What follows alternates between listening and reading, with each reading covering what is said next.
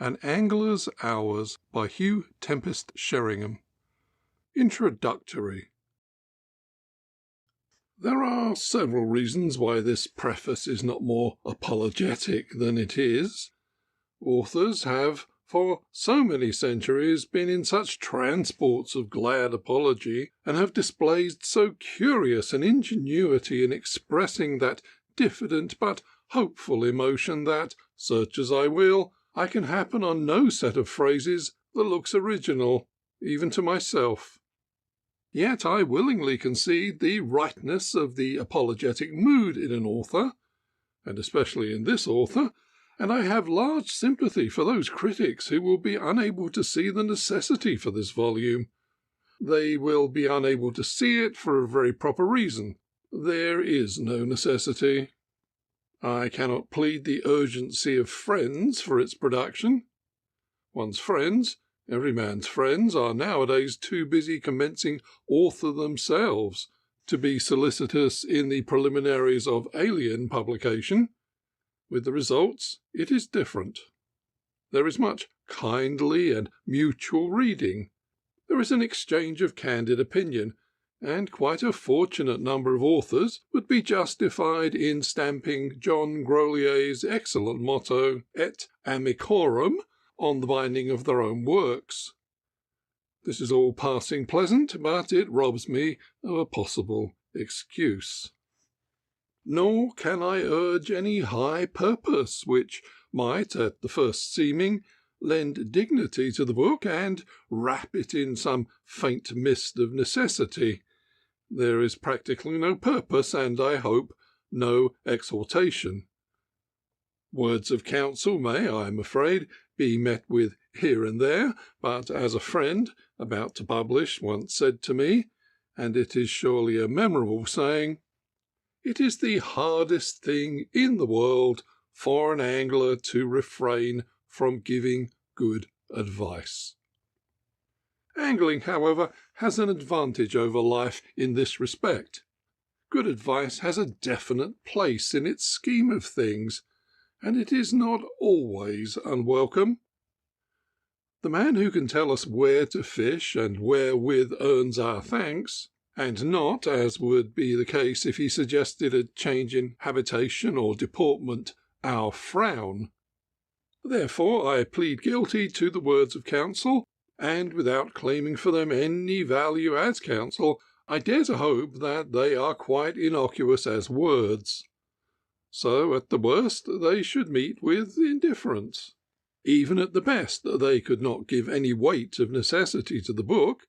They are happily too few and unimportant for that, and I am confronted once more with the lack that will be plain to the critics. It might perhaps be possible to argue that there is no necessity for any books beyond the greatest, that students of life should confine their reading to Shakespeare, that brothers of the angle should be well content with Walton. But argument is scarcely worthwhile, even if it had a chance of convincing. I cannot argue, sir, but fish I must and will, is a sentiment not unworthy the consideration of most anglers, and it could be adapted by those of them who are impelled to write of their pastime. In fact, I hereby adapt it, and so an end to this matter of necessity. Of late there has been great activity among the anglers who wield pens, and the Bibliotheca Piscatoria will soon need yet another supplement to keep pace with the growing shelves. But I have not heard or seen it suggested that anglers are yet weary of reading about their sport. If they are, one more volume, unpretentious and unread, will not add very greatly to their weariness.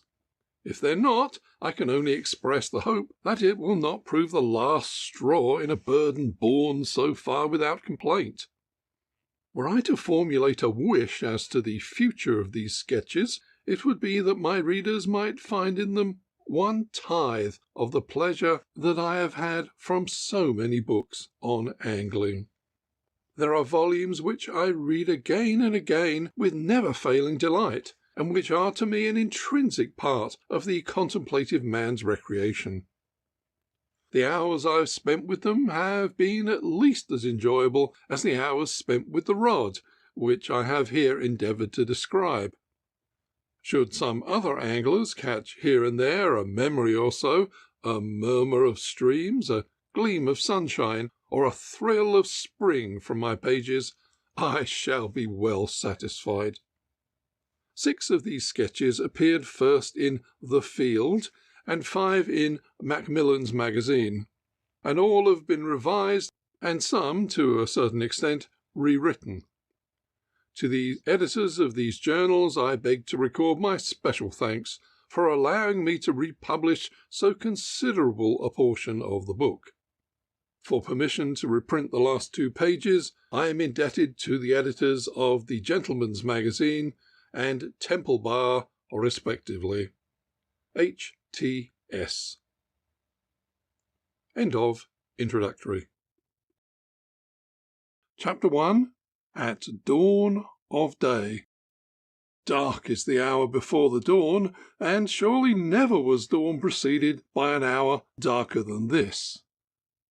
There is no sound of living things within the silent rooms and long lonely passages, but one may hear the many strange voices with which an ancient house complains to itself in the silent hours. The beams groan, and the panels creak, and ever and anon come the echoes of forgotten footsteps that were perhaps trodden a century ago, and whose sound has been ever since wandering up and down the world unheard, until they have found their way back to their first home. Of a truth, never has an old house had better reason to complain.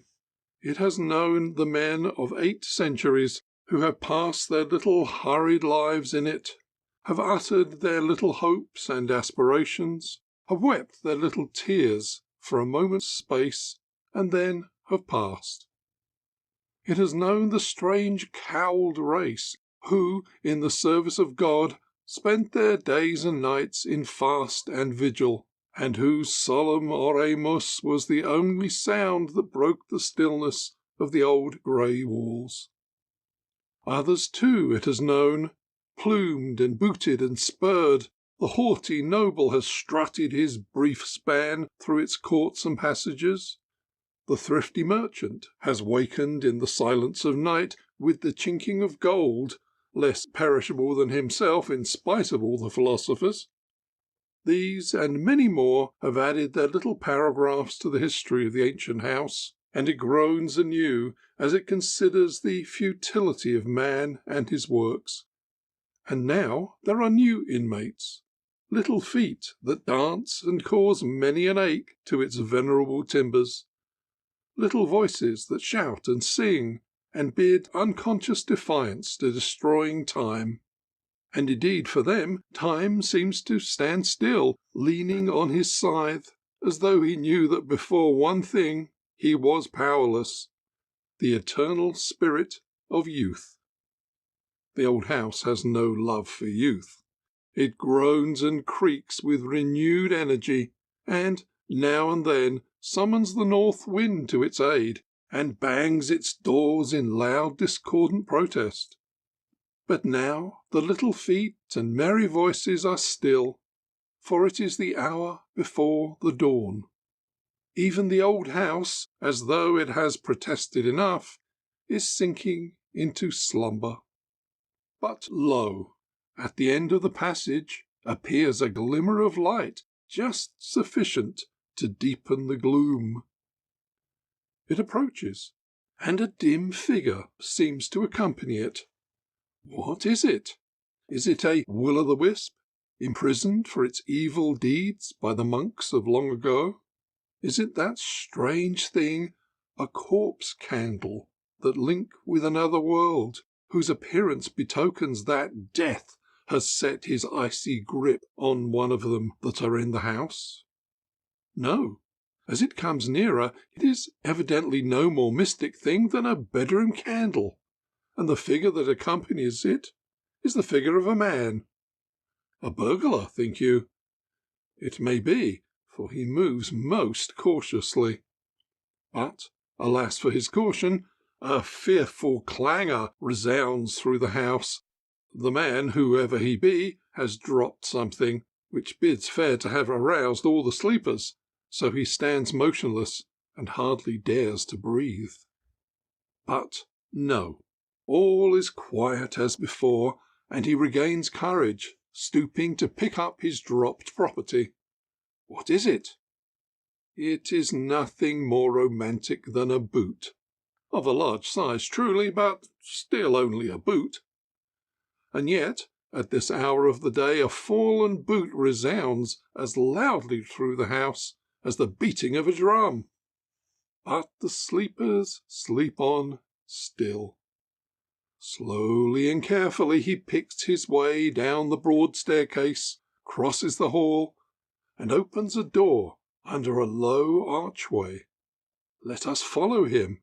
If it be a burglar, we must raise an alarm. Passing in through the doorway, we seem to be in a large room, but faintly discovered by his little candle. But he has lighted the gas, and now we may observe him and his surroundings. If he be a burglar, he is most quaintly attired, for as he stands in his stockinged feet, he is evidently clad in shooting costume.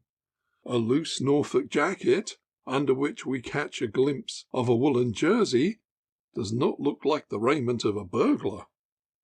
He seems to have been expected, too, for on the table in the middle of the room is a fair white cloth, and on the cloth are the materials for a meal. They are the goodly proportions of an uncut ham, a loaf of sweet white bread, a butter dish, a teapot, cup and saucer, and other aids to breakfast. The man turns towards the fender, where stands a kettle on a small oil stove. He lights the stove, and at this moment the clock on the mantelpiece strikes 3. It still lacks nearly 2 hours to sunrise, and by the chinks of the shutters we can see that it is yet dark. While the kettle is boiling, let us glance round the room. It is not so large as we supposed, but it is very charming. The low ceiling displays 2 oak beams, and a third which crosses them. The walls are panelled with dark oak, and on them hang a few pictures, mostly of sporting subjects, but not all, for over the broad fireplace hangs the Sistine Madonna, gazing as if with mild disapproval at the preparations for breakfast. There are many bookcases, too, with that friendly appearance which the soul loveth, but we may not linger among them, for the kettle has boiled, and the man is already at his meal. Leaning against the loaf is a book, and he smiles as he reads, as if he loved it. Let us glance over his shoulder to see what it is that charms him. The sentence on which his eye is fixed is this: "And in the morning, about 3 or 4 of the clock, visit the waterside, but not too near, for they have a cunning watchman, and are watchful themselves too." A quaint old sentence out of a quaint old book, clad in a quaint old sheepskin jacket. Now he has finished his breakfast, shut his book, and is already leaving the room. In the hall he unfastens the shutters of the glass door, which opens onto the drive. Through the frosted panes comes in a faint grey light, more ghostly than the former darkness. But it is light, a twilight, which gives promise of day. He sits him down on a chair, our friend, and puts on his boots and a stout pair of leathern gaiters. This done, he opens another door, passes through it, and returns laden with many things. On his back is a great creel. In one hand, a bundle of fishing rods. In the other, a camp stool and a basket, and a hat is on his head. And now, opening the glass door, he steps out into the drive, and we, his companions, step out with him unseen. A few instants he stands drinking in the pure morning air in deep draughts, for by now morning it is, and we can see the outline of some of the nearer trees. Then he turns and walks down the drive to an ancient gateway under which he passes, and so out into the road. Following the road for some 100 yards, he turns to the right into a narrow lane which leads abruptly downhill. Here he has to pick his way carefully, for there are many loose stones underfoot, and the morning light is not yet strong enough to show him the dangers of his path. After he has gone about a quarter of a mile along the lane, he comes to a gate on his left, over which he climbs into a field, wherein are some sleepy bullocks, who gaze at him with wondering eyes. A few yards farther, and he is at the waterside. A belt of white mist still hangs over the river, which flows beneath its level banks, noiseless, deep, and strong. On this side grow rushes, whose vivid green betokens that their roots abide in no black fetid mud, but in clean wholesome gravel. On the other side grow bulrushes, and where they are, there is mud in plenty, cruel, slimy mud that, year by year, claims its hecatomb of victims from the flocks and herds that pasture among the river meads. But our honest angler has naught to do with mud, and he knows right well that fishes love it not, when they may make their feeding ground on good, appetizing gravel. He wastes no time, however, in inward contemplation, but strides along the bank until he comes to a little promontory of firm ground that juts out into the stream.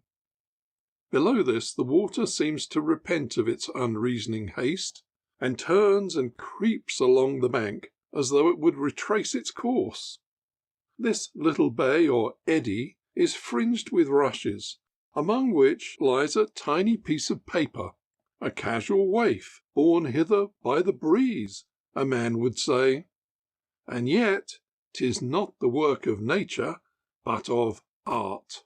For last night there came one furtively with a dark lantern, who with unerring hand cast into the water at this self-same spot 10 large balls, compounded of rich bread, yielding bran, and easy clay, and finally placed the piece of paper where it is now plain to see.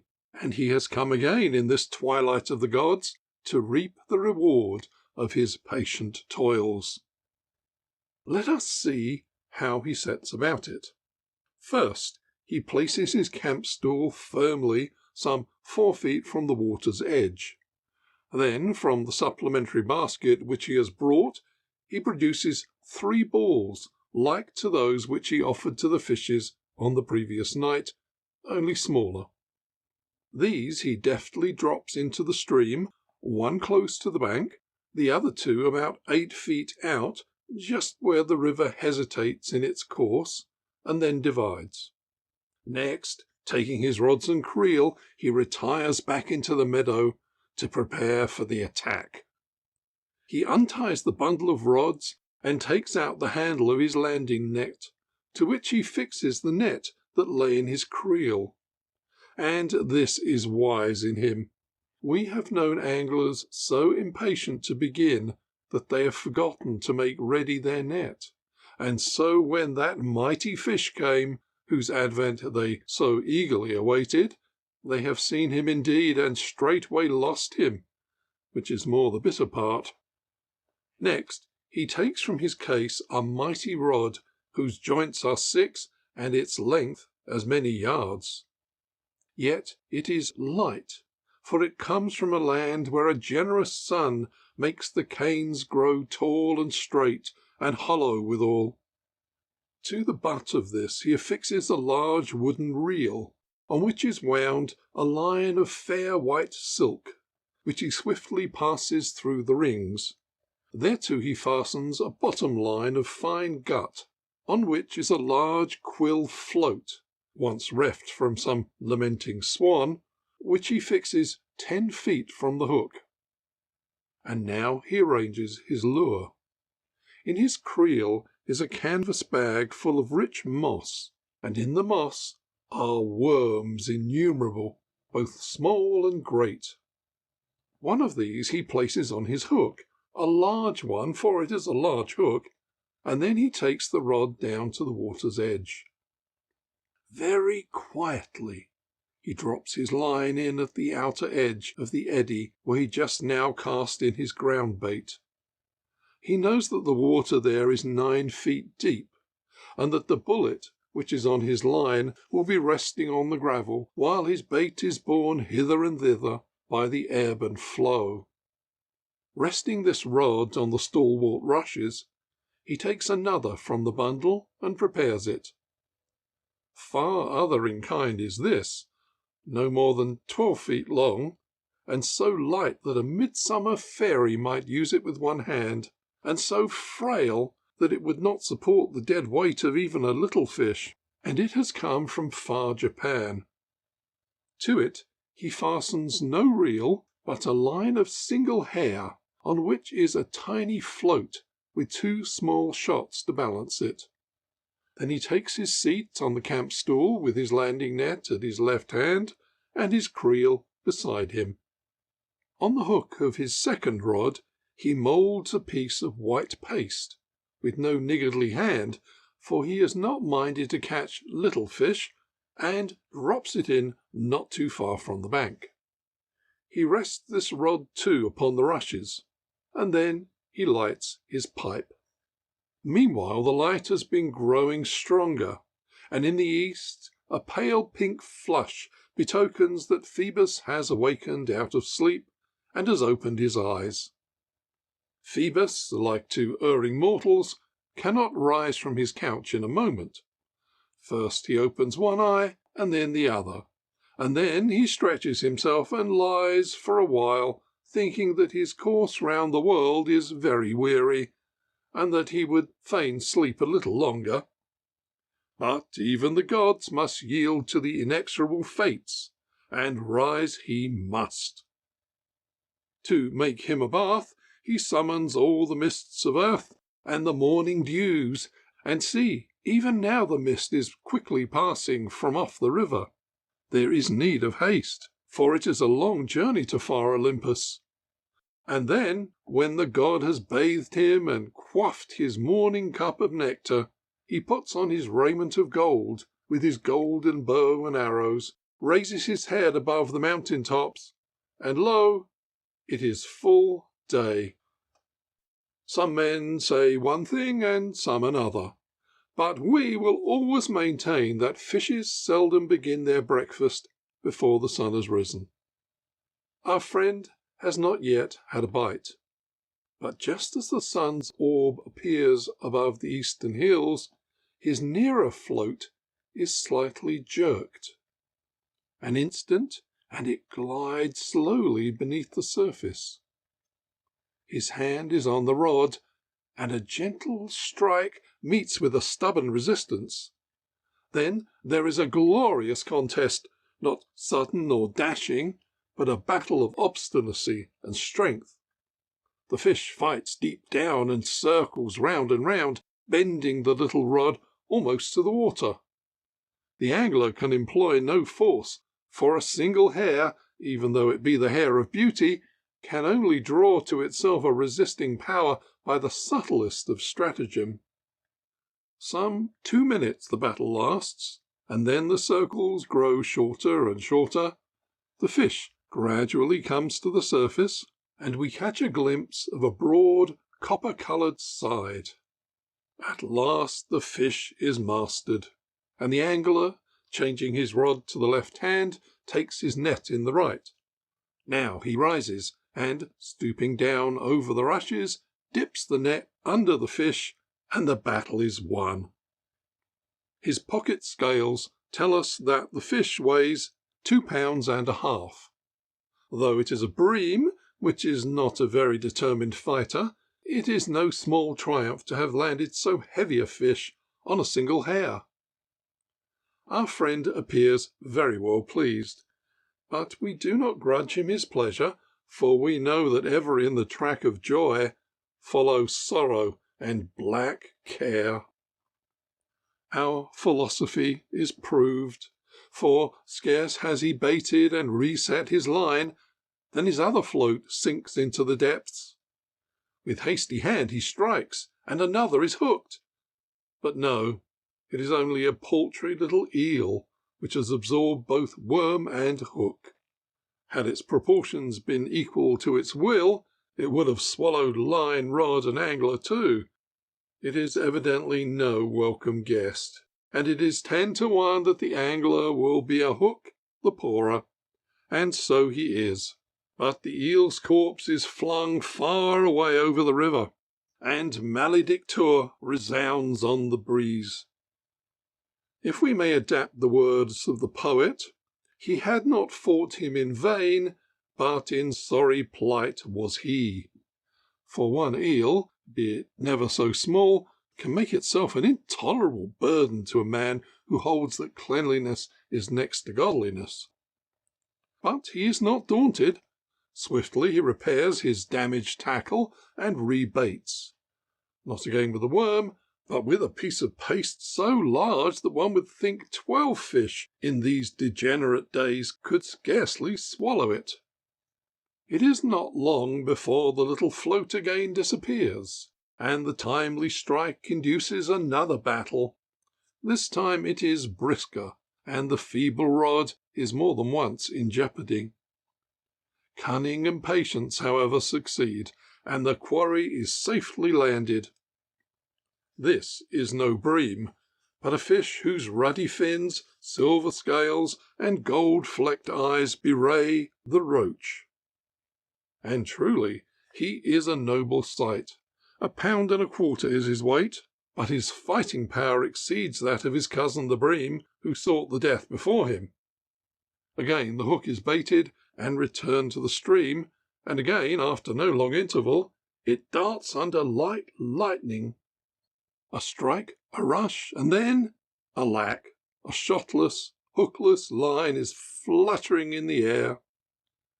It is not every man, if indeed any, that can capture logger-headed chub on a single hair, because his rush is the rush of a bull, and cannot be checked. This line must be repaired, for the other still lies untouched, for the bait is no meat for little fish, and great fish are slow and hard to entice. The hairline is soon made whole again, but only to meet with fresh misfortune. The float disappears, and a fish is hooked. It moves deliberately about, much as though it were a log of wood suddenly instilled with life. Long the angler humours it, and fondly hopes to have obtained the mastery, but presently the fish makes slowly but irresistibly for the middle of the river. Its opponent can only hold on, for he has no running line, and it avails him nothing. The line again parts, and he is desolate, for such are the ways of great bream. It is a sad misfortune, for, if we mistake not, he is now gone with bitter complainings to his kinsmen, and they will take warning, and refrain from the deceitful feast.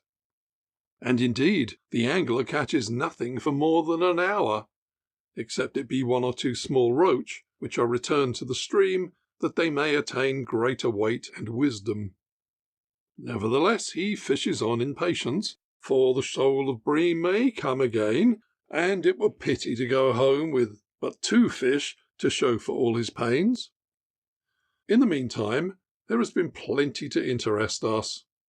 Far away down the river we saw a mighty bird that rose with much flapping of wings, and sailed away with its legs stretched out like a pennant behind it.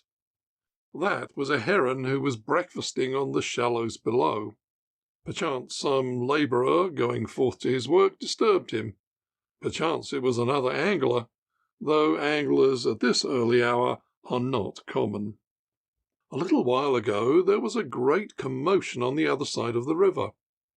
We saw many tiny fish leap out of the water in all directions, and in the midst of them was a turbulent wave caused by Master Perch, who was also breakfasting. Once indeed he came right across the river after some hapless bleak, and we saw him quite plainly.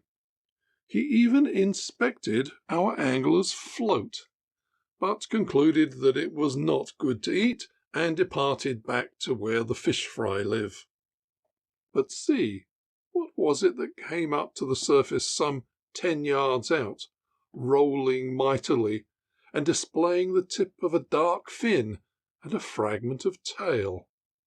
That we believe to have been a great carp, for there are a few in the river, and our friend seems to think so too, for he takes up his big rod and proceeds to change the bait. He first takes off the hook and selects another from his tackle case, a small triangular with sharp bright points. From his creel he takes a little tin, and from the tin a little potato, of the sort that make lamb and green peas a dish for a king. Then he threads the potato on the hook with a small baiting needle until the hook is quite hidden, which is the easier done because the potato has been boiled and is soft. With this new bait he casts forth his line, and it is not impossible that the carp might find it to his taste, for river carp, though very cunning, may sometimes be deluded in the early morning. And now his other float is gone again, and another bream comes to bank. After this he is royally busy, and he catches 7, one after the other. That is the way of it, for breams stay not always in the same place, but rather wander up and down. And when they come to where the angler is, then, if he is adroit, he may catch several ere the shoal has passed him. But of these several none is so heavy as the first one, although 2 of them are a good 2 pounds apiece. And after the bream he catches some more roach, handsome fellows of nearly a pound. All this while the potato has tranquilly offered its plump attractions in vain. But just now we thought we saw a slight movement of the float, such as a sudden gust of wind might cause. Yes, there it is again. Some fish is without doubt curiously examining the bait. And now the angler is placed on the horns of a dilemma. Suddenly his little float disappears. He strikes, and is fast in a good fish, and at that moment his eye wanders off to the other float. Where is it? He cannot see it anywhere. Without hesitating he moves the other rod to his left hand, and seizing the big rod with his right, strikes hard. Now he is no longer in doubt as to where his float may be, for as he strikes, the rod is almost torn from his hand, and the light check on the reel screams loudly as the line runs out. There is nothing for it. He must abandon the other fish, whatever it be, and use all his energies for the big one. There is no doubt that it is a big one, for it has already got 20 yards of line out and is making straight for the bulrushes on the other side. The angler is up and along the bank in an instant, running down the stream. Now he can get a cross strain on the fish, and only just in time, for 2 yards more and it would have reached its halt, and then farewell to it. But he has turned it back into the middle of the river, and it fights doggedly in the deeps, with now and then another dart for the bulrushes.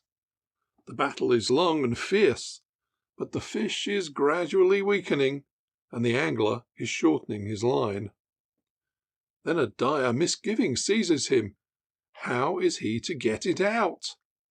The carp must be 7 or 8 pounds in weight, and his landing net is not nearly big enough. But Providence is on his side, for see, along the bank another angler is hastening to his aid. He has been pike fishing, and carries a great landing net, which would hold a fellow of 20 pounds. At last the carp is brought close in to the bank, and the newcomer has it safe in the folds of his net. The spring balance announces that it weighs 7 pounds and 3 ounces. Its bronze armour gleams in the sun, and our friend thinks, as he surveys it, that he is a fortunate man. He is indeed, for though the anglers in the river be many, yet they that capture the river carp be very few. Some day that carp shall adorn his chamber, tricked out in a handsome case, and confessing by his superscription who killed him and how. But time has meanwhile sped, and the angler bethinks himself of a further breakfast, and packs up his tackle to go. The other fish, needless to say, has departed, and taken with him most of the line. But that cannot disturb our friend's equanimity, for with 15 fish, weighing nearly 25 pounds, he can go home with a quiet mind, and not be ashamed to speak with his family in the gate. His shoulders will surely ache before he gets there, but that is well, for unlimited prosperity is good for no man. And so let us leave him. End of Chapter 1. Chapter 2. The Inviolable Shade. Still nursing the unconquerable hope, still clutching the inviolable shade. I have a dim memory of having read somewhere that Matthew Arnold was a fisherman in his lighter moments. Whether that be so or not, he could not have turned 2 lines more aptly to my purpose. For 3 full weeks I have been nursing the unconquerable hope. For 3 full weeks I have been clutching the inviolable shade. And now I hereby retract all that I have said upon the subject, and make solemn recantation of my heresies. 3 short weeks ago I was to be numbered among the Umber's friends and apologists. I knew comparatively little of him, it is true, but that little was certainly to his advantage. The thought of him carried me back to the rippling fords of Thame, where I first made his acquaintance with great pleasure and some profit, and I regarded him as one of the jewels in the angler's crown. Not so bright perhaps as the trout, but by all means worthy of his setting. Now, however, I know him for the knave he is, and have become his enemy, and this is the manner of the conversion. Over the wine-cup, or the modern drinking utensil which in these degenerate days has supplanted it, we were speaking of holidays. "There are far too many grayling there," said the expert insidiously, "and you'd get the tail end of the trout fishing." I hesitated. Meditation had been busy with a certain unknown nook in Wessex where the great roach are, but the expert went on persuasively. "There are some very big grayling there." He spoke of 2-pound fish caught in the mayfly season, and returned that they might be taken again when in condition as 3-pounders. He mentioned 5 brace as the kind of basket that ought to be daily reward for painstaking effort, and finally he appealed to my sense of duty. The trout were being shouldered out of the stream by their rivals, and it was incumbent on every honest man who had the good of the water at heart to do what in him lay to keep the stock of grayling within limits. At last, after a little mental arithmetic, 5 brace a day for a week came to the considerable total of 70 fish, the weight being, of course, 140 pounds. I allowed myself to be convinced, and said that I would go and catch these fish. Could not the expert come too? But no, the expert was obliged to keep down the stock of grayling in another river, and therefore he feared he could not manage it. It has since occurred to me that he did not reveal the whole of the matter. I have noticed that his fine catches of grayling always come from some other river, and I have a suspicion that he knows more of the inviolable shade than appeared from his conversation. But at the time I was quite satisfied with the results of the mental arithmetic, and after laying in a large stock of those numerous fancies and terrors whose varied brilliancy is warranted to kill grayling in any water or weather, I started for the little Berkshire trout stream, to which I have so far rather vaguely alluded as there, and in a few hours was standing by its side, waving a particularly vivid fancy to and fro in the air, and nursing the unconquerable hope with great affection. On the day of my arrival the trout rose, and I forgot all about keeping down the grayling, though I could see them in the water, and realized that the expert had not overstated their numbers or exaggerated their size more than is pardonable. In the evening, therefore, I found that I was short of the day's total of 5 brace by the total itself, though I had not done badly with trout. I determined that this must not occur again. I had come down to catch grayling, and not trout, and grayling should be caught. Yet, such is the value of good resolutions, the second day saw me again fishing assiduously for trout, which, by the way, seemed to like the gaudy fancies and terrors used as a kind of compromise with conscience. If I was not definitely fishing for grayling, I was at least using grayling flies. And so the evening came again, bringing a deficit of 5 brace. Plainly I should have to have a really big day with the grayling to balance my accounts, and on the next morning I settled down to a shoal which was found rising on the edge of a long bank of weeds. They rose well for some hours, and I nursed my unconquerable hope, and cast diligently across a rather awkward breeze. But it presently began to dawn upon me that the undertaking was not quite so easy as I had imagined. Fancies and terrors were all tried in turn, and all discarded. The dark olive dun, which was on the water in fair quantities, failed to secure a rise. Black gnats, red quills, little mariots, sedges red and silver, the red tag itself, all seemed to be useless. And at last the unconquerable hope was, so to speak, put away into its cradle, while I considered the problem.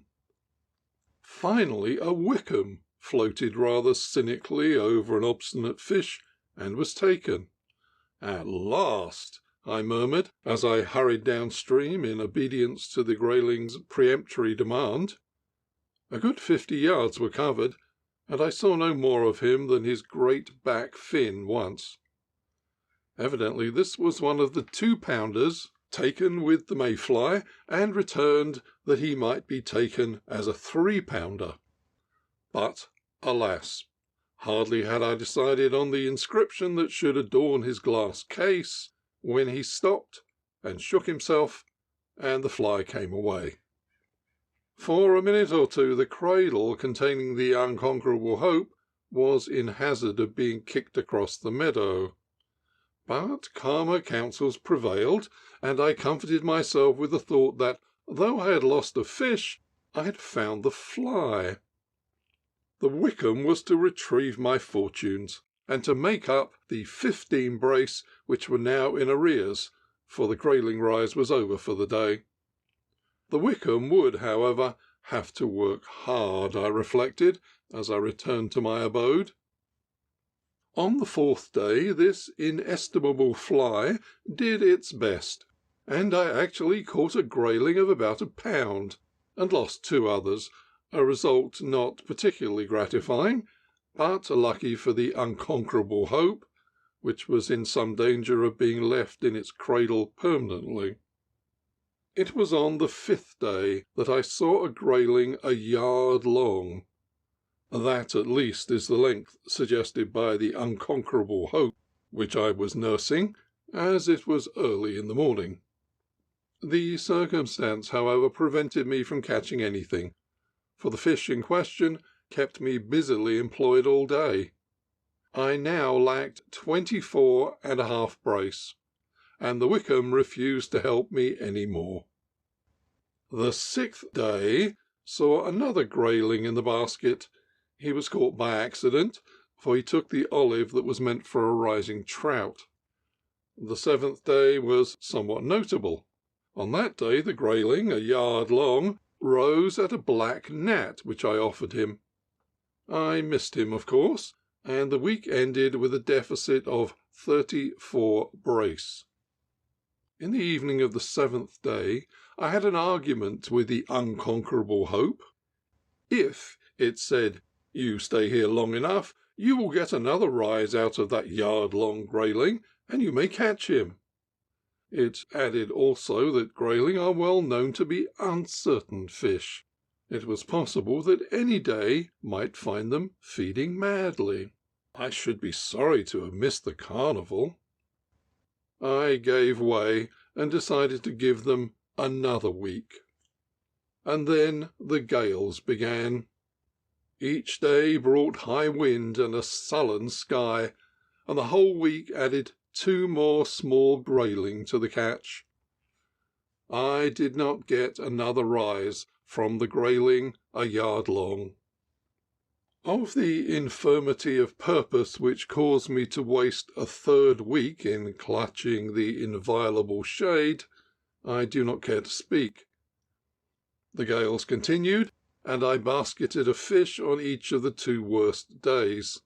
The last 3 were ideal days for grayling, and the fish were rising all over the river at everything, apparently except for the artificial fly, which I used in all the ways known to me, both dry and wet, with less result than one would have thought possible.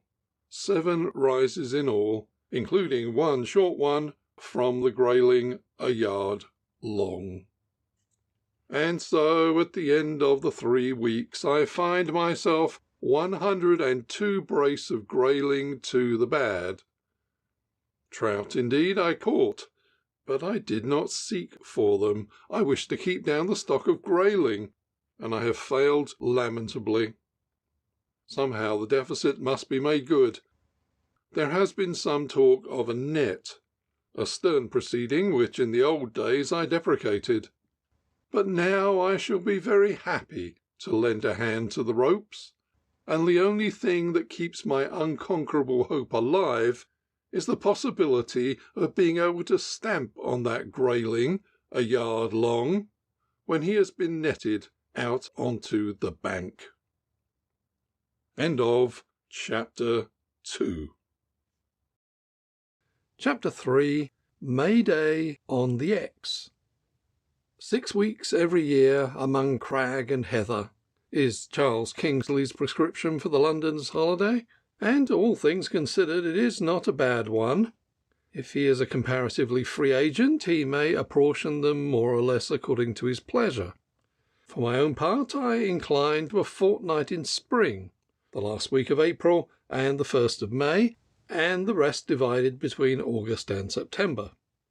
This is, of course, only individual preference, and is inspired by the fact that I must have my spring trout fishing, even at the cost of suffocating in London during July. There are many people who agree with me. About the middle of April you shall often see a contemplative person standing with his back to the busy throng and his face to a fishing tackle shop. If you are in a gloomy mood, you may moralise at sight of him on the vanity of human wishes, and picture yourself the horrid gnawing at the soul of the man, the regret for the holidays in past years never to be enjoyed again.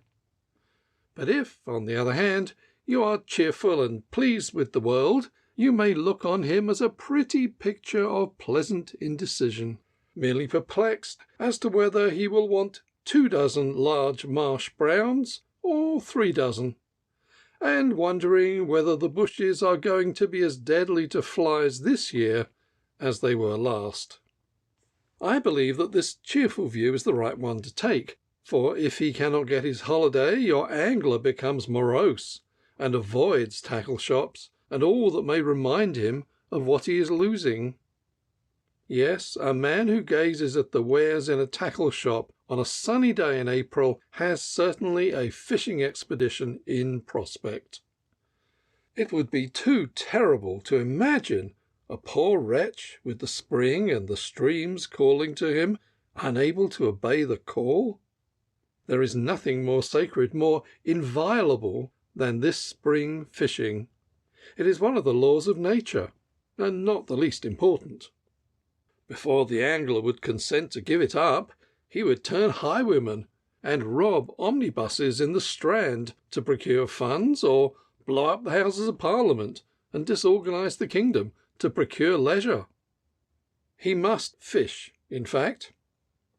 If the shattered globe were falling to pieces about his ears, he would be found hurrying off to his favourite stream, rod in hand, that he might perish there decently and in order, always provided, of course, that the lamentable event happened about the end of April. Against all reason, too, he must have his spring fishing.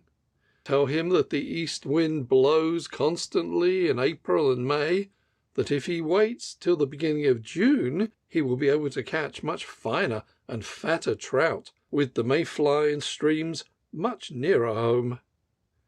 It is all in vain. He will shake his head, admit the force of your arguments, and say that he is going down to the West Country by first train tomorrow. Opinions differ as to which part of the country offers most attractions to the trout fisher in spring. Many a tempting adviser would tell us to go north.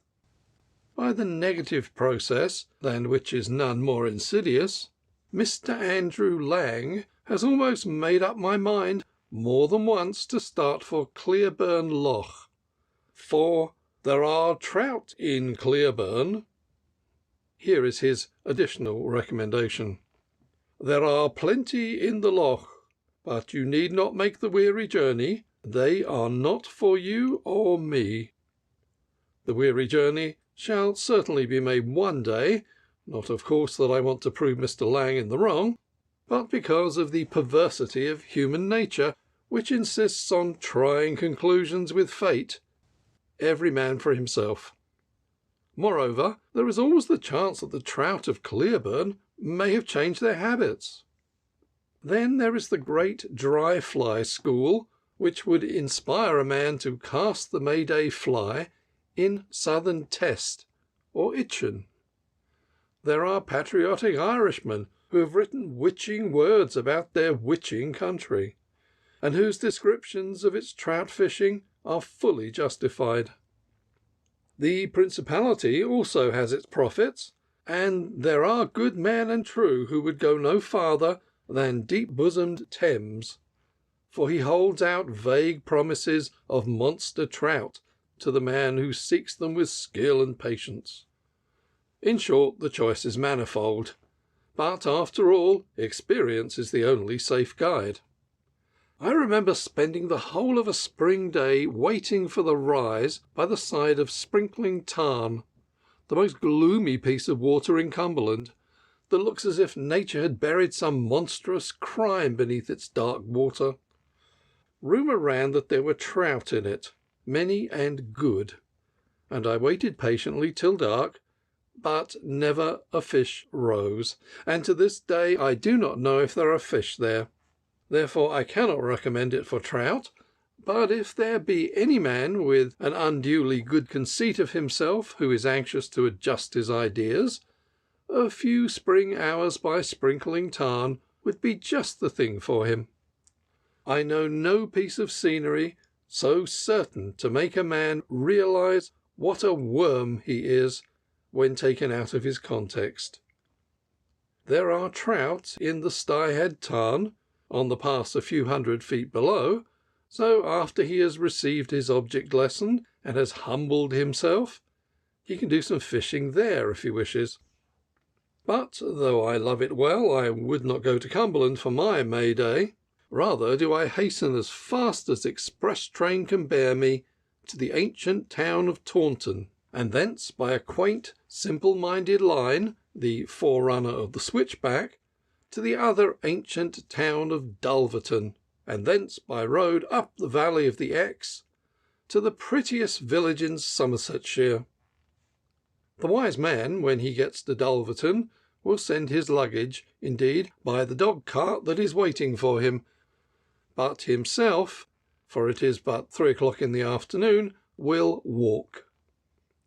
He may, if he pleases, breast the opposite hill, and plunge straight into the moor, so shall his journey be shorter in a point of miles. But the man just escaped from London should acclimatise himself to Exmoor gradually. It is a little overpowering to step straight into it from Paddington, and, moreover, if it is his first visit, he may get lost. Therefore let him take my advice and follow the road that runs by the Exe, not hurriedly as the earnest pedestrian, but leisurely, as befits the man with a whole fortnight of spring before him. It is a friendly road, amiably winding, with just enough of undulation to make him glad that he goes, as he was meant to go, on his 2 feet, and not on 2 ridiculous wheels. Also, there are soft, mossy places for him to sit down upon, with primroses and dog-violets for company, while he considers the wonderful young green which the bushes beside the road are timidly putting forth. And while he sits, the yellowhammers, and perhaps a squirrel, will come and look at him and give him friendly greeting, as do all things on Exmoor to him that comes in a right leisurely spirit. Above all, the Exe will talk to him from its bed below, and will explain that, though here near Dulverton it is a considerable river, nearly as big as its cousin Barle, and has its great weirs almost worthy of Severn, and in these weirs are the salmon, yet after he has gone a few miles up he will find it but a small stream, lively and clear as crystal, and ready to talk to him the whole of the rest of the way. Just here, however, it must leave him, because it has to go and attend to its weirs. For about a mile the river and the road separate, with the whole breadth of the valley between them. Afterwards, as the valley narrows, they are never very far apart, and sometimes they are so close that the bank of the road is also the bank of the river. Here our traveller can look down and see every pebble on the bottom of the stream, so clear is the water. But look as he may, he cannot see what he is chiefly anxious to see: fish. The trout of a mountain stream, to the eye accustomed to pavements, are practically invisible, except in the deep, still pools. On a chalk stream, with a little practice and with the sun at a proper angle, you can see every movement of the fish you are stalking. But in the mountain stream you have to fish in the hope that he is there. In the deep, still pools, however, it is generally possible to see 2 or 3 elderly fish swimming about near the surface, on the lookout for flies. An elderly fish in the Exe is not a giant like his cousin of the Itchen. He attains his half-pound in weight, and is proud of it, and the fisherman who catches him is proud too, for the ex-half-pounder compels respect both by reason of his scarcity and of his fighting powers. Never shall I forget the one that bolted downstream with me as soon as he was hooked, forcing me to splash after him for several minutes. I thought him a 2-pound fish at the very least, and could hardly believe my eyes when he finally came to the net. If a brace of half-pounders is in one's basket at the end of a day's fishing, it is matter for congratulation, and reason enough for displaying the catch to the passer-by. And yet there are big fish even in the Exe. There is, or was, one in a weir pool, which our friend passes, a fish that would not make an inconspicuous figure in the Thames. I have had a glimpse of him myself, and I thought he must be a salmon, but was assured that he was a trout. His dimensions and weight, if I gave them, would only be guesswork, and as they might not be believed, they shall not be given. I can, however, testify to several fish in some of the big pools along the side of the road, which must be well over £2, and that is, or ought to be, enough for the most greedy of fishermen, if he can catch them, for I believe them to be beyond the power of man's flies. I have spent many fruitless days trying for them, and have even been so unorthodox as to tempt them with a dry fly, but have never yet induced one of them to rise. A local expert once told me that he had caught a trout of £4 in one of these pools some years ago, but somehow his methods of narrative were not convincing. Even the small fish of the Exe are not to be caught by throwing flies at them. Upstream must you fish, and hard must you work, to basket 24, and the finest tackle is none too fine. It is one of my theories that they are harder to catch than the trout of the Baal over in the next valley, and that the reason of it is as follows. A great deal of the bed of the Baal is composed of rocks covered with dark water moss, and the result is that the water of the Baal is in general darker than that of the Exe, in which there is comparatively little of this moss, and so the trout are more readily taken in with artificial flies. But whenever you do come across a patch of this moss in the Exe, fish over it very carefully, and it is odds that your basket will be the better for it. But while we have been gossiping, our light-hearted traveller has walked a good distance up the valley. He has refreshed himself with excellent ale. To the right-minded man on his holiday, there's no such thing as beer, at a wayside hostelry. He has gulped in the spring in great draughts, and is fully conscious how good a thing it is to be alive and out of London. Now he is leaning over a little bridge contemplating Quorm water. The Quorm is a lively little stream which runs into the Exe at the point where the two valleys meet, for here the Exe turns a sharp corner and comes out of a valley to the left. The Quorm, too, is famous for the quality of its trout, but it is difficult to fish, being much overgrown. Both Exe and Quorm are preserved, but our fisherman has obtained leave to fish as much water as he can cover in a fortnight, for the hospitality of Exmoor will stand even that most searching of tests, the request for permission. From this point it is but a short 2 miles to the prettiest village in Somersetshire, our friend's destination, where is the prettiest inn in the world, and the warmest welcome. Here the wayfinder finds a solid tea ready for him, and he is quick to perceive, and to take advantage of, the dish of cream, which is one of its attractions. This cream would lead the most dyspeptic into error. But many things may be done and eaten in Exmoor air which in London would cause sorrow of heart and body. After his tea he goes out and strolls up the village street, and lays out a small sum in procuring a licence to fish, for even when you have leave from the owners of the water, you must further arm yourself with a licence, which is a thing worth knowing. Ignorance of this necessity has led well-known people into error and fines. The licence obtained, his steps turn naturally and unbidden in the direction of the principal bridge. The prettiest village in Somerset has several bridges, and there he meditates with his elbows on the parapet and his pipe going sweetly to his satisfaction. The bridge habit comes as easily to and sits as gracefully upon the angler as the oldest inhabitant. Indeed, unless he is at times given to meditating on bridges, I doubt if he is a true angler at all.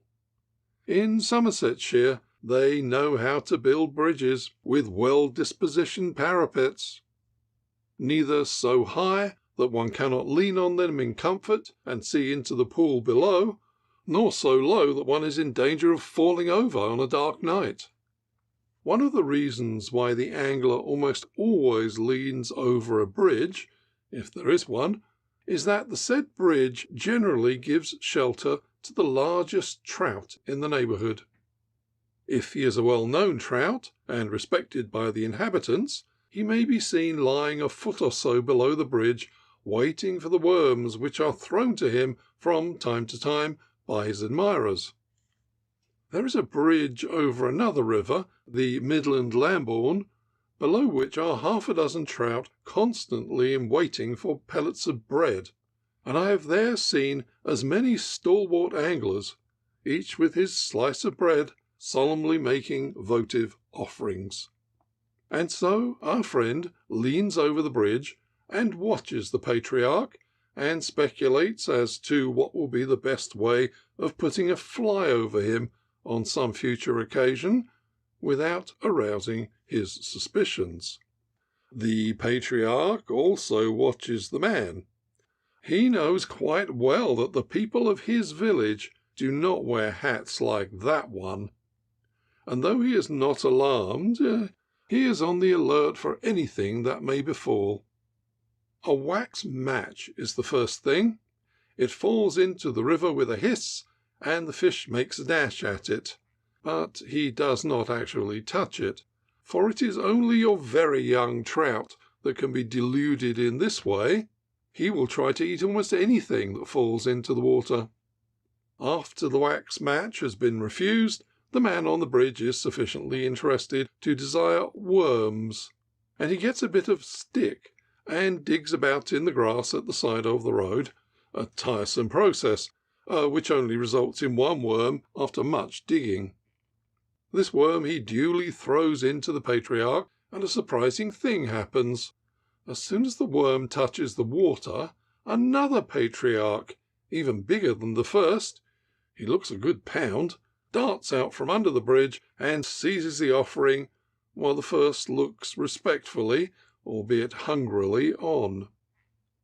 If the man on the bridge is a stranger to the neighbourhood, his first thought will be that the size of the ex-trout has been much underrated, and he will be pleased. Later on he will be disappointed. But if he has been here before, he will know these patriarchs well, and will not be misled. After he has loitered on the bridge and strolled about the village for an hour or so, he makes his way back to the inn and packs his portmanteau. Then he has his supper, reads a few chapters of Lorna Doone before a comfortable fire, for on Exmoor it is chilly at night, even at the end of April, chats for half an hour with his landlord about Exmoor ponies and other peaceful things, and so goes to bed, where he falls asleep, lulled by the murmur of the brook that runs under his window. 8 o'clock is quite early enough for a Londoner to breakfast on May Day down here, for it has been almost, if not quite, freezing in the night, and the trout will not begin to rise much before 10. A brace of 5-ounce trout, and a generous dish of eggs and bacon, followed by plenty of homemade bread and jam and cream, are none too much for the appetite of a man who has slept the whole night in Exmoor air and has splashed in a tub of Exmoor water after it.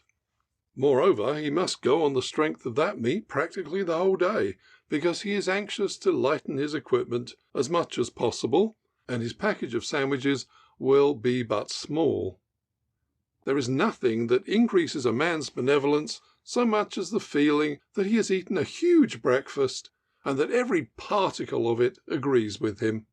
And as our friend stands before the door of the inn, clad in Norfolk jacket, knickerbockers, and shooting boots, waiting for his sandwiches, he is in case to exclaim with Tolstoy's Pilgrim, "My blessing fall on this fair world." In a short time the sandwiches are ready, and he puts on his armour, his light creel over his shoulder, his landing net slung to his belt, and his sombrero hat on his head. His 9-foot split-cane rod is already fitted up, his cast has been soaking while he was at breakfast, and he is ready to begin to fish so soon as he reaches the waterside. As this is his first day's fishing, he proposes to go upstream and fish from the bank, taking it more or less easily. Later on, when he is in better training, he will begin to fish some miles lower down, or will drive across the moor and fish the barl, and then he will wade. But today he does not want to get overtired, and he can fish most of the best pools upstream without wading. If he is well advised, he will not begin close to the village, but will take the lane leading uphill past the church and drop down through the copse onto the river about half a mile higher up. Here, in a slight bend, there is the most delightful pool possible. The stream turns a sudden corner round an old willow and finds itself 6 feet deep before it has time to realize it, and thus for 2/3 of the pool there is that slight nebulosity of deep water running swiftly, which really gives the honest angler a chance. As a rule, where X runs deep, it delights to pretend that it is a sheet of glass, which is not good for fishing. At the tail of this pool, nature has providently put a convenient bush standing a little back from the water, and round this a man may comfortably throw his flies without being seen. To this bush our friend goes, cautiously stooping, until he is kneeling behind it. On his cast are 3 flies. He uses a large March brown with yellow twist as leader, a small hare's ear as first dropper, and a blue upright as second dropper, this last in deference to public opinion in the West Country, which considers no cast complete without it. One is loath to go against public opinion, but in the X I have caught 4 fish with the March brown and 3 with the hare's ear, to every one with the local fly. Not that this is conclusive, far from it. It is merely related as an individual experience. It has seemed to me that the large March brown kills best where there is a good head of water, and the smallest pattern of hare's ear where the river is very fine, while the blue upright has served me well in a sudden evening rise. Today, however, the river is running a good height, for April has done its share of weeping, and though there may be a touch of east in the wind, its main characteristic is south. The sun is shining, but light clouds here and there give promise of intervals of shade, and altogether it is as good a day for fishing as a reasonable being could desire. Our friend makes the first cast of the season from behind the bush with a due sense of the gravity of the occasion. The first cast of the year is undoubtedly a solemn thing, and it has been the subject of much previous meditation. In his London chambers he has wasted many valuable minutes in considering exactly how he should make it, and with what result. The result has seldom been much under £1, but anticipation, as a rule, has no connection with fact. In this instance, the first cast is not entirely successful. The leader reaches the water, it is true, but it is surrounded with what some angling authority calls beautiful but useless coils of gut, and of course no fish rises at so strange a phenomenon. At the third cast, however, he is more fortunate, and there is a flash of yellow in the neighbourhood of the second dropper. He strikes and just pricks the fish, or so it seems, but as he makes his next cast he hears a sharp crack in the air behind him. "Struck too hard," he murmurs, and pulls his line in hand over hand to see the extent of the damage. As he suspected, the second dropper is gone, but he consoles himself with the thought that he is a little out of practice, and that he must expect to strike off a few flies on the first day. He opens his fly book and takes out another blue upright, moistening the gut in his mouth before he fastens it to his cast. Here let it be said that for the X and streams like it, I prefer flies tied on gut to eyed flies, at any rate for droppers. On the whole, they are easier to put on, and I fancy that for wet fly fishing they make less disturbance in the water and have more hooking power, which is specially important in the Exe, where on 9 days out of 10 the trout are inclined to rise short. His new dropper fastened, our friend begins to fish again. In a few casts he gets another rise, and this time he succeeds in hooking a fish fairly. It shows splendid sport, and its first rush might be that of a poundfish. However, there are no dangerous stumps in the pool, and it is not long before he lands it in his net, a lovely little trout of some 6 ounces.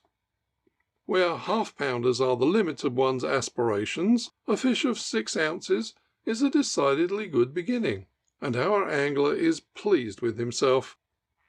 As he unhooks his first capture, he notices that the hook has fastened in the corner of its mouth, and wonders if there is anything in the old Exmoor adage that all the fish caught in a day's fishing will be hooked exactly in the same spot. Out of this pool he catches 2 more fish, one under 3 ounces, the limit of size which he sets himself, and therefore returned, the other about 1/4 pound. Then he gets up from his knees and makes his way along the bank to the next pool, well content with his first 1/4 of an hour. It is wiser on the whole in this part of the river to reserve one's energies for the best bits of water, and not to attempt to fish everywhere. Indiscriminate fishing pays perhaps if the trout are really on the feed, but if they are not, it is sheer waste of labour to fish the long shallows. By keeping to the pools, one catches more fish in the end, and their average size is bigger. Even in the pools, except after sunset, only the sharp water or ripple at the head and tail will yield much result.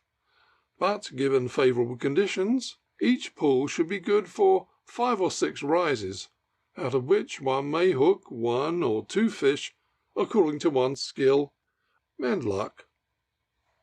Sometimes it happens that in one pool as many as 4 sizable fish will be brought to basket. Then for the next mile there may not be a rise, and then one may come upon another pool where they are on the feed. At times the ex-trout appear to be curiously local in their habits. I've known them to be on the feed in every other half-mile of water, while in the intermediate stretches would not look at anything. Our friend passes on from pool to pool, mostly getting fish too small to keep, but now and then one over the limit, until he reaches a bridge about 1.5 miles from the village. Here he is on the same side as the road, which crosses the river at this point, and as the stream is shallow and not very promising, he walks along the road until he shall come to some more pools. Presently he finds himself, as it were, in the middle of the moor, which rises straight up from the road. Hitherto the hill behind him has been covered with fields and trees, but now all signs of cultivation cease for a while, and there stretches out before him a vast expanse of heather and fern, with here and there a point of rock standing boldly out, and here and there a patch of vivid green, which shows that some spring is trickling down through the moss towards the river. If a man were to step unwarily into that little patch of green, he would sink in above his knees, and possibly deeper. I know no more sudden contrast anywhere. One is in the midst of a scene of cultivation and the work of men's hands, one turns a corner, and is suddenly face to face with the moor rising hundreds of feet above. The moor. There is no word to describe it. Its fascination for all who have fallen under its spell cannot be expressed by tongue or pen. A man can only gaze and marvel. As a cloud passes over the sun, and the purple slopes grow dark and threatening, he looks hurriedly over his shoulder, expecting to see a thundercloud coming up the valley. For when the moor frowns, there is but one thing that can match it in awfulness: the great steel-grey cloud that comes up against the wind and rumbles in its path. But there is no thundercloud here, and as he turns round relieved, the sun reappears, and he finds the moor smiling once more. Of all colours, purple is the most mysterious, and here it is in its every shade, from the bright blue of monarchy to the darkest of all, that which is so near black that one can imagine Death wearing it on some high festival, for he too is a monarch. And in the foreground, close by, in vivid contrast to all those purples, to the green of the swamp and the grey of the rock, there dances up and down in the sunlight a little yellow butterfly. The first sight of the moor to a man newly come out of London is a thing to linger over, a thing to think about, and so our fisherman decides to have his lunch here, reclining at his ease on the mossy bank, with his back thrown up against a comfortable rock, and to take his fill of gazing while he eats. First, though, for he is a fisherman and afterwards a seer of sights, he empties his basket out on the grass and counts his catch. 10 fish are they, and they average 1/4 pound. A very fair morning's work for an unambitious man, while for beauty of form and colour they can vie with the moor itself. A marvellous variety of colour, too, they can show: bright carmine, rich black, and clear brown and yellow, while the main note is a fine gold, a colour for which the X-fish are notable beyond all of my experience. One of them, however, is very different from his fellows, a long, thin, black fish, who had his abode in a patch of the dark water moss, of which I have spoken as being found more in the Baal than in the bright Exe. As he lies at his ease enjoying his well-earned lunch, thoughts of the beauteous Lorna and of the good Jan Ridd come to him. He would give a king's ransom to see the one and shake the other by the hand, for no one who has the least of poetry in him, lying here by the side of Exe, with the moor all around, not 10 miles away from the parish of Oare, could doubt for an instant their reality, or could feel surprised to see the great yeoman appear suddenly over the brow of the hill, riding back from Dulverton on his good but uncertain-tempered horse Kickums, with his long Spanish gun slung behind him. A big dune or two would also not come amiss, even though they should question the validity of the angler's card of permission to fish, or so little do they reck of the law, of his licence itself. He is a man of peace, and he would not attempt to argue the matter with the butt end of his fishing pole. Rather would he give them fair words, and asseverate how much he admired them from what he had heard of them. So might he escape, for even a dune must be susceptible to flattery. Thus he meditates for some half-hour, and no one comes to disturb his solitude. And at last he remembers that, although the children of the great novelist's fancy will never come to gladden his eyes, yet are there still trout in the Exe, and while there are trout, life is worth living. So he rises and takes up his rod again. For the next mile or two the fishing is very good. The river winds like a serpent, and at every bend there is a pool of surpassing merit. But our friend finds that the trout are not rising so well as they were in the morning, and by 5 o'clock he has only added 4 to his basket. One of them, however, is a good half-pounder, and he fully sustained the reputation of his race. There is a chain of little pools, 4 in number, where the river turns twice in a few yards, and he took the March brown at the head of the top one. It was evidently not his real home, for he rushed downstream at once to the bottom pool until he came to the old stump in the middle of it. He was under it before the angler, in hot pursuit, could realize the danger. That is why his feet are wet. He had to wade in up to his knees to grub about under the stump with the handle of his landing net, so that he might dislodge the fish.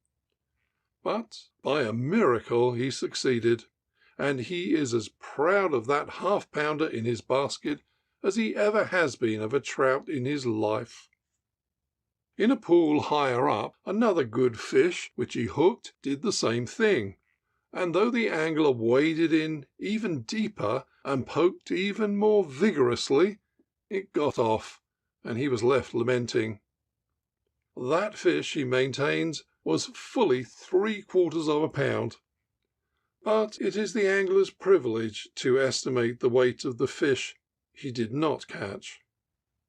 At the hour at which the feeble folk in cities are drinking nerve-destroying tea, not but that our friend would accept and even thank you for a cup at this moment, for he has worked hard, he is standing on another bridge about 4 miles from his starting point, debating whether he shall work on farther upstream or turn back and go over the same water, fishing the pools he has marked as the best.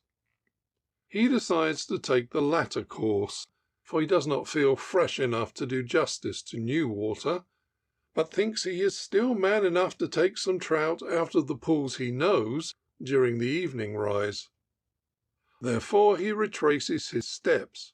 He does not fish downstream, it is contrary to all his theories, but he walks down to the bottom of each pool, keeping well away from the river, and fishes up it again. And now he gets good proof of the sad fact that a man cannot go on fishing forever, for though the trout appear to be rising well enough, he misses fish after fish.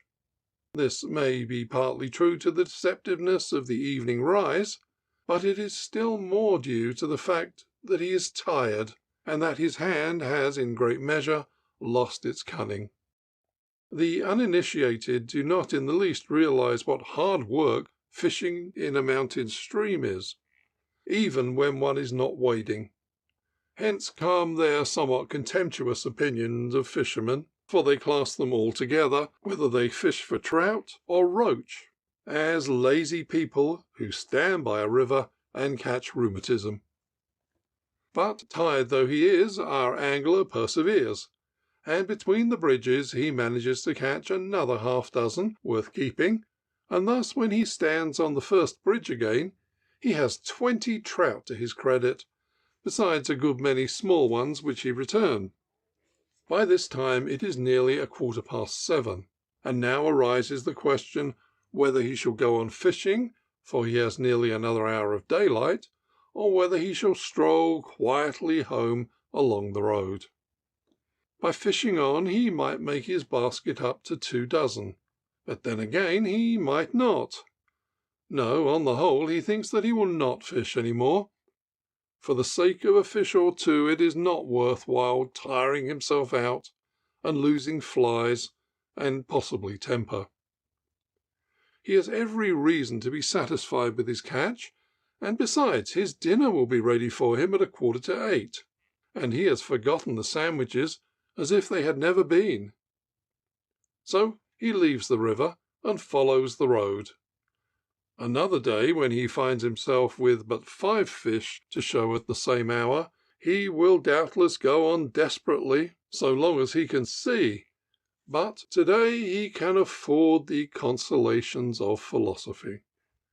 His May Day has brought him the 2 great blessings of mankind, health and happiness, and a third, which partakes of the nature of both, the blissful consciousness that, no matter how large a dinner he eats, and he means to eat as large a dinner as he can, he deserves it, and will not regret it. The old Greek poet has warned us to call no man happy until he is dead. But as we watch this man walking gently back to the village, with the shadows lengthening from the great hills on either side, his face as contented as a man's can be, we feel that the poet was wrong, and that here is one at least to whom a long May Day has been pure gold, without alloy. End of Chapter 3. Chapter 4. A Brace of Tench. The cooing of doves, the hum of bees, and all the pageantry of high summer seem somehow to be recalled by the word tench. Perhaps it is that this fish invites meditation. During the hours, or may be days that he has to wait for a bite, even the most unobservant angler can hardly fail to take note of his surroundings. And so the doves and the bees gradually compel a drowsy recognition. The wonderful lights and shades of a July noon first catch and then arrest the eye. A discovery is made that the sky glows with the blue of the south, and that the water is a marvellous and transparent brown. Moreover, the insect world moves to and fro, a constant procession of unending activity, and yonder emerald dragonfly is hovering above the crimson cork that marks the whereabouts of the angler's neglected worm. A cork float with crimson tip is very necessary to proper angling for tench. It supplies the one touch of colour that is wanting in the landscape, and it is a satisfying thing to look upon. A severely practical mind might argue that it is as visible to the fish as to the fisherman, and might suggest a fragment of porcupine quill as being less ostentatious. But, however one regards it, tench fishing is a lengthy operation, and must be approached with leisurely mind. The sordid yearning for bites should not be put in the balance against artistic effect. Besides, it may be said of tench more emphatically than of most other fish, if they're going to feed, they are, and if they are not, they most certainly are not. As a rule, they are not, and their feelings are therefore not so important as the angler's. In this canal, at any rate, their feelings receive but the scantest consideration. Evening by evening the villagers come forth, each armed with a bean-pole, to which are attached a stout window-cord, the bung of a beer-cask, and a huge hook on the stoutest gimp. A lobworm is affixed to the hook, and flung with much force and splashing into some little opening among the weeds, where it remains until night draws down her veil. The villagers sit in a contemplative row under this ancient grey wall, which once enclosed a grange, fortressed against unquiet times. But now all is peace, and the cooing of doves in the garden trees has replaced the clash of arms. About once a week the villagers have a bite. A bean-pole is lifted by stalwart arms, and a 2-pound tench is summarily brought to bank. But for the most part, evening's solemn stillness is undisturbed by rude conflict. This is not surprising. Apart from the uncompromising nature of the tackle, there are other reasons against success. The canal is here one solid mass of weed. No barge has passed this way for years, and so there is no object in keeping the channel clear in the summer.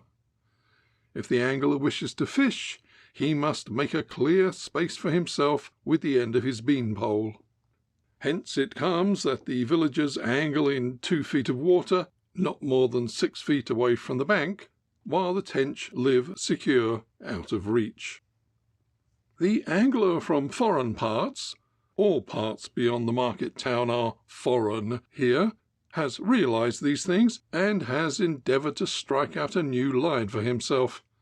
A punt and a long-handled rake were borrowed a day or 2 ago, and a round pool was cleared among the weed some 12 yards from the bank, where the water was a good 5 feet in depth. Further, a narrow channel was cleared between this pool and the bank. Then ground bait, in the shape of innumerable fragments of lobworm, was thrown in, and the tench were left to recover from their surprise, and to find out what a blessing it is to have plenty of good food with plenty of room to eat it in. The clock on the old tower is just striking 4 in the grey dawn, when he comes to prove the value of his theories. There is no row of villagers here now.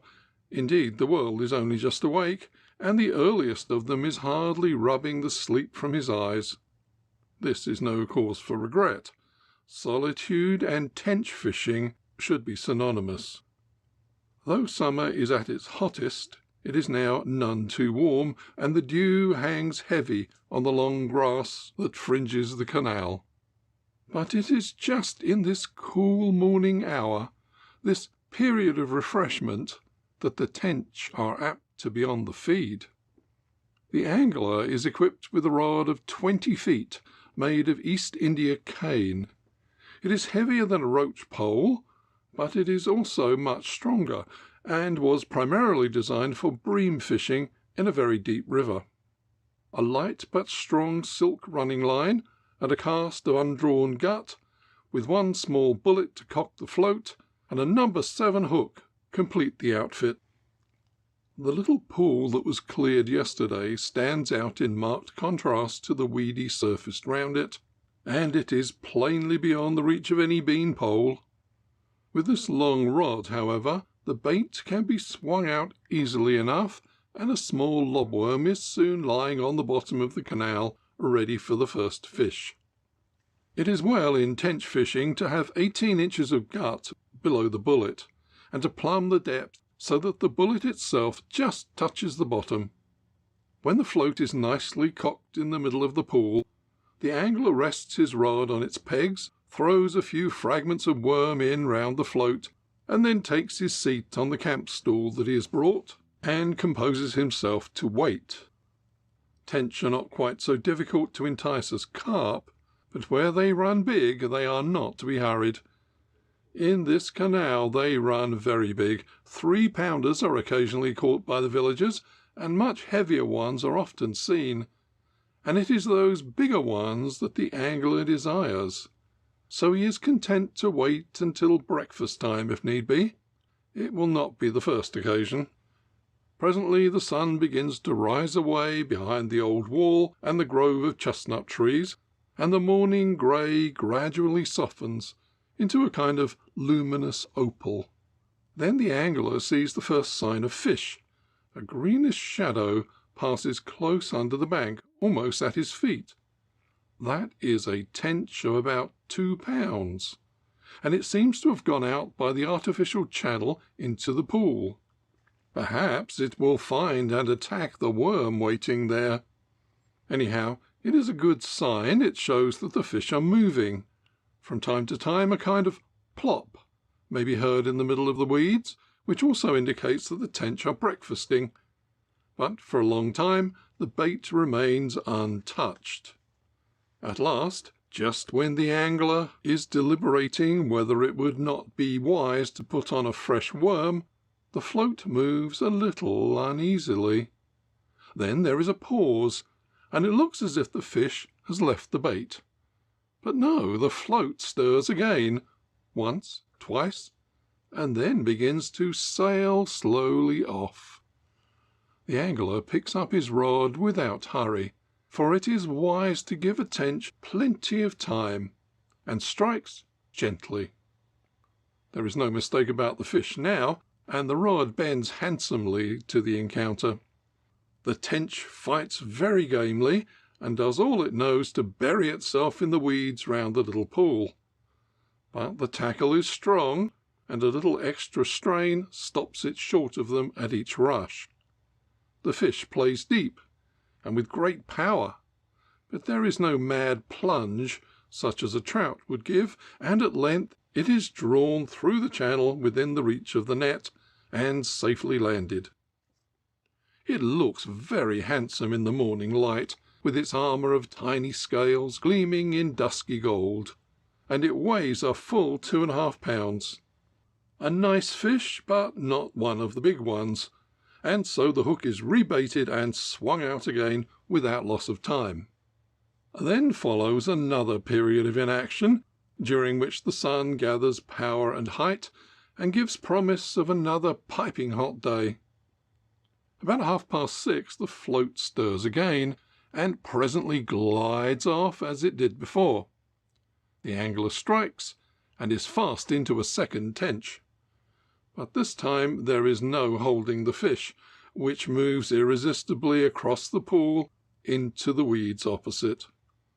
The line is kept tight in the hope of bringing it out again, but it soon becomes apparent either that the tench is curiously inactive, or that in some way understood by the fish, but never intelligible to men, it has transferred the hook from its mouth to the toughest piece of weed it can find, and so it proves. Much pulling in different directions has no result, and at last the hook link breaks. That fish, the angler reflects ruefully as he puts on a new hook, was undoubtedly a 4-pounder at the least. The strain he applied must have turned anything smaller, and it is doubtful whether another big one will bite, for the sun is now on the water. However, there is still an hour and a half before breakfast, so the float and a new hook are swung out once more. Oddly enough, there is a bite at once, and a tench of about the same size as the first is soon in the net, and ultimately in the basket.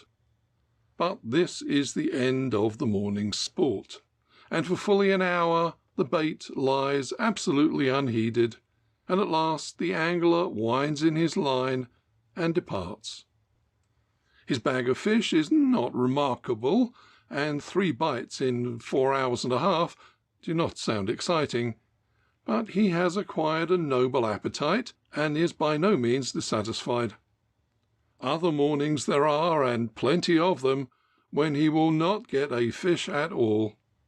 And again, for such is the glorious uncertainty of tench, there may come a day when he must get assistance to carry home his catch. End of Chapter 4. Chapter 5. The Fly Fisher's Aftermath. The mayfly goes out, summer comes in, and trout fishing is over. This was the strong statement made to me the other day by a friend who was somewhat disappointed at the poor results which had attended his efforts on a noted dry fly water. I upbraided him for being a pessimist, and not a strictly truthful one to boot. But, though I would be the last to admit it to his face, I am by no means sure that there is not a good deal of justice in his observation. I am not myself so far gone in pessimism as to assert that trout fishing is altogether over, but the hammer of adversity has impressed me with the fact that the glory of it is departed. The progress of the trout fisher's year is not unlike that of courtship.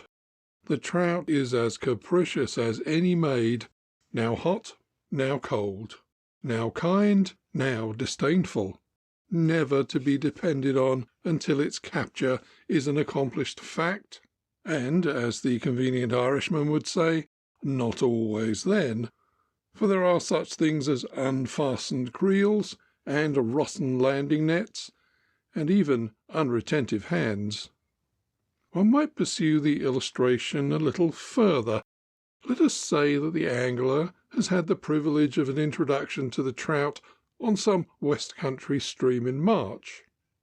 If it leads to even so much as an acquaintanceship and recollection at the next meeting, he may consider himself fortunate, for there is a certain vile east wind which commonly blows in March, and is most biting to all young things, love among the rest.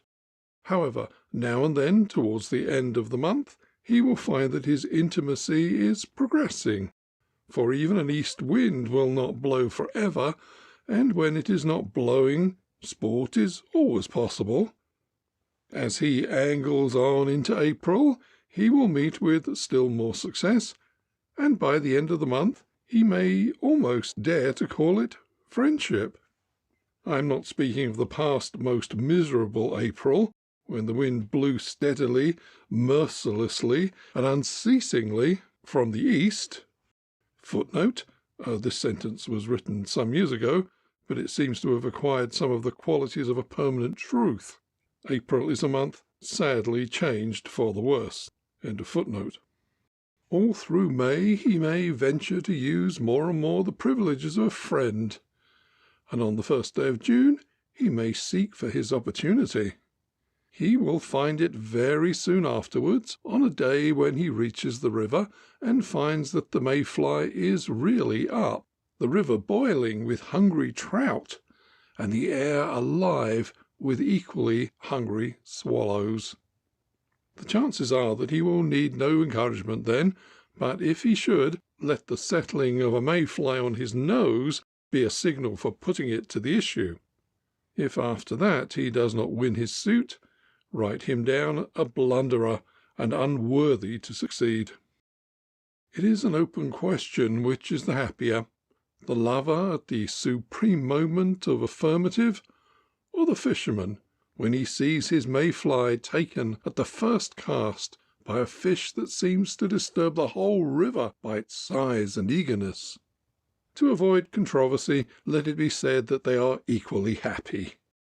On this summit of the good things of life, however, I must pause, for the pursuance of the illustration down the other side might prove distressing to love's young dream, and I would shatter no ideals. It has, in fact, sorrowfully to be confessed that in fishing at least, the great too much, as Shakespeare feelingly calls it, induces satiety in the fish, if not in the man. And I have no hesitation in speaking of the mayfly as too much.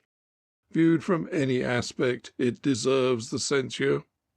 The fish eat too much, they eat too quickly, and they are too full afterwards. Indeed, one might almost say that the angler catches too many.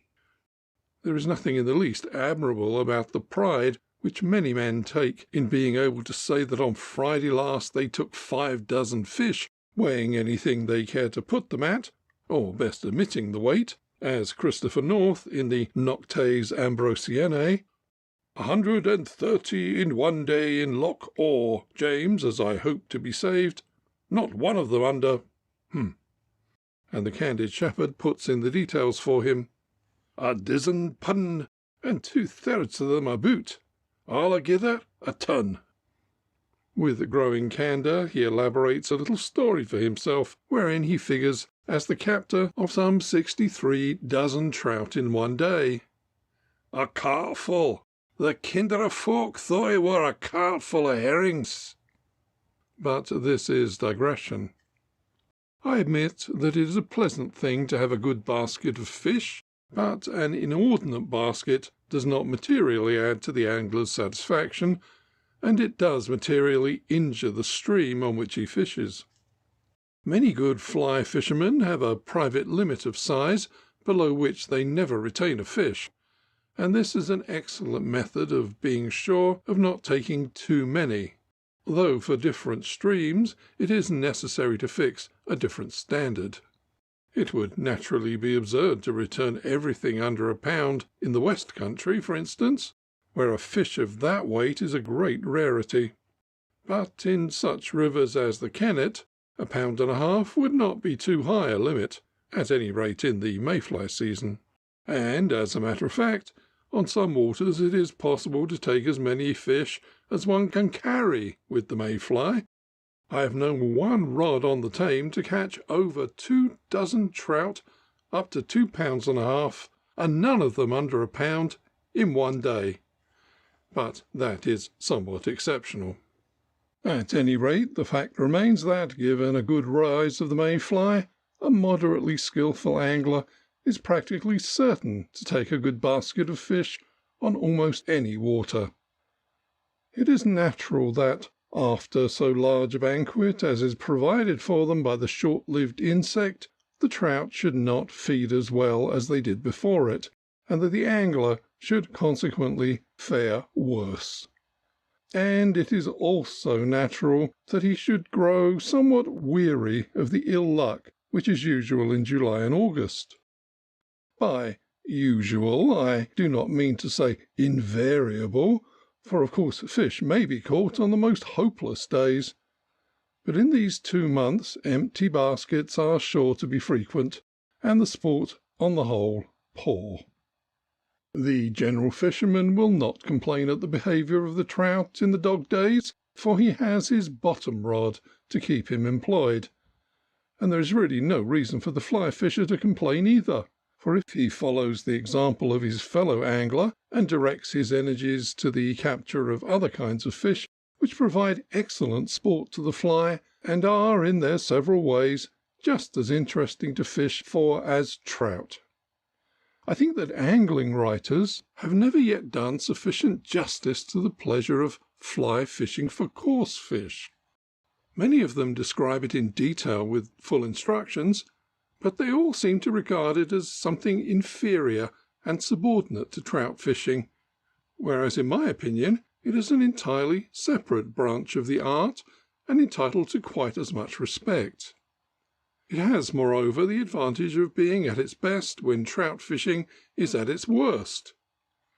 And it has yet another advantage over trout fishing, in that it is less practised, and yet far more easily obtained.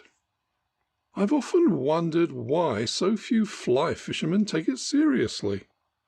There must be many busy men who, able only to take their holiday in July and August, rush away to Wales or Devonshire for fly fishing. They get little sport, as to be expected in rivers which are probably low, and which have been fished hard and often in the spring months, and they are disappointed. Were they to apply their skill to the despised coarse fish, their sport would almost certainly be quite good enough to satisfy them. The coarse fish that take a fly best are roach, rudd, dace, and chub, in an ascending scale of merit. Of the two first I will say but little. Roach take a fly as a rule in very hot weather.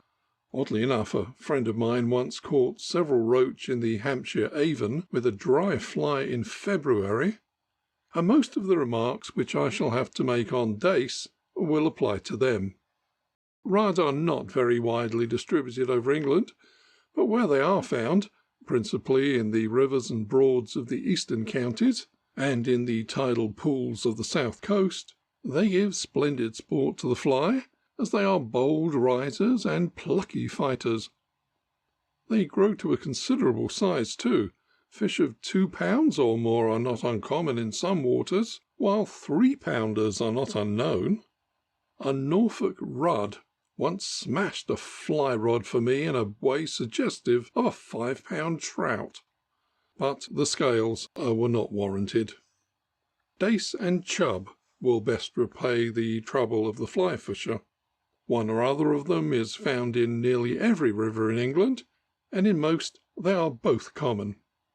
However, they require to be fished for in somewhat different ways, for though a chub may take a dace fly and vice versa, it is best to aim specifically at the one or the other and to use different sorts of tackle.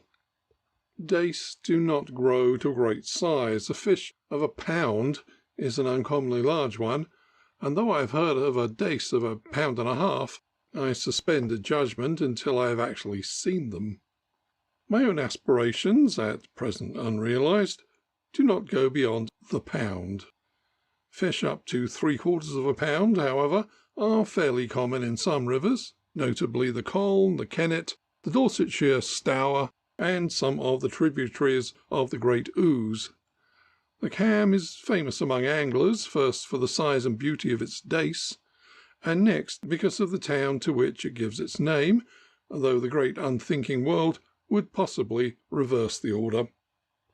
I've also seen very large dace in the Test, the Wyle, and 1 or 2 other famous trout streams. The small size of the dace is no adequate criterion of its fighting power. In my opinion, a dace of 1/2 pound will fight as well as a grayling of the same size, and that is as much as to say as well as need be. Someone will no doubt hurl cotton at me here. A grayling who is one of the deadest-hearted fishes in the world, and the bigger he is, the more easily taken. This looks as if Cotton had only fished for the grayling in the trout season, when it is in poor condition, though he certainly does say later that it is a winter fish. However this may be, I mean that the dace fights uncommonly well, and on fine tackle takes a good deal of landing. There is one point in connection with this fish on which most of the writers on angling seem to me to speak without unduly weighing their words. They advise the young angler to practice fly fishing for dace as an excellent initiation into the more difficult art of trout fishing. Here I confess myself at variance with them, for it is my experience that, whether with wet or dry fly, dace are far more difficult to catch than trout.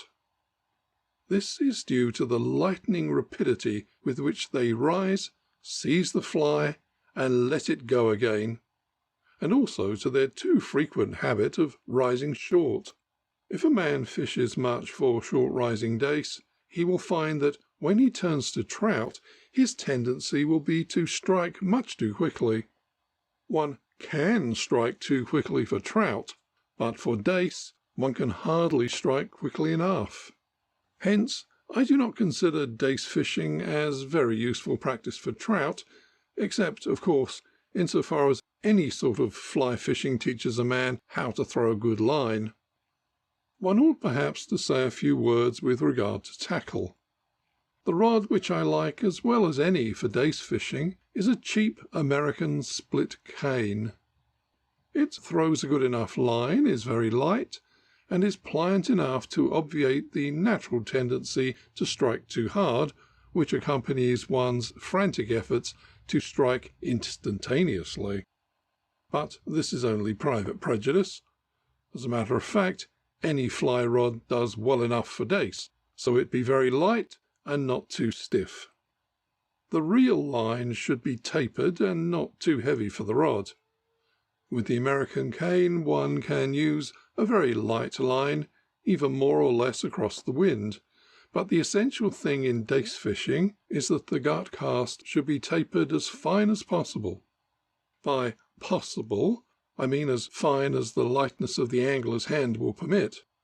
A man who cannot get out of the habit of striking hard loses both time and trouble in fishing too fine, as the chances are that he will find himself continuously putting on new flies in place of those he has whipped or struck off.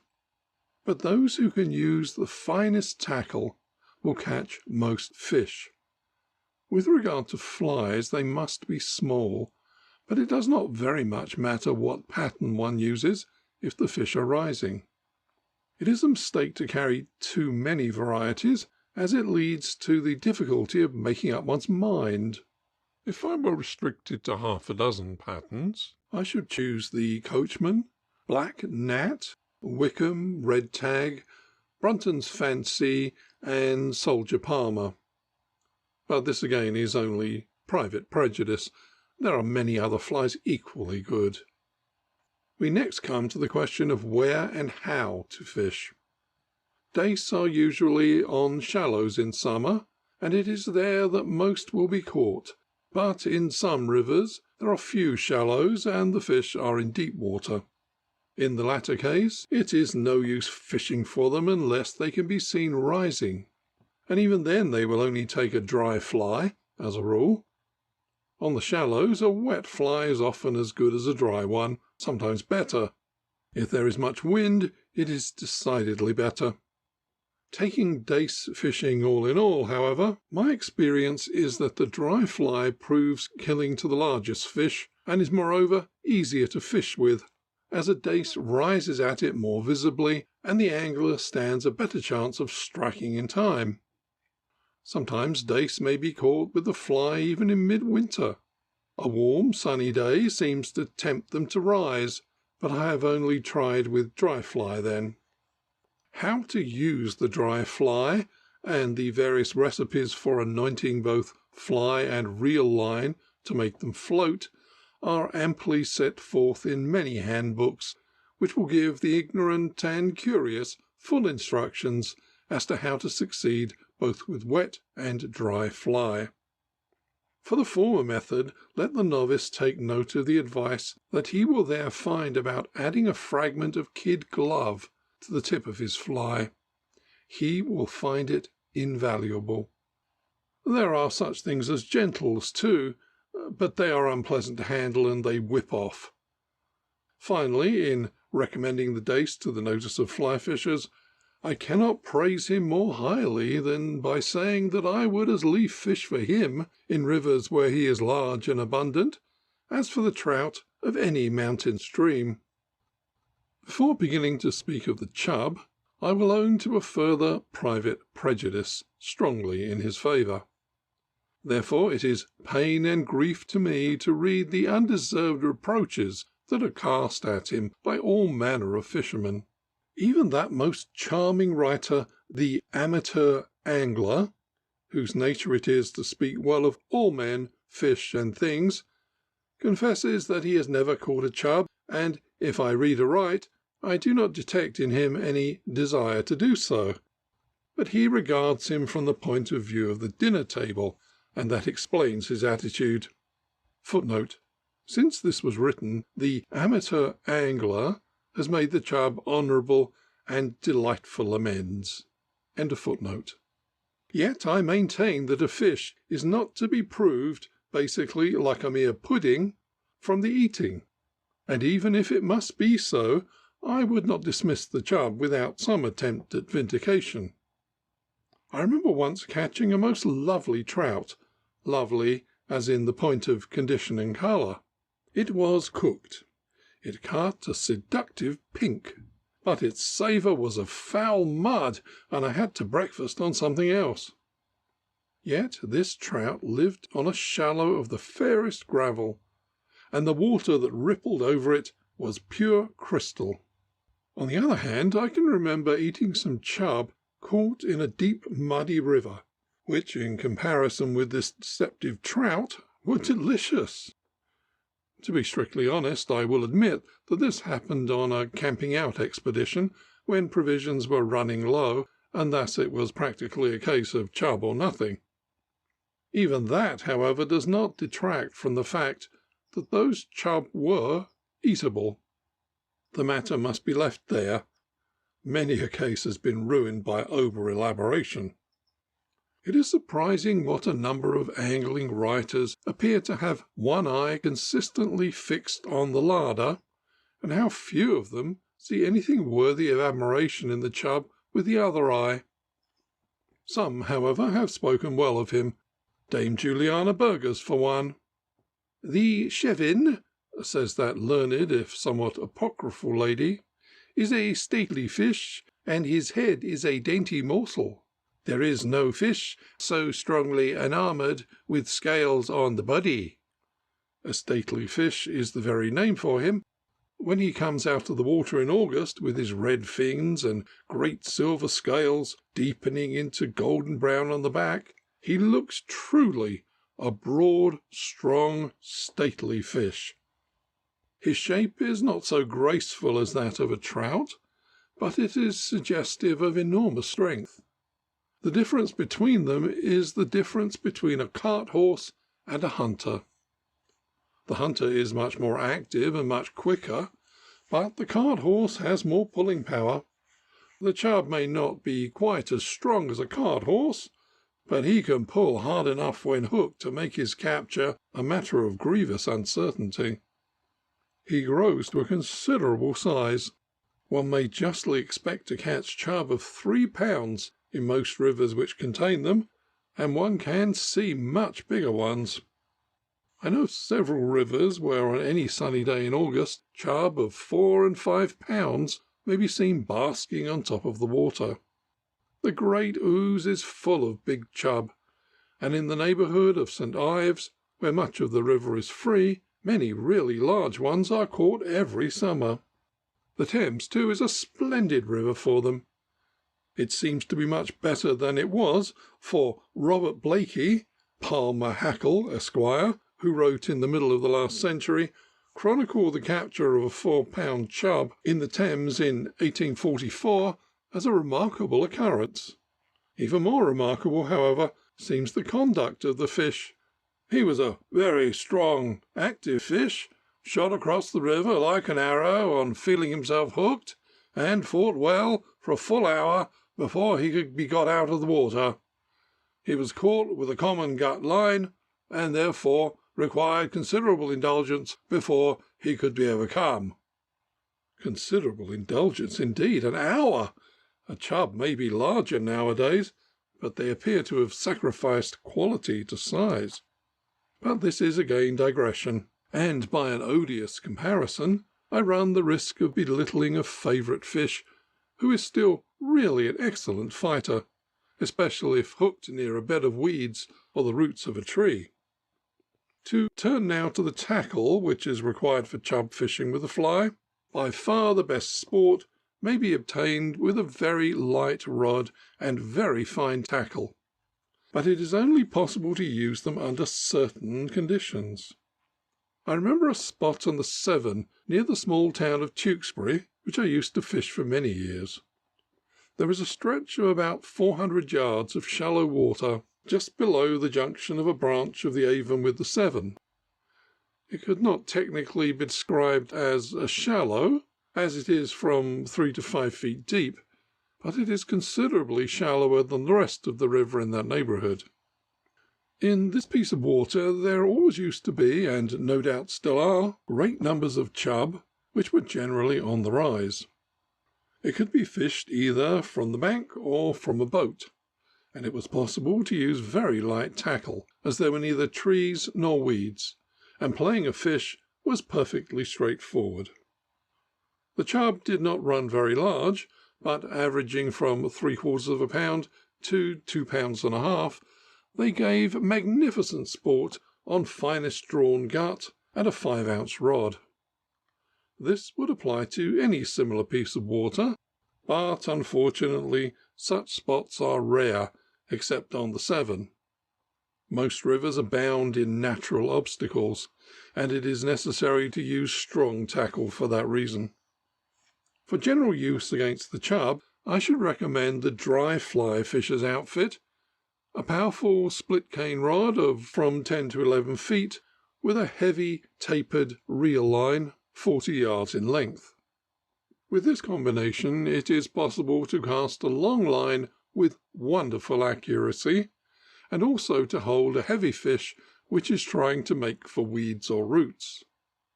The gut cast should also be tapered, but not too much, as the fly which is to be attached to it is heavy and liable to whip off. Chub do not seem to mind how thick the tackle is if the gut and fly are all that they see. With regard to flies, different rivers have their own patterns, but I know of one fly which will kill on any river, and that is Charles Kingsley's favourite, the alder. It should be dressed lake trout size, and should have a kid tail.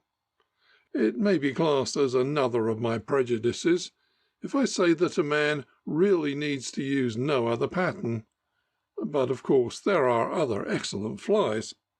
Big black, red, and soldier palmers, blue bottle, Zulu, Francis, coachman, all kill, and kill very well. It is also worth noting that on a very rough and stormy day, chub will sometimes take a large white moth when they will not look at anything else, and this is also the case in the rough water below a weir. All chub flies are improved by the addition of a kid tail. The tackle ready, the next point is to consider where and how to fish for chub. On a strange river, the experienced fisherman will first look for a mill pool or weir pool, next for the mouths of tributary streams, ditches, and backwaters, and lastly for rows of trees along the bank. These places are the natural homes of chub, because they ensure an abundant supply of food. I myself always make for the nearest backwater in the daytime, if it is possible and permissible to fish it, and for the weir pool or mill pool in the evening. In the ordinary river it is presumed that the biggest fish of all will be in the mill pool, because of the grain and flour which come from the mill. Some mills stop working about 6 in the evening, and then is the time to see what a rise of chub really means. It is almost as exciting as a rise of trout at the Mayfly, but, as Sir Edward Grey says in his delightful book, the look of the evening rise is, alas, the best part of it. I do not know why it is, but the mill pool chub has always been to me harder to catch than the other. Perhaps he is too well fed. However, one is sure to get a few fish in any mill pool when the rise is on. Evening fishing can be quite straightforward. One puts on one or two flies and simply casts at the spot where one imagines the fish to be.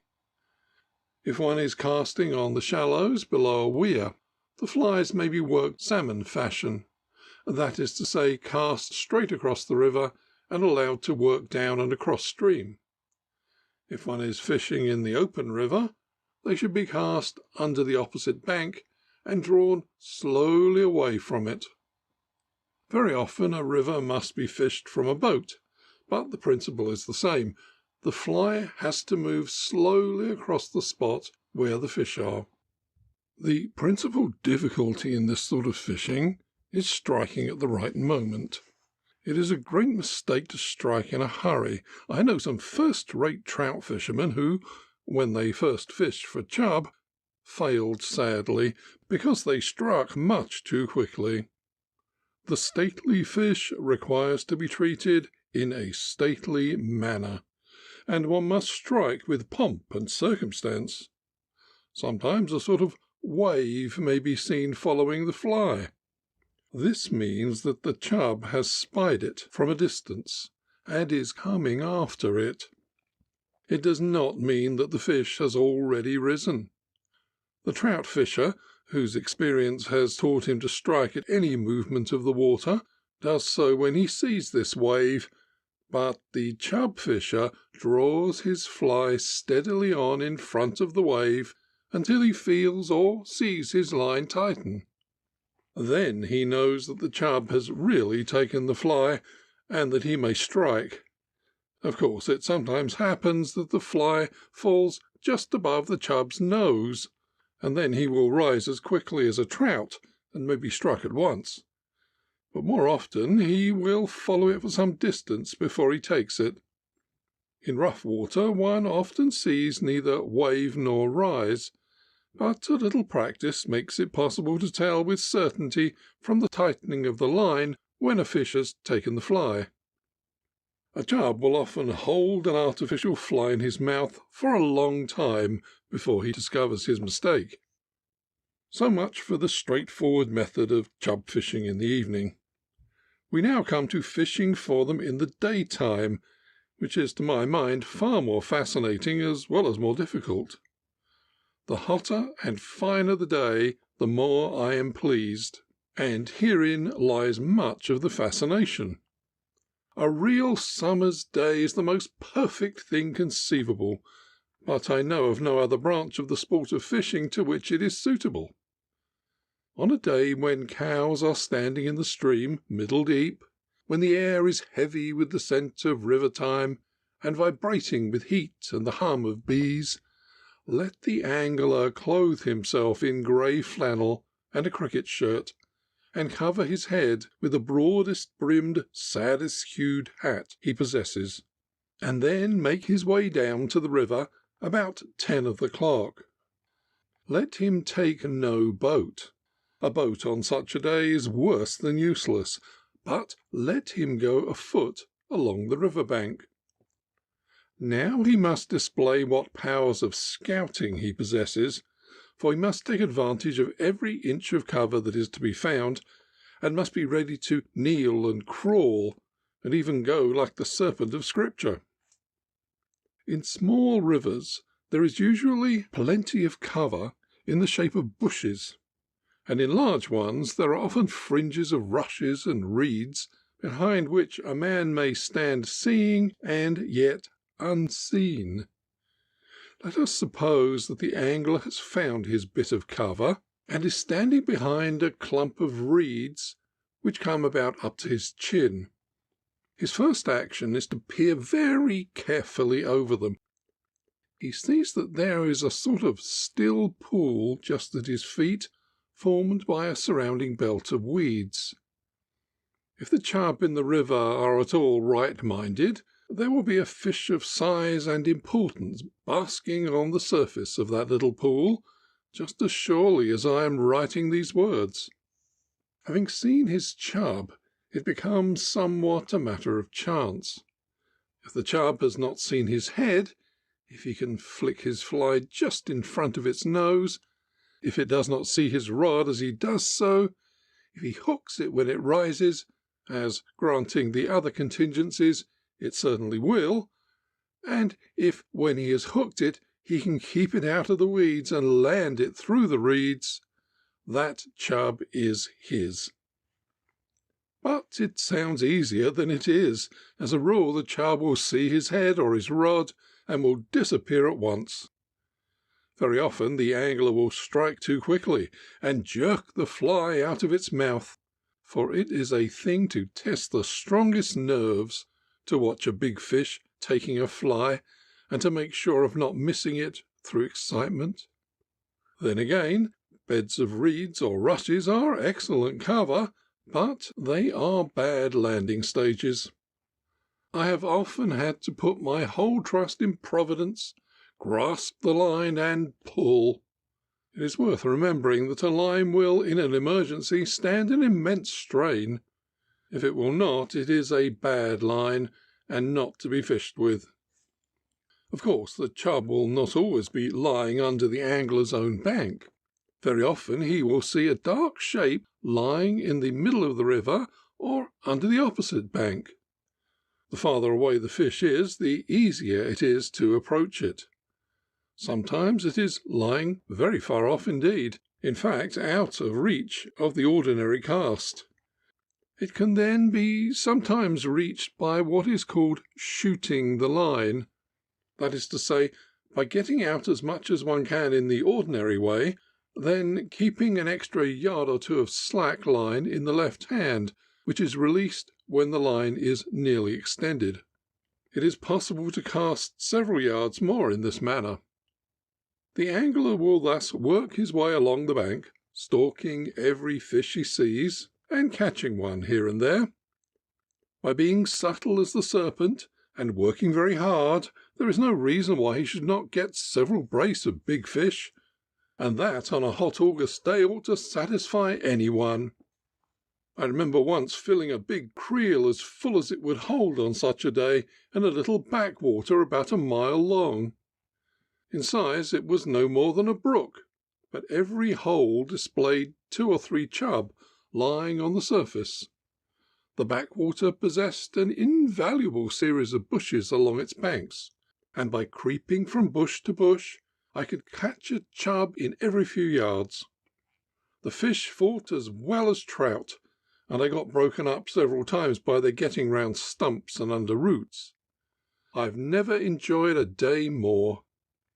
Oddly enough, though I have fished that backwater several times since, I have hardly caught anything there, which is probably due to the fact that I have never been fortunate enough to go there on a really hot day.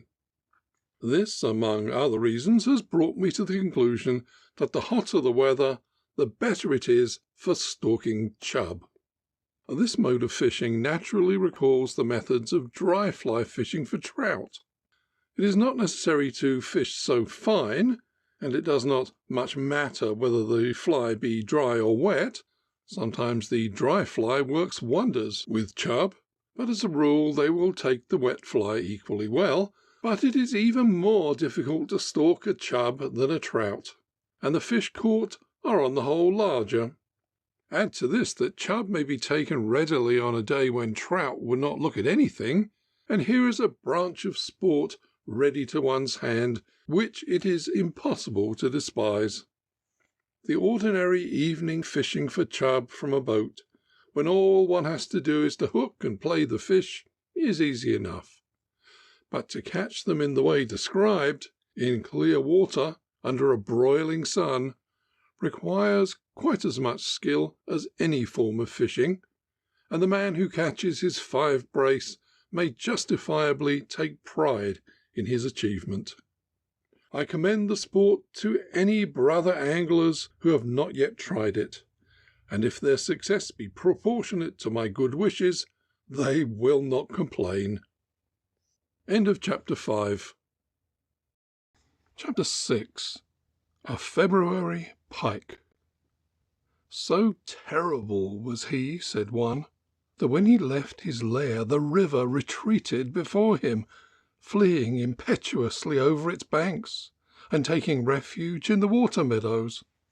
So ravenous was he, said another, that moorhens and ducks shunned the spot, herons dared to venture no nearer than 1/2 mile, and even an otter had been seen in the grey of dawn hastening away, with every sign of consternation in its countenance.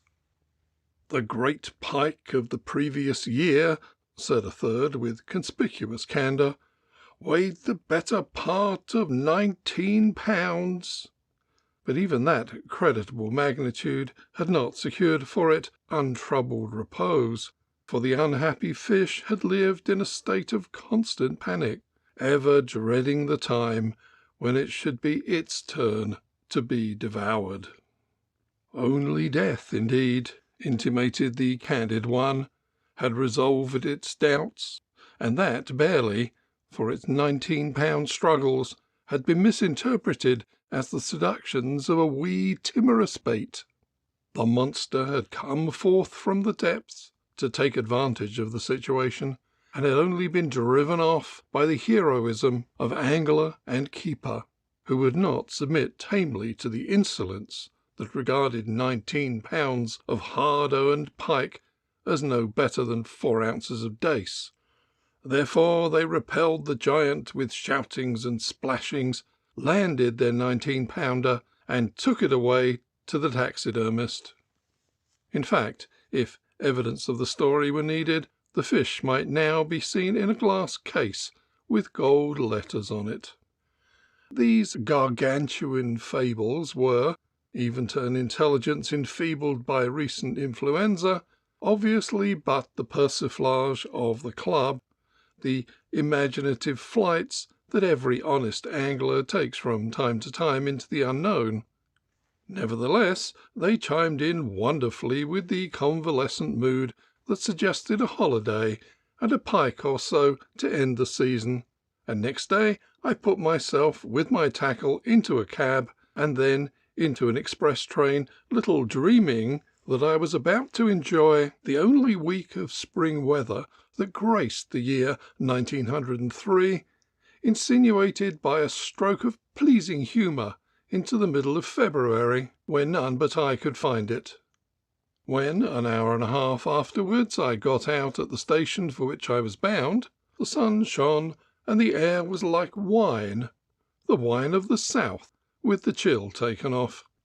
And when, yet an hour later, I reached the river bank, I sat on a stile, reflected that the world is indeed good, and looked round for mayflies.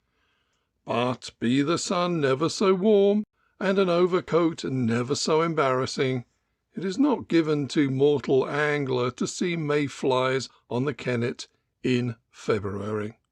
If it were, they would be vain, and a salted dace was no more appropriate to the season. There was no wind, but the river was of a good height and colour, so the chance of a fish or two was not so bad. It remained a chance, however, for neither by spinning nor trolling with snap tackle was a run gained in the whole length of water at my disposal, though it must be confessed I did not overwork myself. I was convalescent after all, conscience admitted, and had a perfect right to enjoy this miraculous gift of spring as I would.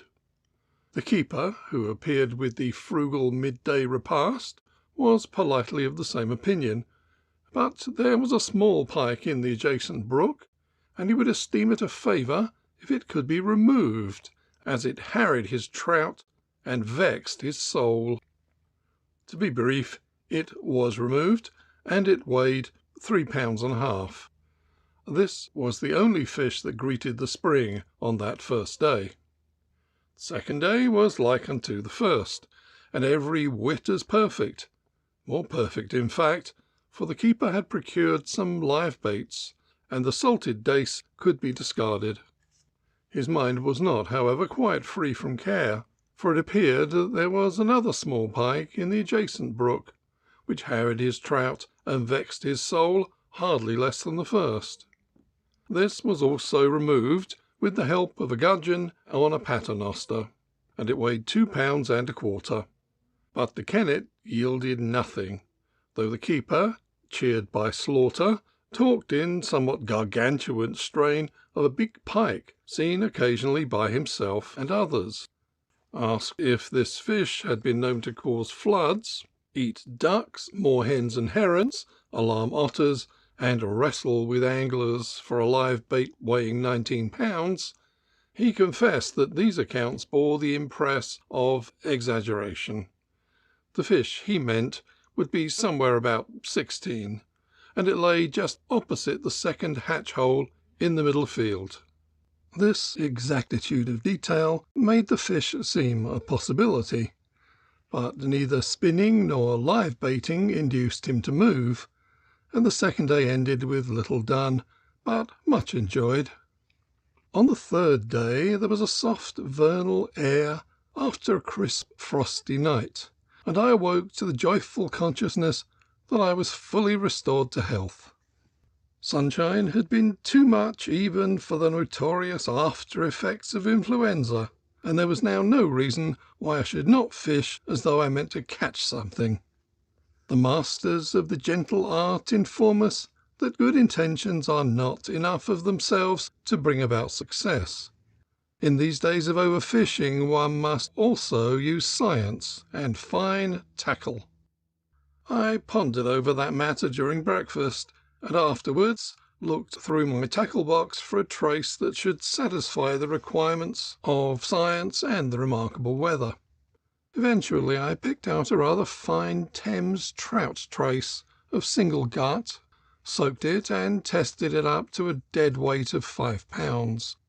To match it there was a flight of live bait hooks tied on similar guts, and I observed to myself that any moderately skilful angler ought to be able to land anything with such excellent material. Then, in a state of considerable scientific elation, I went off to the river, to find it the least bit ruffled by the breeze and very suitable for the testing of my theories. I began with a live dace on a float tackle, casting it out almost to the other side of the river and allowing it to swim downstream while I kept pace with it along the bank.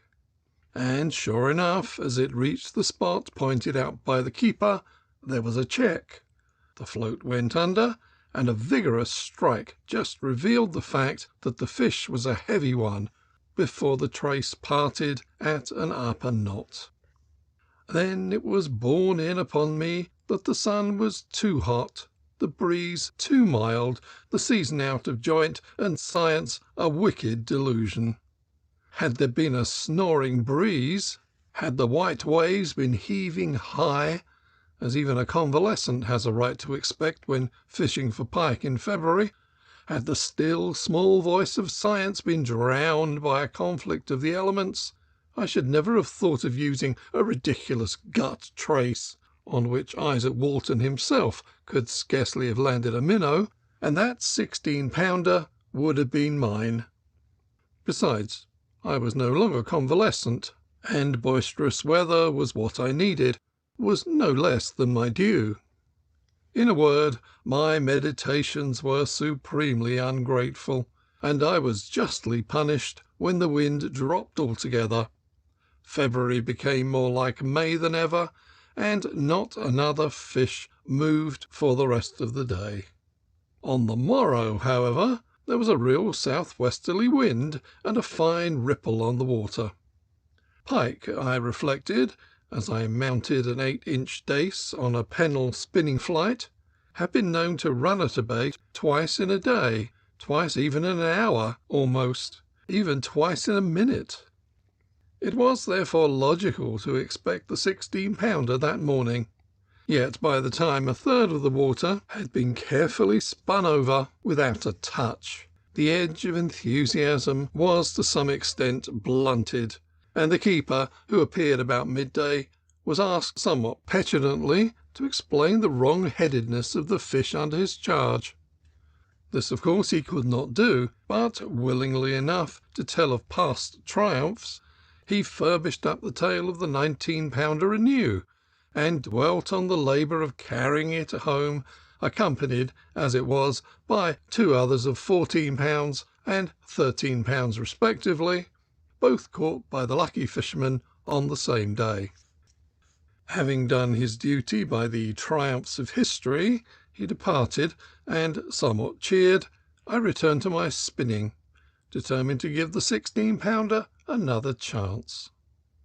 Opposite the hatch hole, of which mention has been made, the river was deep and some 30 yards wide, but a few yards above was a shelving shallow. Spinning across and upstream, I thoroughly searched the deep water and worked up towards the shallow, making casts of about 35 yards.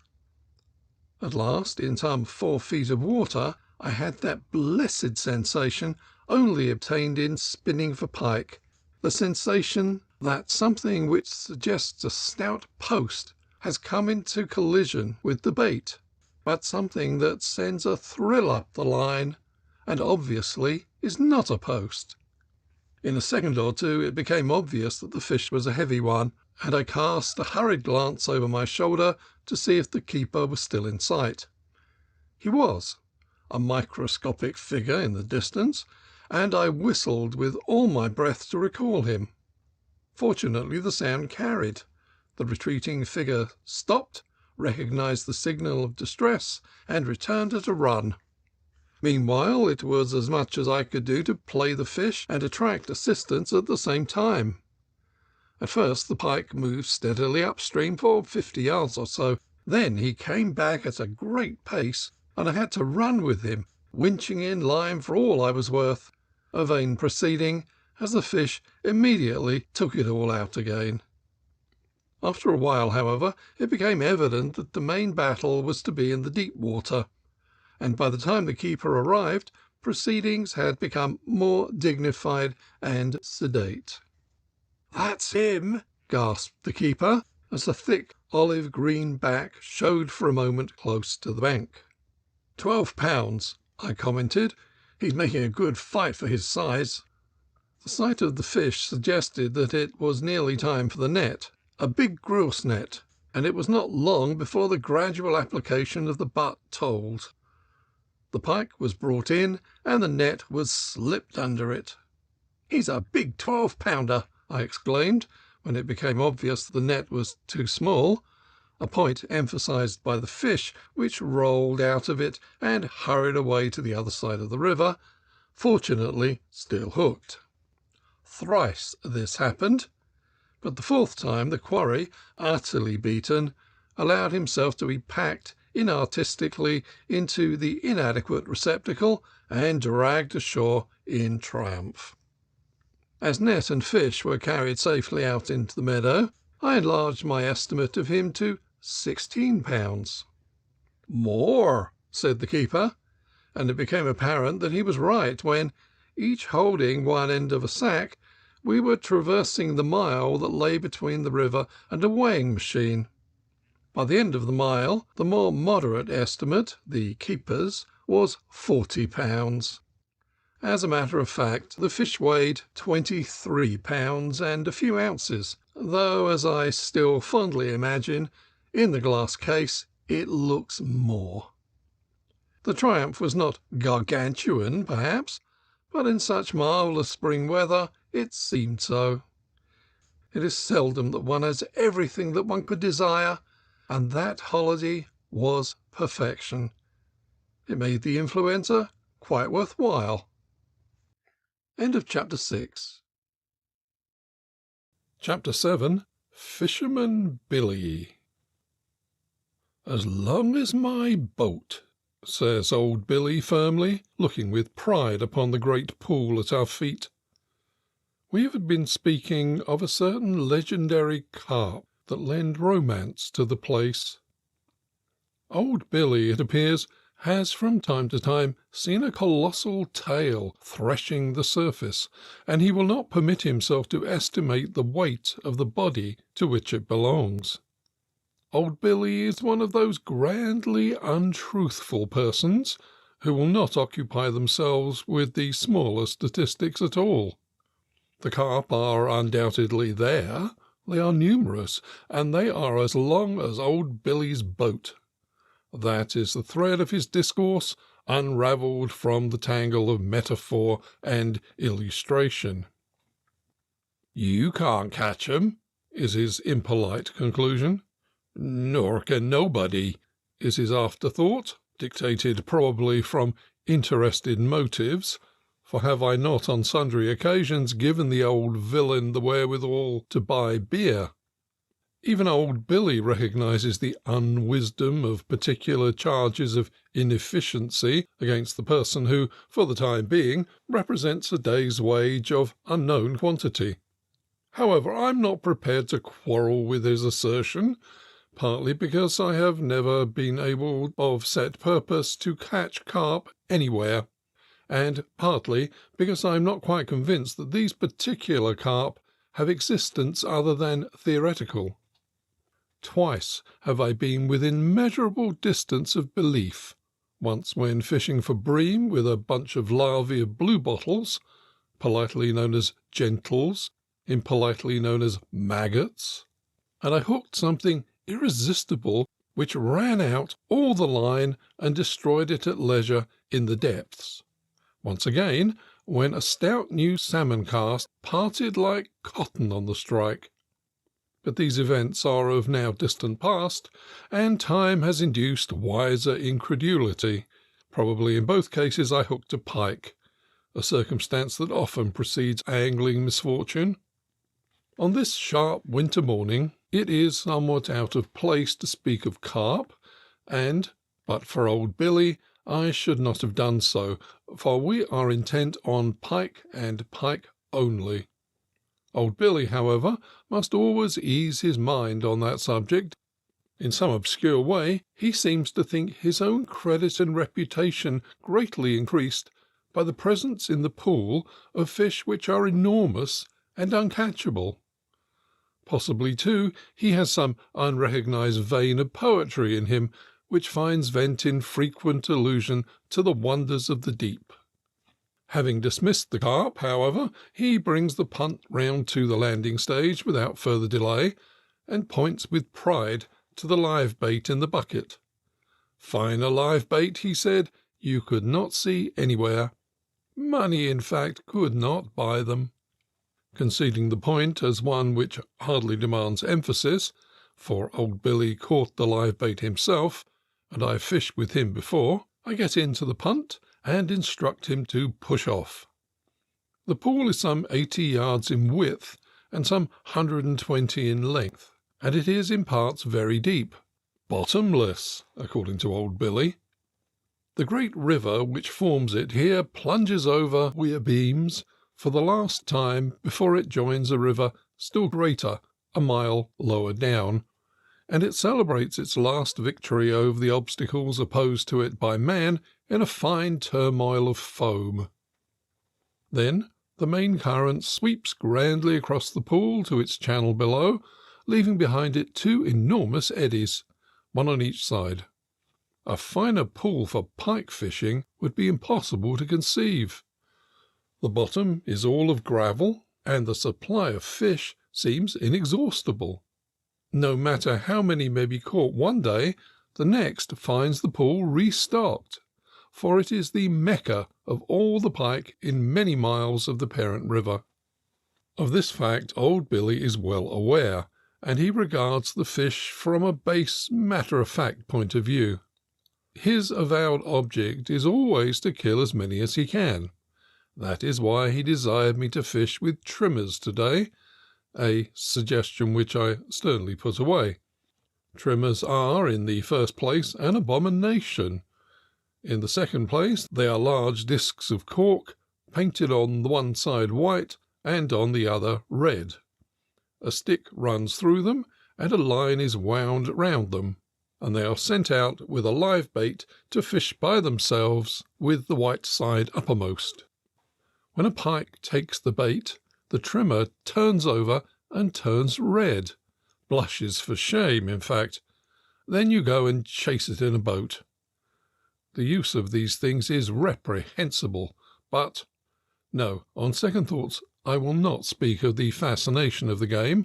I will merely denounce them, and so leave them.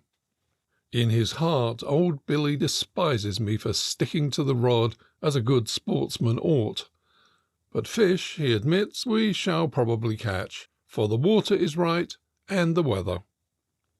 There were a few degrees of frost last night, and it is still cold.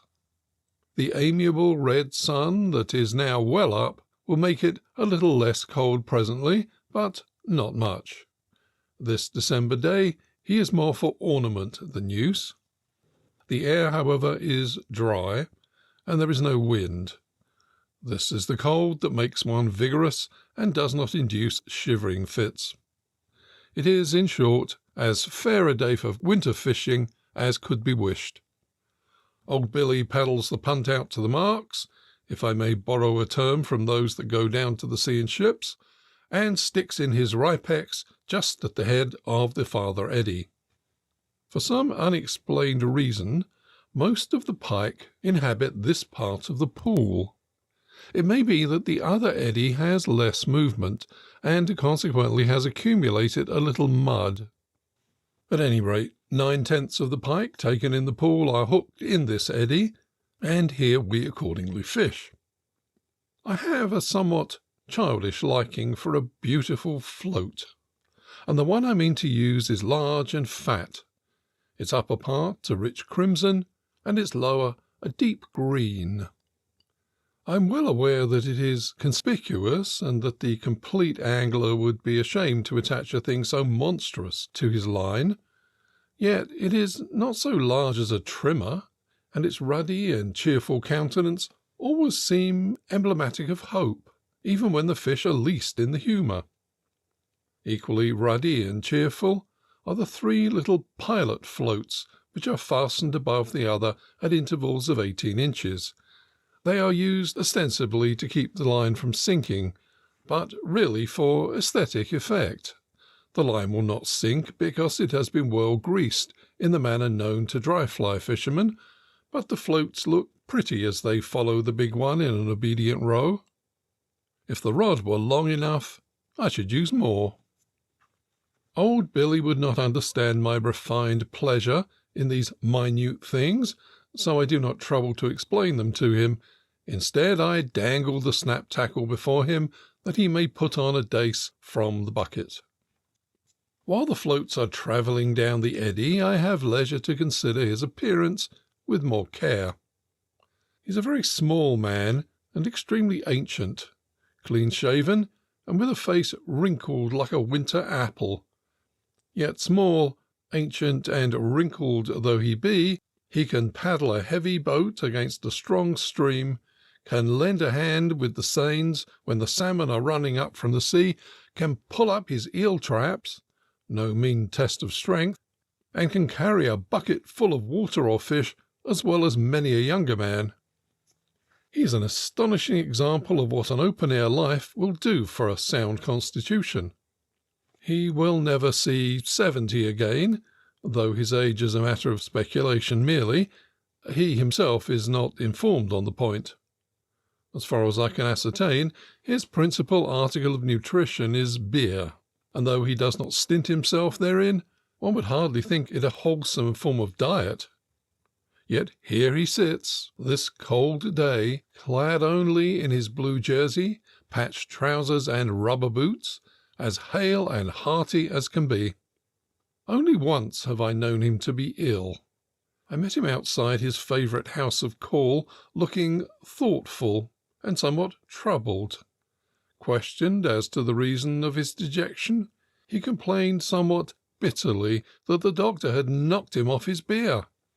I inquired why, and old Billy said that the doctor had called it pneumonia, had prescribed bed and simple fare, and generally trampled heedlessly on all the patient's convictions. He had even said that old Billy would die if he did not obey orders. I strongly advised him to fall in with the doctor's views if he could see his way to do so, and to soften the unpleasing counsel, gave him something for luxuries.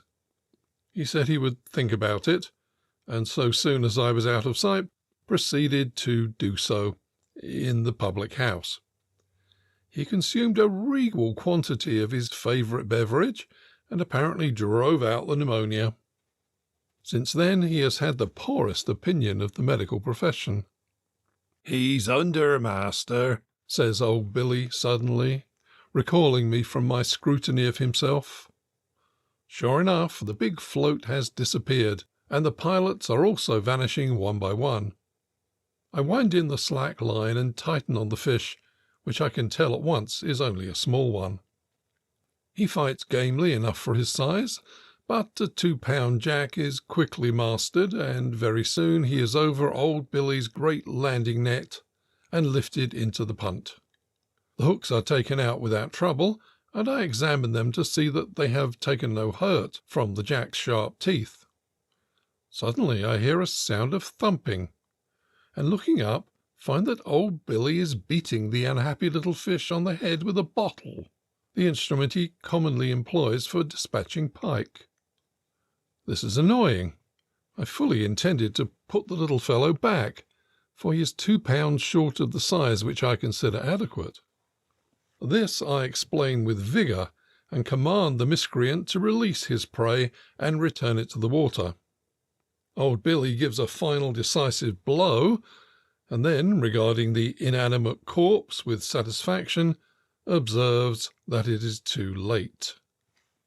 He has a theory that it is fatal to success to return the first fish of the day, however small. This he explains at length, giving instances of the lamentable results of such weakness that have come under his notice. His practice, I regret to say, is to kill the small fish that come later in the day also. I have seen him in the proud possession of dead pike that could not have weighed a single pound. Mindful of this, I give him very solemn warning of what will happen if he does it again, and then turn to the fishing. Presently there is another run, which results in the capture of a second pike of small dimensions. This is rescued from the bottle with difficulty. Then for a full hour the float works round and round the eddy, down the main stream, and even round the other eddy without a touch. Old Billy snorts, and reminds me that he prophesied as much when I returned the second fish of the day. It is particularly unlucky to return the second fish of the day. It certainly does look as though something was wrong. It is now near midday, and 2 runs from little fish are all I can boast of. Moreover, there is no time to waste. It will be dark by 4, and if I am to show anything like a decent basket, I must work for it. Requesting old Billy to modify his croaking, I reel in and take off the floats and snap tackle, replacing them by a spinning trace weighed with a heavy lead.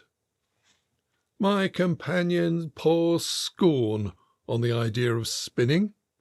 I shall catch nothing thus. I might possibly have caught something worth having with live bait if that fish had not been returned. As it is, I shall catch nothing anyhow. The idea seems to fill old Billy with melancholy pleasure, in spite of the fact that there is a price on the head of every pike over 5 pounds killed by me this day. The old man is often like this. If the mood seizes him, he will not prophesy good concerning his clients, but evil. I ascribe this to his having found once a dead human body in the river, a proud occurrence which is one of the landmarks of his life. Whenever he thinks of it, he becomes solemn and prophesies evil in a tone of befitting seriousness. Afterwards he will, if allowed, relate the incident, dwelling with unction on the more gruesome details. I do not encourage the charnel house talk, however, but request him to put a bait on the spinning flight for me. This he does extremely well, in spite of his contempt for my policy. Many decades of wicked life have taught him all there is to know about catching fish, and he is unrivalled at getting the perfect curve on a spinning bait, an art that many fishermen never acquire at all. Practice will not do it alone. An unerring hand is needed as one of nature's gifts, and you must arrange the hooks right instinctively at the first attempt, or your trouble will be in vain. There can be no revision of your work, or you will destroy both bait and temper, and in the end produce nothing better than an unseemly wobble. Old Billy's bait spins beautifully, as can be seen by trying it close to the boat with a short line. Now I pull about 30 yards of line off the reel and coil it on the floor of the punt with some care, so that there shall be no kinking. Kinking is one of the curses of the pike fisher's lot, but with reasonable precaution it can be avoided. When one is in a boat, one ought never to be troubled by it. The principal things to ensure are a clear space for the coils of line, well away from rowlocks, oars, and other hindrances, a sufficiency of swivels on the trace, and last and most important, some power of self-restraint. The bait must be swung and not hurled. Swing it quite gently, and it will travel an immense distance by its own weight, picking the line up cleanly and gradually as it goes. My 30 yards of line run out without let or hindrance, and then, after giving the bait a second or two to sink nearly to the bottom, I begin to draw it in, working it slowly with the rod between each draw of the left hand. In deep water one can hardly spin too slowly. Old Billy watches with a cynical eye. Mr. Jones, he observes, can throw his bait 50 or 60 yards.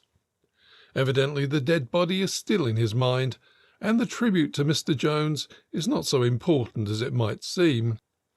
If the positions were reversed, and I was in the counting-house while Mr. Jones was in the punt, I doubt not that the 50 or 60 yards would be placed to my credit. 30 yards are sufficient for the day, at any rate. Before the bait has travelled 10, it is checked, and I have that supreme sensation which makes spinning for pike so fascinating, the sensation of being in contact with some mysterious power in the depths. It is not in the least like the sudden plunge of a large trout. The feeling for the first second or two is though the river bed had suddenly become animate and had grasped the bait in firm hands. A kind of electric thrill is communicated from the fish to the fisherman, and informs him at once that he is not fast in stump or weed. Occasionally, it is true, he may for an instant think that a weed is a fish, but the real thing is never to be mistaken. After the first few seconds of resistance, the pike begins to realize his predicament, and he fights in sullen wrath. For quite a long time I cannot recover any line, and even have to concede some yards as he bores steadily out into the strong current. The firm strain tells, however, at last, and I get him after several rushes nearly up to the boat, till his olive back is visible about 3 feet below the surface. The sight of the punt, however, rouses him to new efforts. Down he goes again with tremendous power, and is under us before I can realize it. In a second he will be round one of the ripecks and free as water. In these circumstances there is but one thing to do. I plunge the point of the rod right down into the water and hold him as hard as I possibly can. Now he must either break or yield, and fortunately he chooses, or cannot but choose, to yield. He is brought back to the right side, the net is under him in an instant, and he is in the boat, as pretty a 7-pounder as could be seen in a year's fishing. He is short and thick, his olive sides touched with a hint of yellow, a typical winter pike. He will eat, I give my word for it, as well as any spring salmon. He has taken a minute for each of his 7 pounds to land, which gives some idea of his fighting qualities.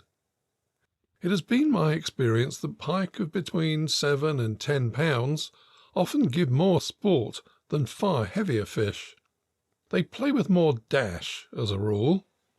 A big pike seems to make the error, not unknown among big nations, of underrating the forces opposed to him, but he has not the advantage possessed by them of being able to learn from his mistakes. Old Billy has by now used his bottle with effect, and is looking at me without guile. "Didn't I say you'd catch something, master?" he demands. The incident of the dead body has faded from his memory, and he is sanguine once more. The next thought is luncheon, which we must consume in haste, for only another hour or two of daylight remain, and I hope to catch at least another brace of fish. Old Billy declines to trifle with sandwiches. He has obeyed my instructions to provide himself with what he needs, and he indicates the half-gallon jar, which is his constant companion on fishing excursions. I am glad to see, however, that he has also brought some bread and cheese. While we eat, he relates various marvels that he has seen and known. His favourite story is of the enthusiastic fisherman and the great pike which is supposed to have its home in the river above the weir. The usual way of fishing the river is to trail a spinning bait 40 or 50 yards behind a boat, and in the course of a day 5 or 6 miles of water will be covered twice. The great pike in question was said to live in a deep reed-line reach about 4 miles away, and was estimated at £20. Well, one day old Billy was rowing the boat with 2 fishermen in it who had made up their minds to catch the big one. The weather was just right. The baits were all that could be wished. All things were favourable. As the boat approached the monster's haunt, all hearts beat more quickly, and when, just in the right place, one of the rods bent to a heavy weight, the excitement was intense. Backwards and forwards across the river surged the fish, fighting with great power, though not with the dash of a salmon, and all 3 were convinced that they had got him at last. Old Billy is of opinion that it was some hours before they got the enemy up to the boat, but that is probably an exaggeration. Up to the boat they got it eventually, however, and even then it could not be seen, nor could the angler force it to the surface. Old Billy fortunately had his biggest landing net, a monstrous thing, 4 feet in diameter, with a long pole as a handle, and he determined to try and scoop the fish out. To his joy he succeeded in netting it, and then the united efforts of the 3 were brought to bear, and they lifted out an enormous fish kettle. The utensil had been caught in the handle by one of the triangles, and had naturally offered a great resistance to the rod, swinging from side to side in the current in the most lifelike way. If the angler had not been using the strongest of tackle, he would never have landed it. Even old Billy was deceived, he admits, and he even went so far as to look for the fish inside the kettle, but it was not there. By this time we have made an end of eating, and I begin to fish again, but curiously enough the spinning dace attracts no more pike to the net, though I get one half-hearted run from a small fish which just touches the bait and leaves it. A precious hour is spent in vain, and I can see that old Billy's mind, for lack of occupation, is travelling back to the dead body once more. Soon he will begin to croak. This must be averted somehow, and I try a new device which has often served me well in this pool before. Taking off the gimp trace, I replace it by another of stout gut, and attach thereto a Devon minnow of a nondescript yellow colouring and 2½ inches long. Old Billy, of course, protests, assuring me that "them things is no good." But perseverance is at once justified, for I get a nice £5 fish at the second cast. Thereupon old Billy asks me again to remember that he said I should catch fish today. Before very long I am fast in another, which is also safely landed, but which has unfortunately played havoc with the bait. The sharp teeth have practically destroyed the dressing of the hooks, and it would not be safe to trust the chances of a third encounter. I have not another Devon of the right size and colour in my box, so a spoon bait is put on for the last half hour, greatly to the dissatisfaction of old Billy, who has no sort of belief in spoon baits. This time he may be right, for I only catch 1 3-pound fish, which I return hastily before he can get at it with the bottle.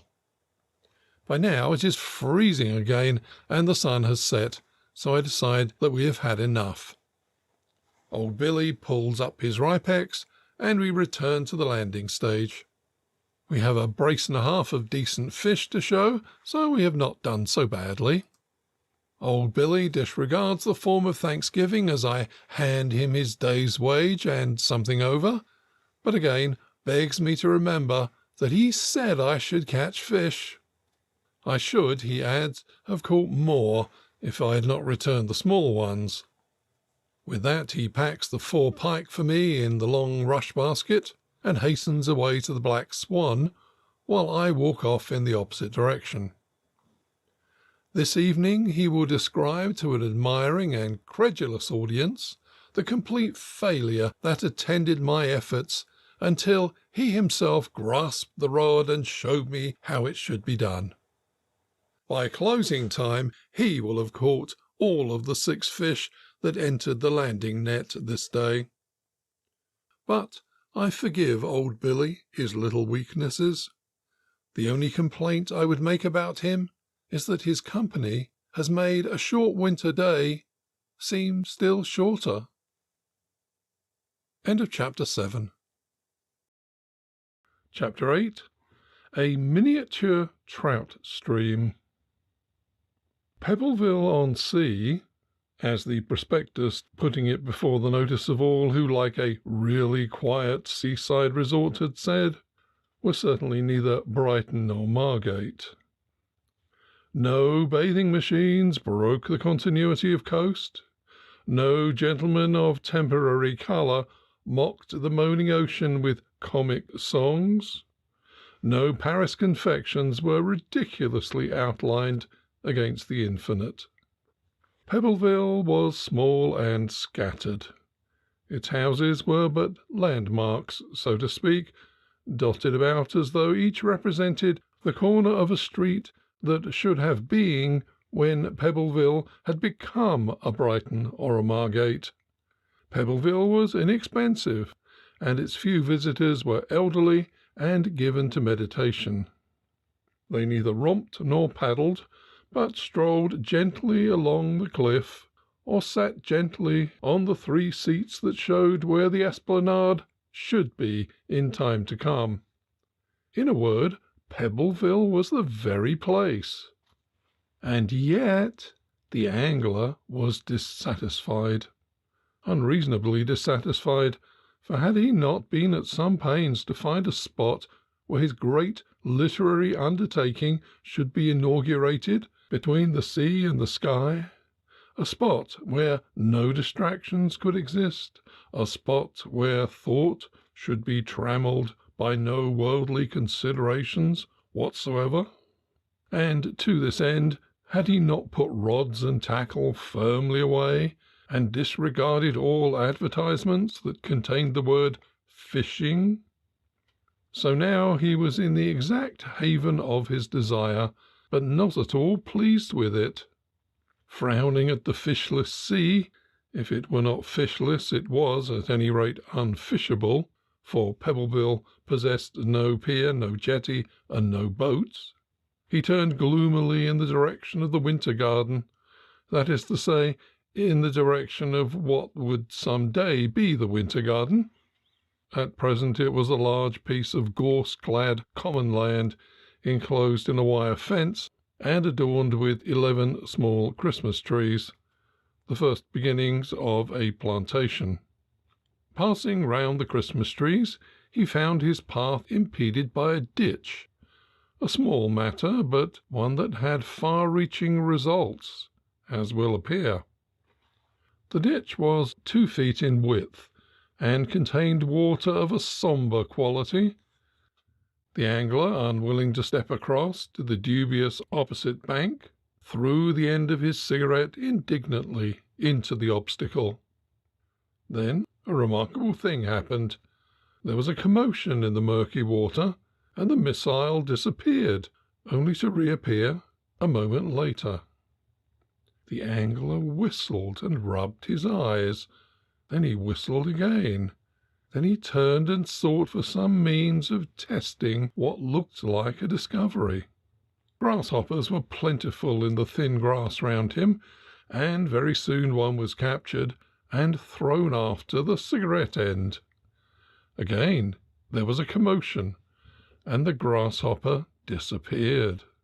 But this time there was no reappearance, and this time the angler had been on the alert, and had distinctly seen the form of a small fish, moreover, with spots. His countenance cleared. Pebbleville was, after all, not so dull a place as he had thought, and presently he had made honourable amends, and acknowledged to himself that a man might go farther and fare worse. This, after a little exploration, had revealed that the ditch was in reality a tiny, sluggish brook, which here and there widened out into a pool, and was everywhere of some depth. Pebbleville, as has been intimated, is not the Rose, but it lives near one. The fashionable watering place of Pierhaven is but a short journey away. Pierhaven boasts, of course, shops, and the same afternoon the angler expended some 20 shillings on such a fly-fisher's outfit as a place where no fly-fishing is could afford. The next morning saw him putting up a 9-foot greenheart rod on the bank of the brook, and smiling, partly with pleasure, partly with amusement. It really seemed rather ridiculous to fish for trout in so microscopic a stream. Fate appeared to agree with him, for not a cast had been made when an interruption occurred in the shape of a gamekeeper in leggings, who politely asked if the angler had permission to fish. Needless to say, the angler had not permission. The inhabitants of Pebbleville had assured him that the brook was as free and troutless as air. But the keeper was better informed. The water, he admitted, contained fish, but he feared so wanton an innovation as angling for them could not be thought of. He was polite but firm, so the angler tendered his card, took down his rod, and departed disconsolate. Pebbleville was, after all, a poor place to inaugurate a great literary undertaking in, and the rest of the day proved it conclusively. On the morrow, however, the sun rose at his accustomed time, and with more than his accustomed brightness, for on the breakfast table lay a letter, which, in a few courteous phrases, acknowledged the receipt of his card, and gave the angler the privilege of fishing in the brook as long and as much as he pleased. Pebbleville was itself again. Breakfast was eaten with appetite. A note, thanking the owner of the land for an exceptionally graceful act of courtesy, was written and posted, and in a very short time the winter garden was being crossed with hasty steps. The Christmas trees seemed to have grown in the night, and the brook was certainly larger than it had appeared. The Pierhaven fly-rod was a miracle of cheapness at half a guinea, and the March brown was by no means ill-tied. In short, Fortune wore a smiling face as the first cast was made from behind a blackberry bush onto a pool at the lowest end of the garden. The moment the fly touched the water, a tiny fish was upon it, and was immediately twitched out so as not to disturb the pool more than was necessary. The captive was an undoubted trout, though it measured scarce 5 inches and was rather dark in colour, a natural result of living in so opaque a stream. It did not take long to make these observations and return the fish to the water, and then the fly was again dispatched round the bush. The second cast produced a second troutlet, even smaller than the first, and within 5 minutes the angler had twitched out 3 others from the same place, and he began to wonder whether he had stumbled on a hatchery and was angling among the fry. Presently, however, he found that there were better fish in the brook. The March brown fell just at the edge of a film that had collected on one corner. There was a flash of a golden side, and a strong fish was soon testing the 5-ounce rod to the full value of its half-guinea, dashing madly about the pool and twice jumping out of the water.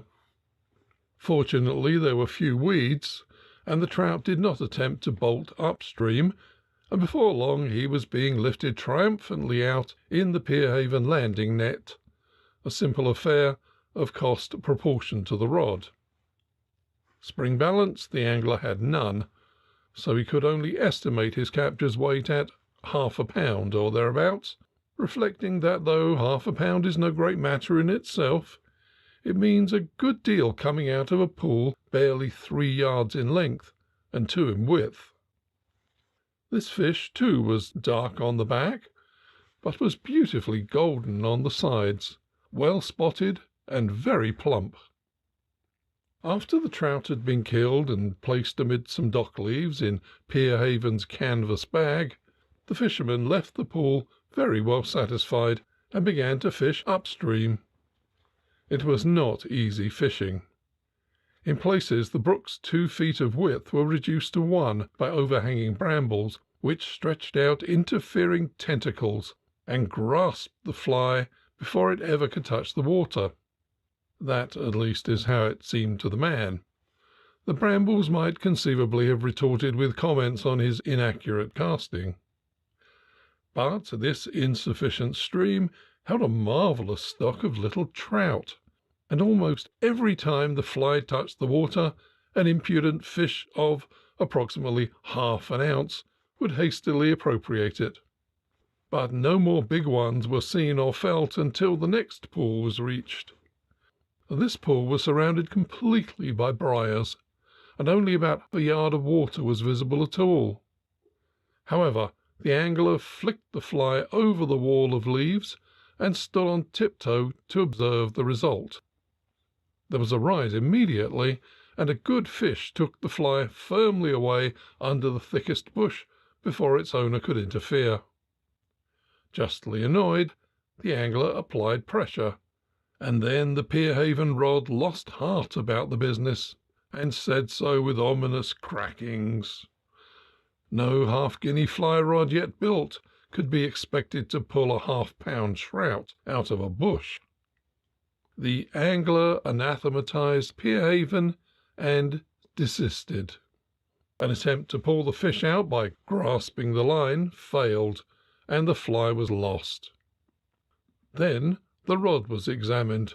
Fortunately, it had not snapped off clean, and had only begun to split in the middle of the second joint, and after being bound for a few inches with a piece of fine string, it seemed fairly sound. It was soon tested again. Close above the scene of the accident was another little pool, below a miniature stickle. The water was clearer, as there was more life in it, and it ran deep under the angler's own bank. There was no cover here, so he knelt down away from the water and cast the new March brown upstream close to the edge, trusting to his hand to tell him of a rise, which it did almost at once, as another half-pounder impetuously hooked himself. He was handled with great tenderness, for the rod was obviously not to be trusted, and it was quite a long time before he joined his brother in the canvas bag. Join him he did, however, and the rod was still whole, as, marvellous to relate, it remained during the whole of the fortnight that its purchaser stayed in Pebbleville, and in spite of being used on this part of the brook or another daily, and in spite of subsequently being much harder worked. On this, its first day, the brace recorded completed the bag, for no more big ones rose, although the midgets were insatiable. But as the angler grew better acquainted with the peculiarities of the stream, his catches improved, until one evening he returned proudly home with 5 brace of fish, of which the smallest was half a pound, and the largest not far off a pound. A truly remarkable basket for so microscopic a stream. Pebbleville-on-Sea stands in a niche by itself in the gallery of happy memories, and the great literary undertaking has not yet been inaugurated. End of Chapter 8. Chapter 9. The Festival of the Green Drake. To the angler who is modest in his desires, the mayfly must ever be somewhat of a fearful joy. There is something uncanny about finding the trout in a well-fished stream, commonly epicurean of taste and cautious of habit, converted in the twinkling of an eye into omnivorous maniacs. And it is small wonder that the insect whose advent causes this remarkable change has sometimes been the object of invective as well as panegyric, for there are many men who prefer a season of moderate, perhaps slight, sport to the crowded hour of glorious life which makes all after hours so dull and spiritless. I am by no means sure that they are not right. The passing of the mayfly from such a river as the Test is not an unalloyed misfortune. When small fly is plentiful enough to satisfy both angler and fish, a stream is sufficiently blessed, and artificial excitements are not required. But there is one aspect of the drake in which his value can hardly be overestimated. Many trout streams in their lower reaches hold a quantity of coarse fish whose influence on the trout is to make them large and few, and, for evil associations corrupt good manners, to render them indifferent to surface food. These waters, in consequence, become quite useless for legitimate fly fishing, except during the brief carnival of the mayfly. Then and then only has the angler a chance, for no trout, however large or addicted to minnows, can refrain from joining in the prevalent enthusiasm. And so you shall find a fish of 5 pounds feeding as eagerly as any troutling. Ay, and catch him too if luck is with you, and then your happiness should be complete. Is not a great fish like that, taken fairly with the fly, worth a basket filled never so full with pounders? And are there not on the records of most streams inscribed the tales of trout taken with a mayfly of 5, 6, and even more, incredibly more, pounds? I know one small stream where on the same evening a fisherman caught a brace of trout weighing 7 1/4 and 9 1/2 pounds respectively. To this day I cannot think of that brace without awe. Nor, since the tale was told to me, can I bring myself to fish for pounders with the mayfly, even though it prove, as it too often does, that I have dropped the substance to grasp the shadow. I do not regret the choice. The substance could not at most have exceeded 3 pounds.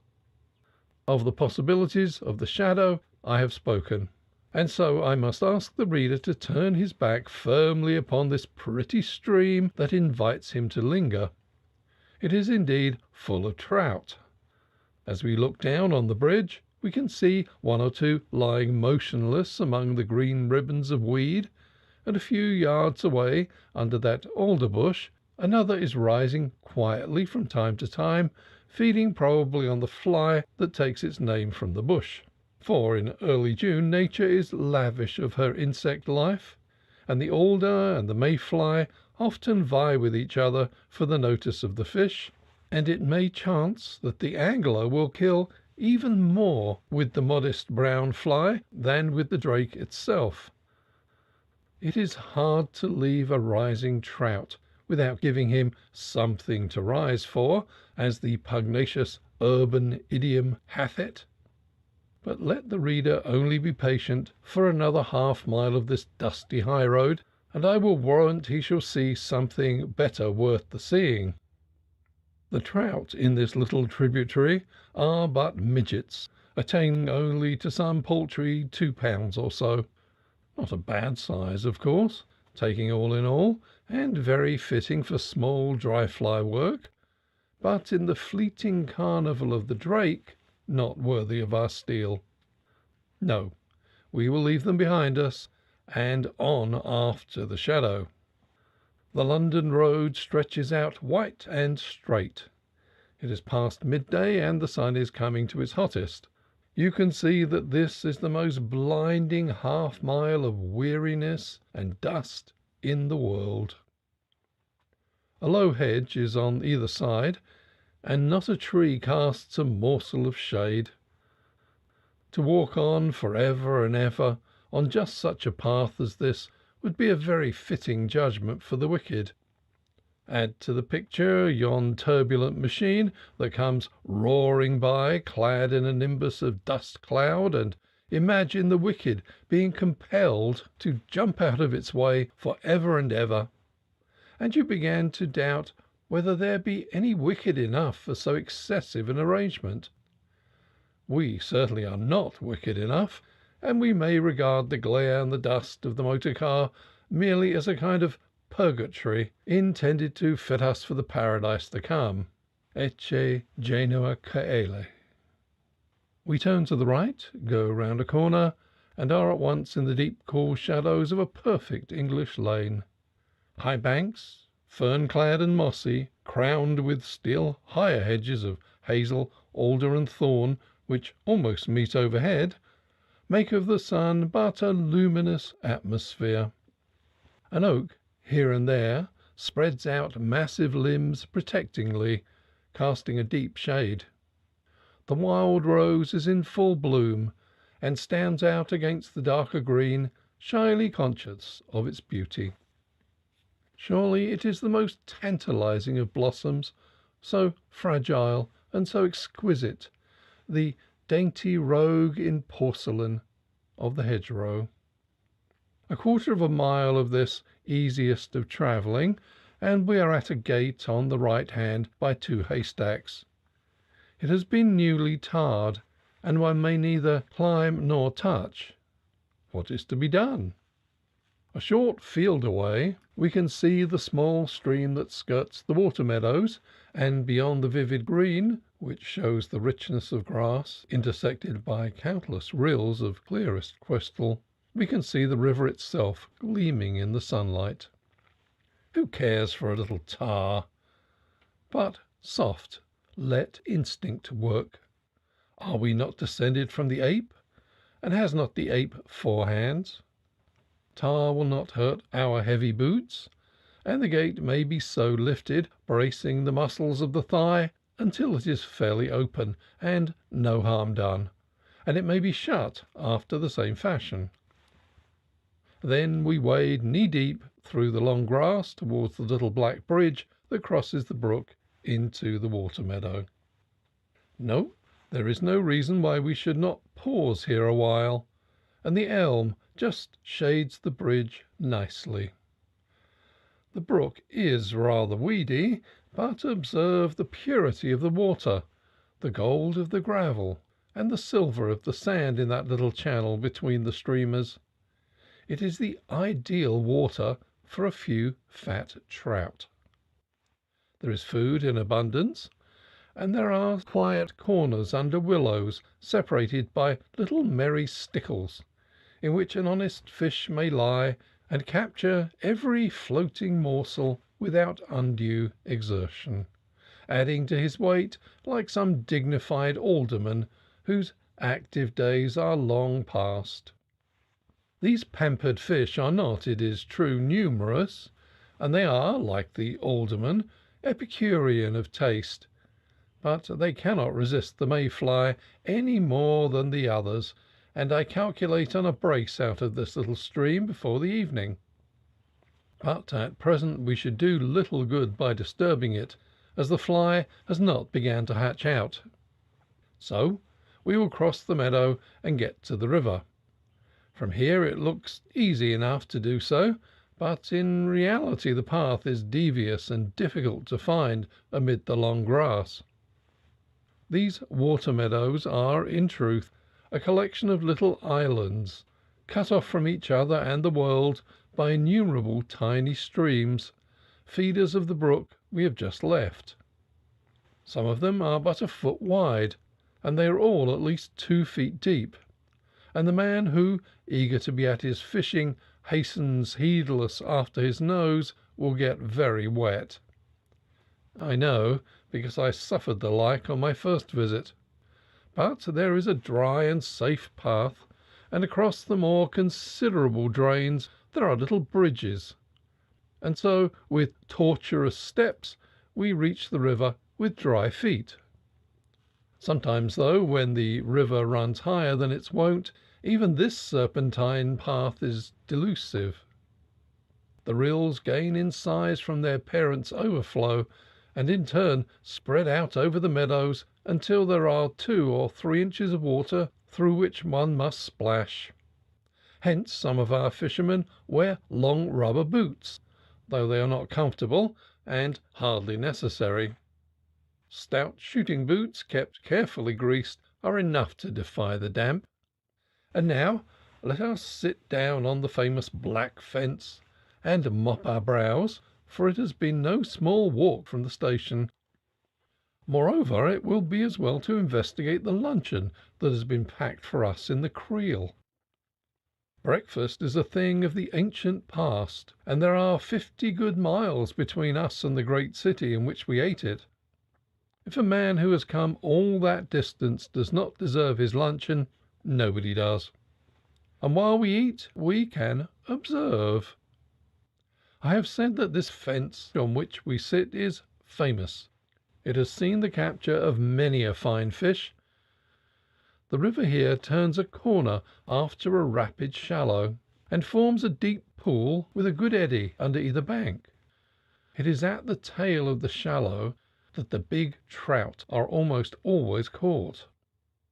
In the pool itself there are generally some heavy pike in the winter, fish of from 12 pounds upwards, to say nothing of enormous chud and barbel, for this tributary of the Thames is undutiful enough to surpass its parent in the general size and quality of its fish. It is probably the most prolific water in England.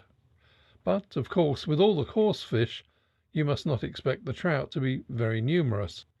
If we get one at all, I shall be satisfied. Just as we have made an end of eating and are filling our pipes, we see the first fly. There he sails downstream, drifting at first with motionless wings upright. Now he begins to flutter, and we watch curiously to see if he will escape to the ampler air or become food for fishes. It is the unexpected that happens, and a swallow skims over the surface and picks him daintily off, just as a belated dace dashes at him from below. The swallows, in truth, probably devour more flies than do the fish. 2 or 3 more flies struggle up to the surface at intervals. One of them is taken by a fish under the opposite bank, probably a dace, for it rose with much fuss and splash. It is time to put up the rod. We use no cobweb and gossamer tackle here. We have to be able to throw a long line, and must be ready for big fish. And so the split cane rod is a powerful weapon. The reel line is heavy, and the cast tapers only to the finest undrawn, as the catalogues have it, to the uninitiated rather mysteriously perhaps. Drawn gut is gut which has been passed through steel plates, filed down as it were, until it has lost its original stoutness. It can be made extremely fine by the process, but naturally it loses most of its strength.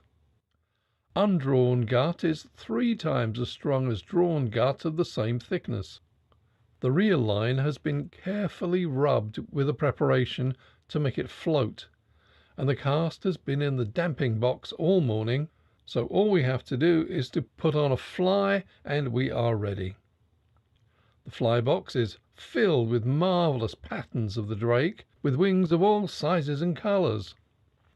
The collection has accumulated for years, and we do not really need more than about 4 varieties, and of the 4, this one with the rather small grey wings and brown body with gold twist is my favourite. If I cannot succeed with this, I sometimes put on that little buttercup yellow. It is not in the least like any drake that has ever left the mud, but the trout sometimes take it well. Then there is the spent gnat, a curious lopsided thing that floats with its wings flat on the water. I usually put that on in the evening when the fish are feeding quietly close under the banks on the myriad of dead flies that come floating down. The 4th pattern is the straddle bug, really, I believe, supposed to be an imitation of the sub-imago as it is in the act of emerging from its case. In effect, it makes a very good hackle mayfly, and is at times killing. Now we are ready, and we must keep our eyes wide and seriously open for a rising fish. What is that right opposite? A long shadow lying close under the clay bank in a little bay. It is a fish, sure enough, but at this distance of nearly 20 yards I cannot determine its kind. Yes, see, it has just lifted up a lazy head and taken some small fly. It is a long cast, but easily within the reach of this rod, so the line sweeps backwards and forwards until the length is judged to have been obtained. A very happy chance makes the grey wings alight on the bank a couple of feet above the fish. The slightest of hints from the wrist coaxes the fly onto the water, and it floats down exactly as one could wish. As one could wish, too, it is taken, and another hint from the elbow this time, for it is ill striking from the wrist with a split cane rod, as what the learned call its resiliency, makes it a case of 1 step forward and 2 back, and so it pays better simply to tighten on the fish. Drives the hook home, and the rod bends in answer to a rush for the deep water. But whatever it be that we have hooked, it is certainly not a trout. There is no dash about the contest, and after a very short resistance a dead weight allows itself to be drawn towards us. As I thought, it is only a chub, and not a very large one.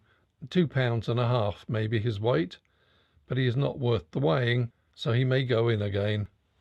Had it been a month later, he would not have submitted so tamely, but now he is hardly recovered from the spawning season. The coming 10 days will make a new fish of him, and when he is heartened up with good cheer, he will be worth fishing for, or anyhow his heavier brethren will. You see that row of piles sticking out of the river under our own bank? It is round them that you will find the biggest chub.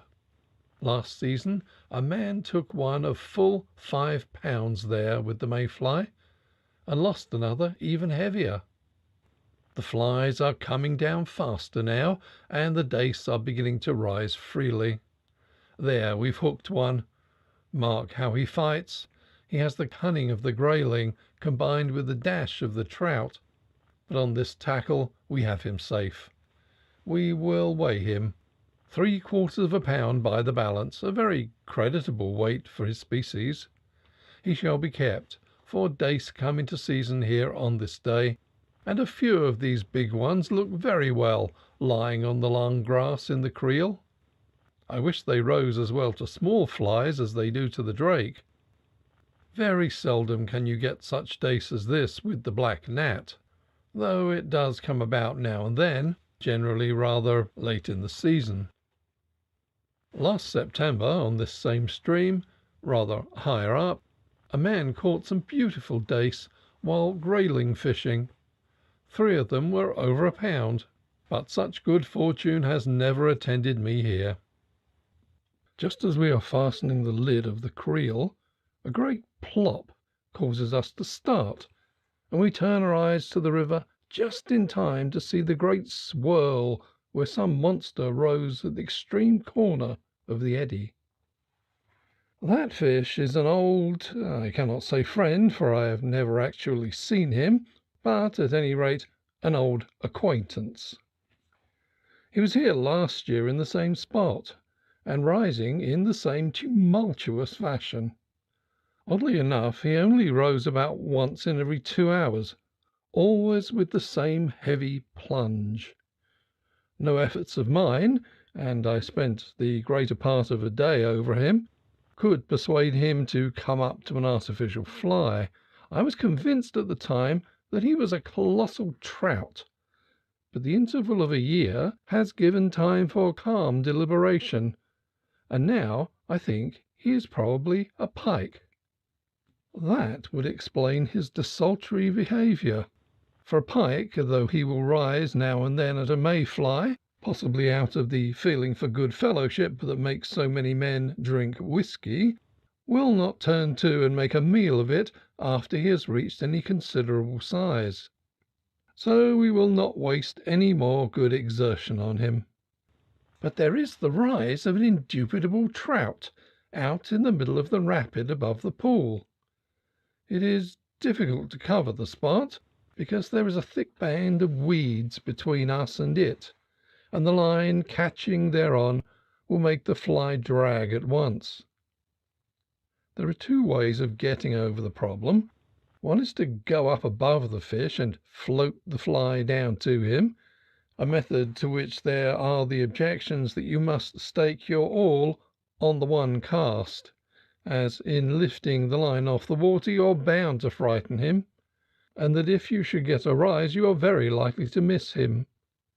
The other method is to make what I may call a false cast from below. That is to say, you get out considerably more line than you require to reach the spot, and check it in its outward flight, so that some yards fall in clumsy coils outside the weeds. It is not pretty to see, but it at least allows the fly to float down for a yard or 2 unchecked, and you can repeat the cast several times. The first effort sends the fly rather too far, and it is a good yard on the wrong side of the trout. In calm water the gut floating over his head would most certainly put him down, but in this swift glide perhaps it will not affect him. No, it is all right. He has just risen again. Now the fly has fallen just where it should, about a foot above him, and as it reaches him he comes at it with a splash. But he has not taken it. He was suspicious, and merely tried to drown it. This is a common trick of these large trout. Probably they are animated by the zeal of the witch-finder. If your witch swims, she is a very monstrous black witch. If she sinks, she is no witch, it is true, but none the more is she any wife for Caesar, now that suspicion has rested on her. And so it is, no doubt, with the fish and the mayfly. We shall not tempt him again for a while, so let us stroll downstream, picking up a dace or 2 and looking for another trout. It is not yet really time for them, with this afternoon sun still so fierce. When it has dropped a little, say after 6 o'clock, we will go to work seriously. At the next fence there is a row of willows which spread a cool belt of shade right across the meadow from the river to the brook which we first crossed, and under the willows runs one of the main ditches that connect the 2. This ditch gives in miniature the whole history of its parent river. At our feet it is but the tiniest rill, a foot wide and an inch or two deep, babbling softly over its miniature bed of gravel. A few yards lower, another rill, even smaller, joins it joyously, adding its atom of importance. Another and yet another flow in, swelling the original rill and increasing its responsibilities until it measures a full yard from bank to bank. Then we find another stream of equal volume joining strength, sweeping in with all the dignity that one full-grown river displays when it merges its identity with another, eddying round its bank and marking the conflict of two currents with a little whirlpool. Henceforth our ditch is to be taken respectfully. It flows with the strong, even glide of the chalk stream, and is spanned with two plank bridges. It is not wholly that I might point out these facts that we have followed the ditch, or wholly that we might enjoy the shade. The mayfly is here too, and I doubt not a good trout or so with him. Yes, there, under the third willow from which we are standing, is a rise, a feeding fish, sure enough. There were but 3 mayflies near him, and he has taken them all. Now we will endeavour to take him. We can safely advance fairly close, as he lies under our own bank, and kneeling in the shade of the tree above him, we peep cautiously round the willow trunk. Another determined rise shows us exactly where he is, not 6 yards away. With an underhand cast the fly is made to drop on to the water a little above him, and he comes at it nobly. In a second he is dashing away downstream, and the angler is holding on like grim death. We cannot follow because of the trees, and we must test the efficiency of trustworthy tackle and passive resistance. 20 yards below is one of the plank bridges, and if he gets to that, he is a free trout, for there are piles under it. But no, he is turned just in time, and now we can compel him slowly to come back. The greatest danger is over, and, though he is by no means beaten, he will never reach the bridge now. And so, after a minute and a half of sudden leaping and short rushes, he is at last in the net, a pleasant and substantial weight for the willing hand. 2 pounds is what the balance makes of him, and we are pleased, for we had scarcely thought him so much. He does credit to the ditch, and excellently supports the theory that in a country where trout are at all, no piece of running water should be despised, for the fish loves a small stream and grows fat in it. When the mayfly is out on these water meadows, you may find a trout feeding in the tiniest rill, almost on the grass, in fact, and no small fry, mind you, but just such another as this is. Our capture has disturbed the ditch too much at this point, so we will go on down to the bridge that so nearly was our undoing.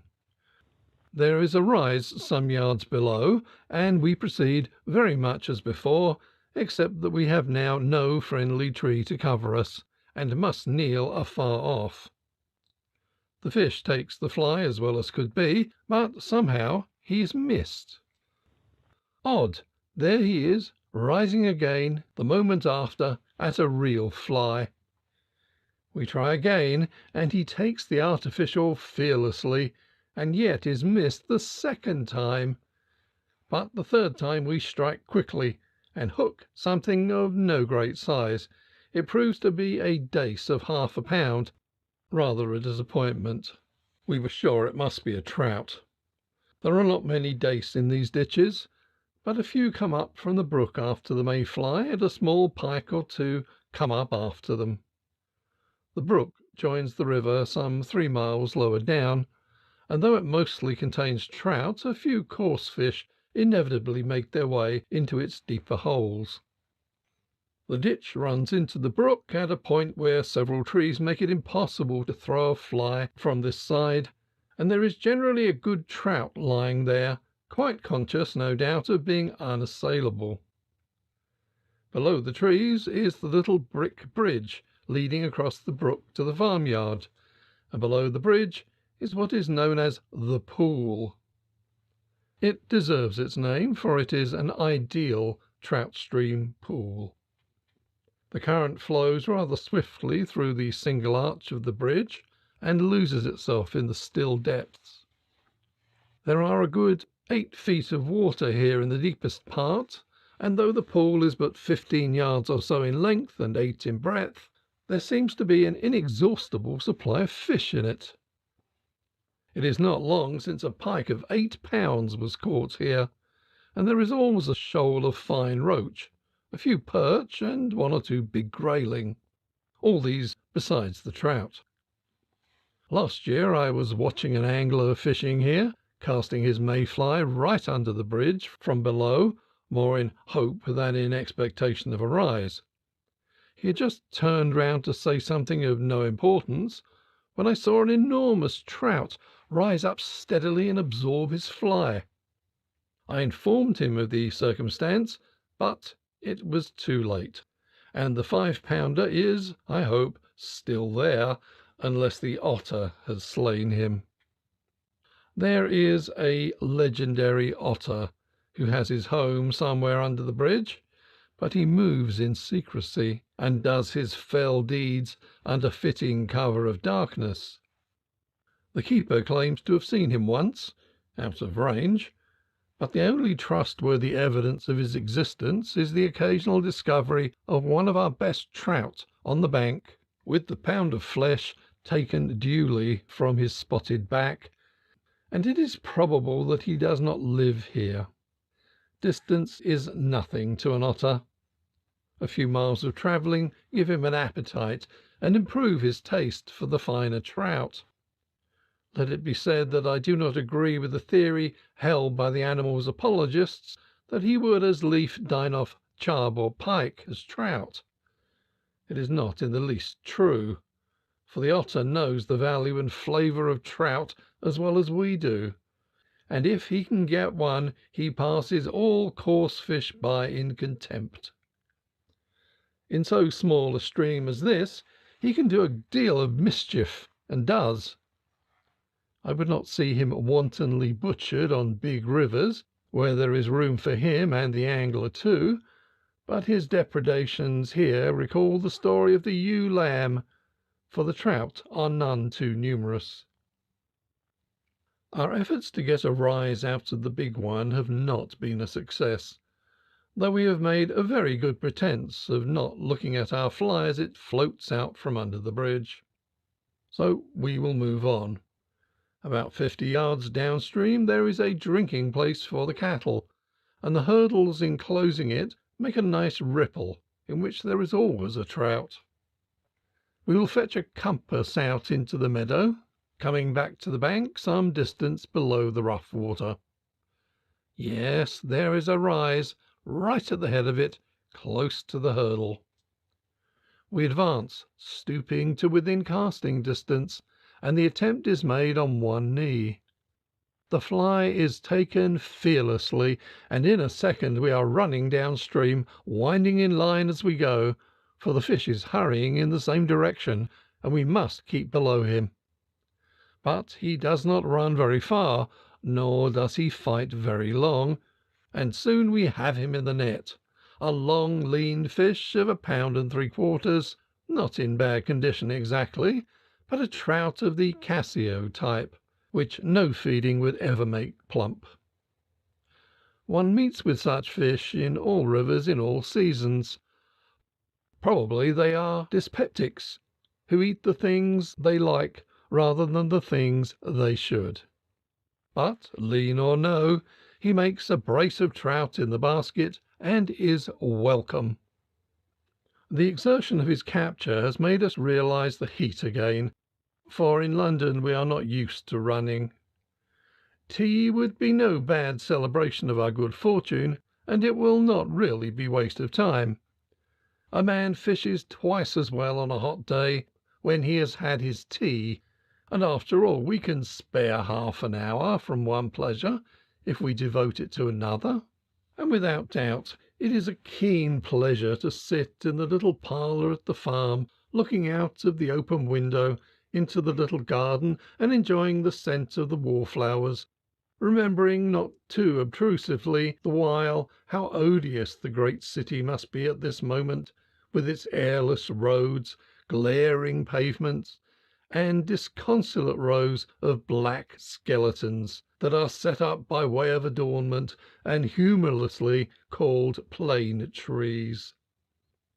And the hot tea is itself a blessed thing, the best of the homeopathic cures, and far more cooling in the long run than ice. And so let us return to the river refreshed and strengthened. Now you can see what a mayfly rise really means. The insect is floating downstream, literally in thousands. He is fluttering over it. He is dancing up and down the bank. He is clinging to every twig and blade of grass. He has settled, several of him, on our hats, and one is on the middle joint of the rod. The whole riverside is an astonishing carnival of life. The swallows are flying low in short circles and eating their fill. I always think the fly is wasted on them, for it does not make them grow very fat and heavy like trout. And the water itself is simply boiling with fish of all shapes and sizes. And there is so much fly that close under the bank the surface of the water is covered with spent gnats, which float down unregarded and uneaten. And now our difficulty is to persuade a fish to rise at the artificial fly when the real insect is at each cast to be seen within a few inches of it. However, we get one or two good dace and return a brace of chub within a few yards of each other, though we cannot persuade a trout to rise. We will now work upstream again with the black fence as our objective, for there, if anywhere, we shall meet with that monster of our desires. All the way along the meadow between us and it, heavy fish are rising, chub for the most part, with a trout or two under the opposite bank. But at our fly they will not look, though we cast it never so cunningly. Why should they, when the deception must be so patent? The real insect floats down on its wings close together like one wing or the mainsail of a cutter, while the clumsy artificial spreads its wings apart. I believe there is a theory that the artificial is intended to represent the real fly at the moment when it begins to flutter, which is, it is said, the moment when the fish seizes it. But so far as my observation has gone, it seems to me that a trout rises when he sees the fly, flutter or no flutter. One season I had some flies tied with a single upright wing, but they would not float. The straddle bug, however, sometimes answers this purpose, and is always worth a trial. And now we are at the fence again. The low western sun is right in our faces here, but our hats have broad brims which save us from being dazzled into inaction. Now we can see a trout almost in the same spot where we caught the first chub. He is within 2 inches of the surface, just raising his head lazily from time to time and taking a fly as it floats over him. But he won't raise his head for hours, though we try several patterns, including a large wickham, a fly which sometimes succeeds with mayflies all around it, and a full half hour is vainly spent in tempting him. Evidently he is not for us, and we must try another. In the shallow ripple under our own bank, some 20 yards above us, there is a quiet rise, which is probably due to a trout, for in the evening they leave the deep water for the shallow feeding grounds. This ripple has a character of its own. It is within the belt of weeds, and is formed by a little mound of gravel just below a drain that leaves the river on the right. The fly alights on the water just opposite the drain, hesitates for a moment at the parting of the streams, and then, yielding to the main current, hurries down on the dancing wavelets. But not far, for a fish rises just where the gravel begins to shelve towards the deeper water. There is no mistake about it this time, and almost before we can realize that we have hooked a fish, he has bolted downstream, and we are clambering over the fence.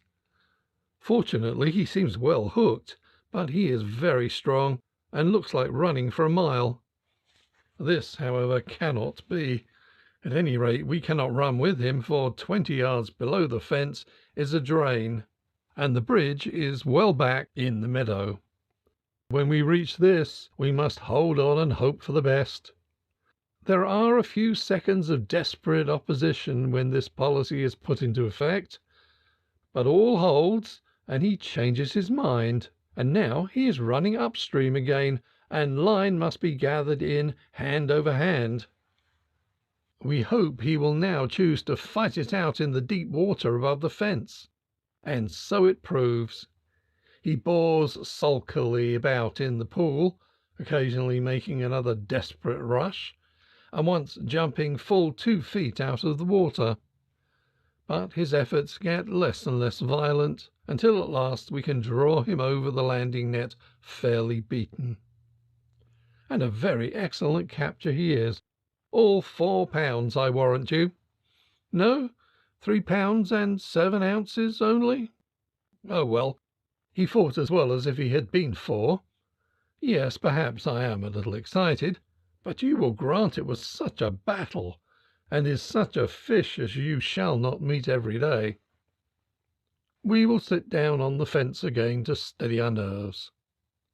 The most seasoned hand trembles a little after catching a big trout, and the stoutest heart must flutter in the moment of triumph.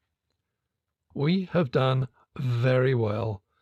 3 nice trout and 7 fine dace are a good enough basket for any respectable person, and we shall envy no man's sport this day, unless, of course, he happens to have caught a trout weighing more than 3 pounds 7 ounces. Now our pipes are lighted, if you come with me, I will show you a thing. We must go to the top of the meadow to yon clump of willows. Here you see a floodgate through which a narrow stream flows out of the river into the meadows, making music in the deepening twilight. We cross over the gate and follow the little stream for a few yards until it divides, one branch continuing on its course, the other turning sharp to the left and running through an underground channel into a little round pool, hardly more than 2 yards in diameter and 18 inches deep. Hence the stream flows softly under the hedge until it joins the brook we have visited already. Tiny as this pool is, I know there is a large trout in it. It was thought better to await the dark before attacking him, for the water is crystal clear and there is no cover.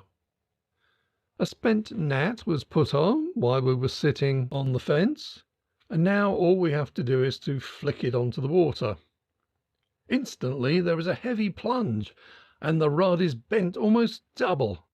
I have him. No, by heaven, he has us. He has bolted straight down the little stream and is safe under some roots, and we are a fly the poorer. Ah, well, it is useless to repine. Perhaps 2 3-pounders in a day would have been greater fortune than we deserve. And so let us go and seek our country supper, with appetites sharpened by success, and after lay our heads on country pillows, with fair hopes for the morrow. End of chapter 9. Chapter 10. 3 Wild Days in Wessex. It was hard to understand at the time why, at the natural and innocent inquiry as to his favourite bait, the local authority should suddenly shut up like some sensitive plant.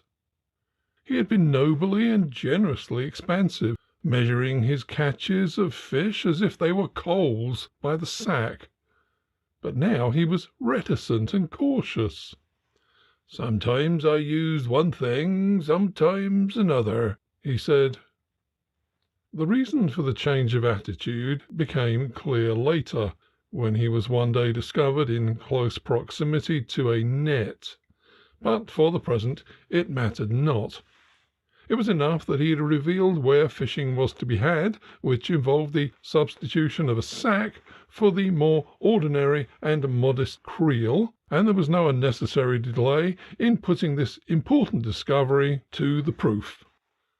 A sack, 2 sacks, for there were 2 anglers, were put into the waggonette with the tackle and lunch, and the river was reached before 10 a.m. had struck by the church clock on the hill.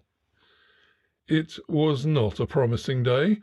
Summer, after 2 months of hopeless severity, appeared to be endeavouring to surpass itself, and leaden masses of cloud swept across the sky at the bidding of a rushing, mighty wind.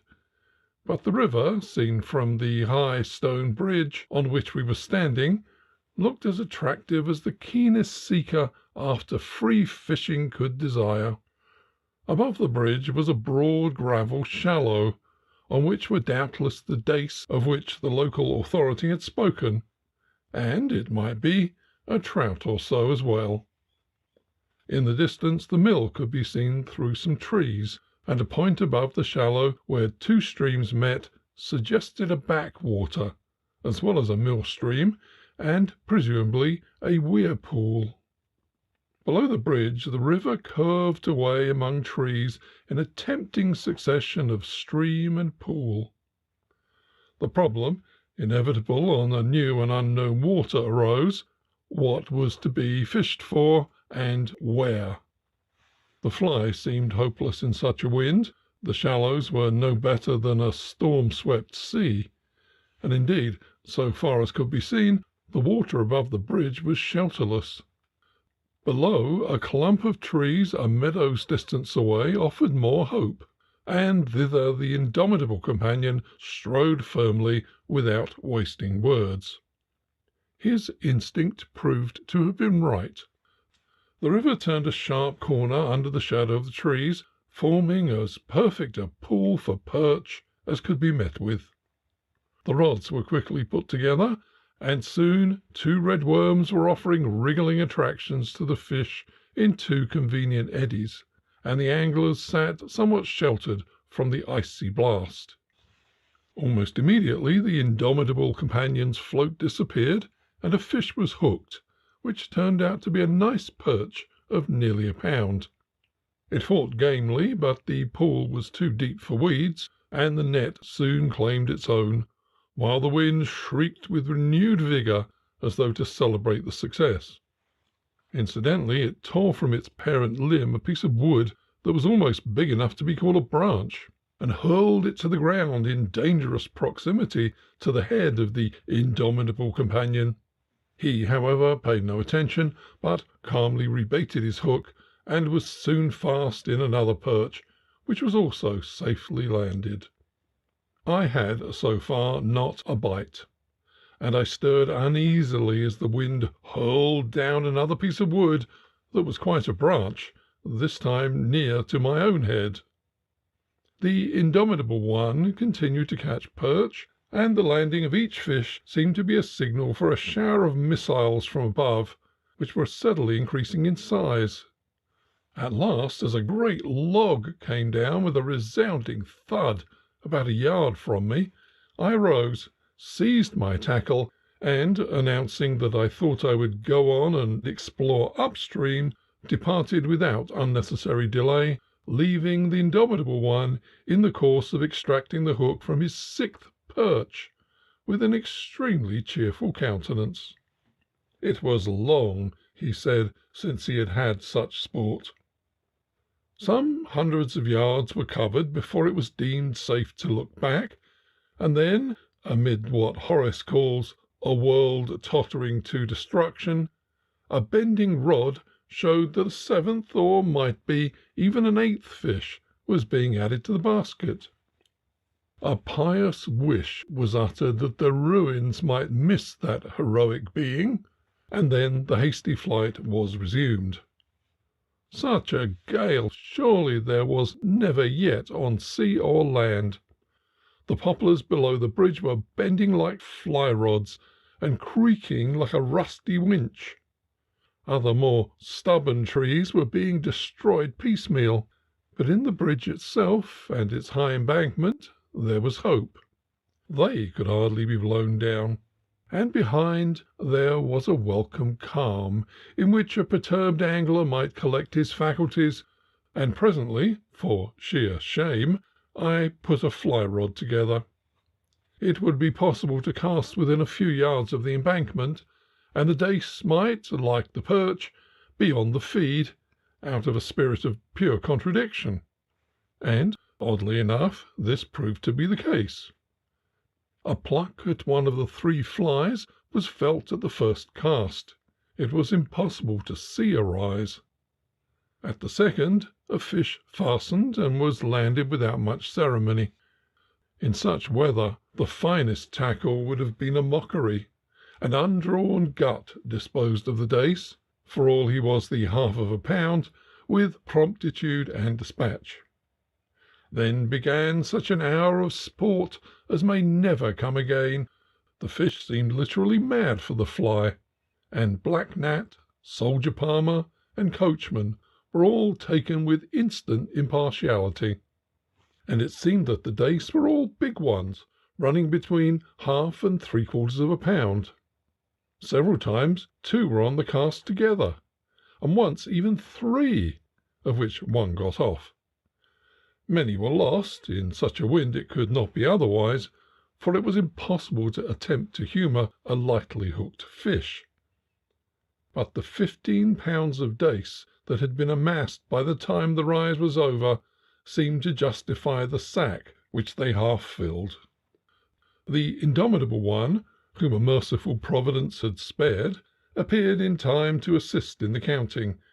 He had, he complained, been prevented from making a phenomenal bag of perch by the trivial circumstance of a tree being blown down into the very pool which he was fishing. As it was, he had only caught 11. With 3 roach of a pound each, and the tree having disturbed the river somewhat, he had also set out to explore.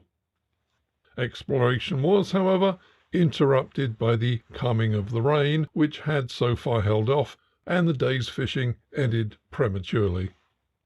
Nevertheless, as we went homewards, we agreed that the local authority was a very estimable person, and that we were singularly fortunate in having stumbled upon a piece of free fishing which even the English climate could not render bad. When the weather improved, we assured each other, we should do something remarkable in the history of angling. All that was necessary was a little patience until the gales should have blown themselves out.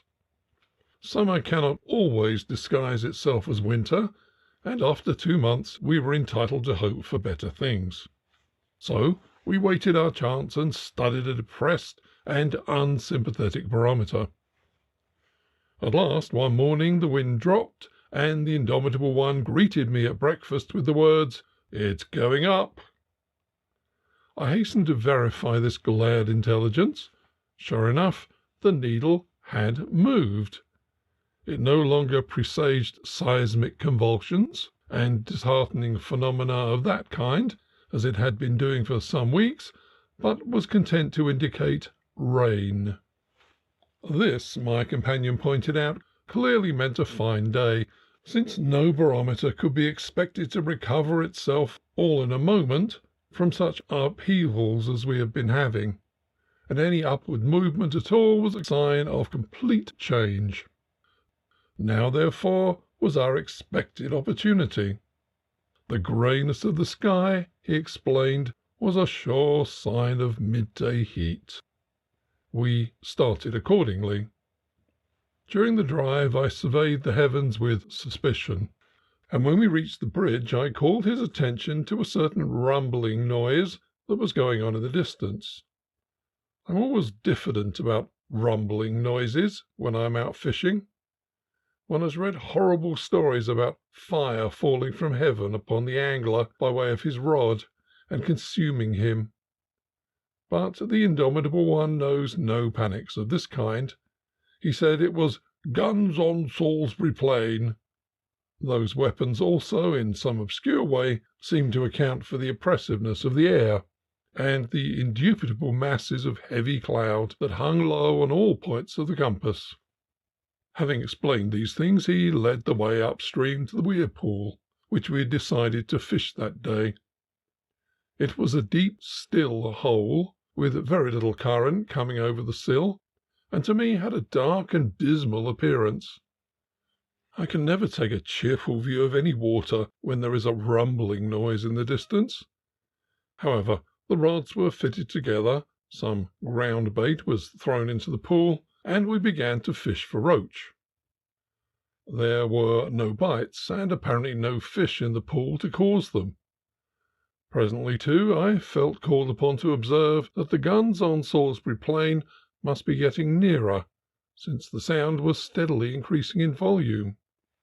The indomitable one suggested that a breeze was getting up and was assisting the noise to travel. But there was no breeze, and, so far as I could see, no excuse for his equanimity. Before long I was compelled to ask ironically if he thought there were guns all round us, because the rumbling was now plainly coming from several directions at once, and to the meanest intelligence was obvious and alarming thunder. He admitted rather regretfully that there did seem to be thunder about, and after an awe-inspiring clap, remarked that there must be a good storm somewhere. When it broke, the fish would wake up. He had long been curious to find out whether fish really did feed well in a thunderstorm. With this, he threw in another handful of ground bait. I, however, had risen when the last peal began. My interest in the scientific effect of electricity was languid. I said, "There are 3 good storms, and in about 3 minutes they will be here. I don't believe the most perverted fish would bite in 3 thunderstorms, and I shan't wait to see." The indomitable one laughed, and I fled, taking refuge in the sitting-room of a little farm hard by the mill. We neither of us know to this day whether fish will bite in 3 thunderstorms better than in 1 or none, because even the indomitable one was compelled to retreat before the torrential downpour that began in a few minutes and lasted until after 5. The mill formed a convenient centre for 3 separate storms, each one more violent than the other, and we spent an unprofitable day looking out of the window and watching the lightning as it played about and destroyed the surrounding country. When the rain did stop eventually, the river was the colour of pea soup, and roach fishing being out of the question, we went home disconsolate. After this, the barometer needle went back to its prognostication of earthquakes, and the indomitable one refused to fish any more. It was not that his heart quailed before our English summer, but that it was filled with righteous indignation. A refusal to fish seemed to him the only way in which he could mark his disapproval of the weather. I acknowledged that he was right, but still I badly wanted to try the stream again, for I was certain that its possibilities were untold. So one morning I bethought me of the old adage, which promises sunshine before 11 if it has been raining before 7. It was raining nicely at 6:30, and a brisk wind got up about 9. There was just a chance when I started that this would dissipate the clouds and give the sun its opportunity. I took a fly rod and set out in my waders and a short mackintosh coat, determined to give the dace on the shallow another trial. The water was reached at about 10:30, just when the clearing up ought to have begun, if there was any truth in adages, which there is not. As a matter of fact, the rain chose that time to begin in real earnest and continued vigorously for the rest of the day. I endured many things, including sodden sandwiches for lunch, and persevered in spite of them all, but the fish did not seem to appreciate my efforts. It may be that Wessex dace demand more violent weather than was vouchsafed to them that day. The wind, it is true, was creditable, and the rain did its best, but there was no mad rise such as there had been before. The fish came short, and it was not until I retired to the shelter of the bridge and added to each fly on the cast a tiny tail of white kid that I could manage to catch any at all. With that extraneous aid, 3 dozen nice little fish, averaging perhaps 3 ounces, were creeled. The big ones seemed to have vanished, and there was not a half-pounder in the whole catch. I proved, however, to my complete dissatisfaction, that Mackintosh does not make a man weatherproof. Between a short wading coat and the back of one's waders there is a small, unprotected gap. The rain finds it out immediately, and one is more miserable than if one were wet all over. There was only one bright spot among those grey, damp hours. About 6 in the evening, a March brown, that had been put on as a tail fly for a change, rose a fish, which at once leapt into the air and unmistakably proclaimed his quality and species. He ran out line in a grand fashion, and it was some minutes before he could be coaxed down to the net. A trout of well over 1.5 pounds, which in shape and condition was perfection itself. His capture formed a curious conclusion to a curious experience of weather and fishing. End of chapter 10. Chapter 11. Lady Maud's Walk, an essay in inconsequence. I am full of problems. Last Sunday afternoon there were most certainly 8 of them in that wooden box under the yew hedge, and now there are but 2, and yet no human hand has touched bowl or jack in the interval. 6 days have passed since then, and with each day, or anyhow for each, has disappeared one round plaything. It is just so restful and sufficient an inquiry as is suited to the afternoon of a Sunday in July and to Lady Maud's Walk. Let me smoke a cigarette while I think it out.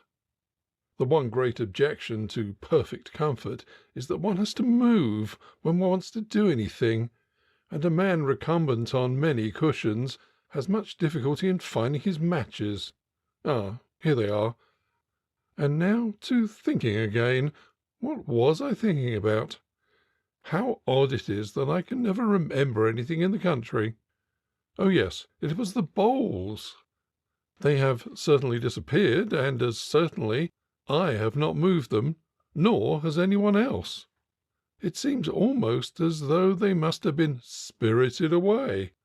Can Lady Maud have taken them? And if so, what can she have wanted with them? It must be 5 centuries since her fair brow was wrinkled over the problem, still unresolved by her sex, as to what bias is and how you obtain the benefit of it. I don't know either, but then I am a dweller in cities, and cannot be expected to know about rural pastimes. If I lived permanently in the neighbourhood of a bowling green, I think I would try to find out. I dare say I am perpetrating a historical crime in mentioning Lady Maud and bowls in the same breath. Were they invented in her day? How helpless a creature is man without his books! But they must have been, for what is it the King of Hungary says when he is devising schemes for his daughter's amusement? 100 knights, truly told, shall play with bowls in alleys cold. But it does not follow that Lady Maud knows a bowl when she sees it. she may not have had actual experience of one. Perhaps, poor unquiet lady, she took them to be skulls, relics of the rude forefathers of the hamlet. A natural mistake enough for a lady long dead and probably unlearned in anatomy, and if it were not Sunday, I would almost say permissible, when I consider the descendants of the rude forefathers and the seeming texture of their heads. If that was her thought, it was but becoming in her to grieve over their unburied state, and to carry them over to the churchyard without the garden, there to repose decently in some hollow tomb. Truly, comfort is a great stimulus to unprejudiced thought. I am able to look at a question from all sides to-day, and, on further consideration, I see that I am doing Lady Maud a great injustice in impugning to her ignorance of skulls. No doubt she saw plenty of them. She lived in the good old times when skeletons and even horrid corpses, dabbled in gore, were to be met at every turn. Horrors and yet more horrors made up the life of man. One wonders that he had the spirit even to invent bowls. In any case, I think I may exonerate Lady Maud. For 5 centuries she has been too full of her own sorrows to think of trivialities, be they bowls or skulls. How difficult it is to get at the truth of things! This is not meant to be a wise reflection. One cannot be very wise on a hot afternoon in July, but in some sort to excuse myself to myself for not having made sure of Lady Maud and her legend. A little research would probably have revealed to me the whole story, with names, reasons, and dates. Some relation was she to John of Gaunt, daughter possibly, or it may have been daughter-in-law, but I do not greatly care. Historical accuracy is for pale people in the British Museum, not for me on the grass with my mind full of bowls.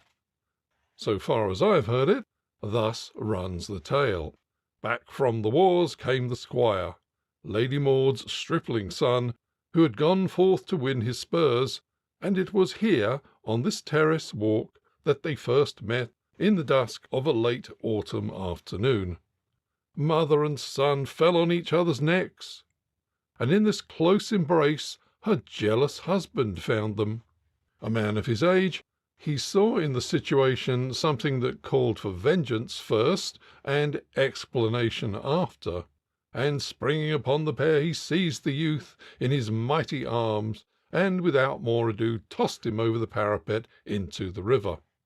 This done, I suppose he questioned Lady Maud as to the identity of the man drowning below, or it may be that he heard his son's last cry and recognized the voice. In all events, horror-struck by what he had done, he rushed from the terrace, sprang upon his horse, and rode madly out into the night. And as he rode, his horse cast a shoe, which now hangs on the church door in confirmation of the tale. Should further proof be needed, the sceptic has only to repair to the terrace at midnight, and if he is properly constituted, he can see Lady Maud herself pacing to and fro, or wringing her hands. I am not sure that I tell the legend aright. Some say it was Lady Maud herself who was hurled over the wall, and that her angry lord had some justification, inasmuch as the gallant was not even distantly related to her. But it does not matter which story is the true one. The important thing is that the lady still walks, and that, I am told, is indubitable. It is not given to everybody to see ghosts. I was recently here at midnight myself, and saw nothing, though I am not altogether surprised, for it was not in the hope of seeing her that I came, and indeed, if I had expected to see her, I might not have come. There is a huge agile worm, known to anglers as the lobworm, who takes his walks abroad only under the stars. Him must you pursue with guile and a bedroom candlestick to light your path. On a shining night, when the dew lies thick, you shall see him spread at ease, inches long, on the smooth lawn. He has both head and tail, and, while his head wanders abroad, for safety's sake he always keeps the tip of his tail in his hole, so that when he is alarmed he can retreat backward quicker than thought can fly.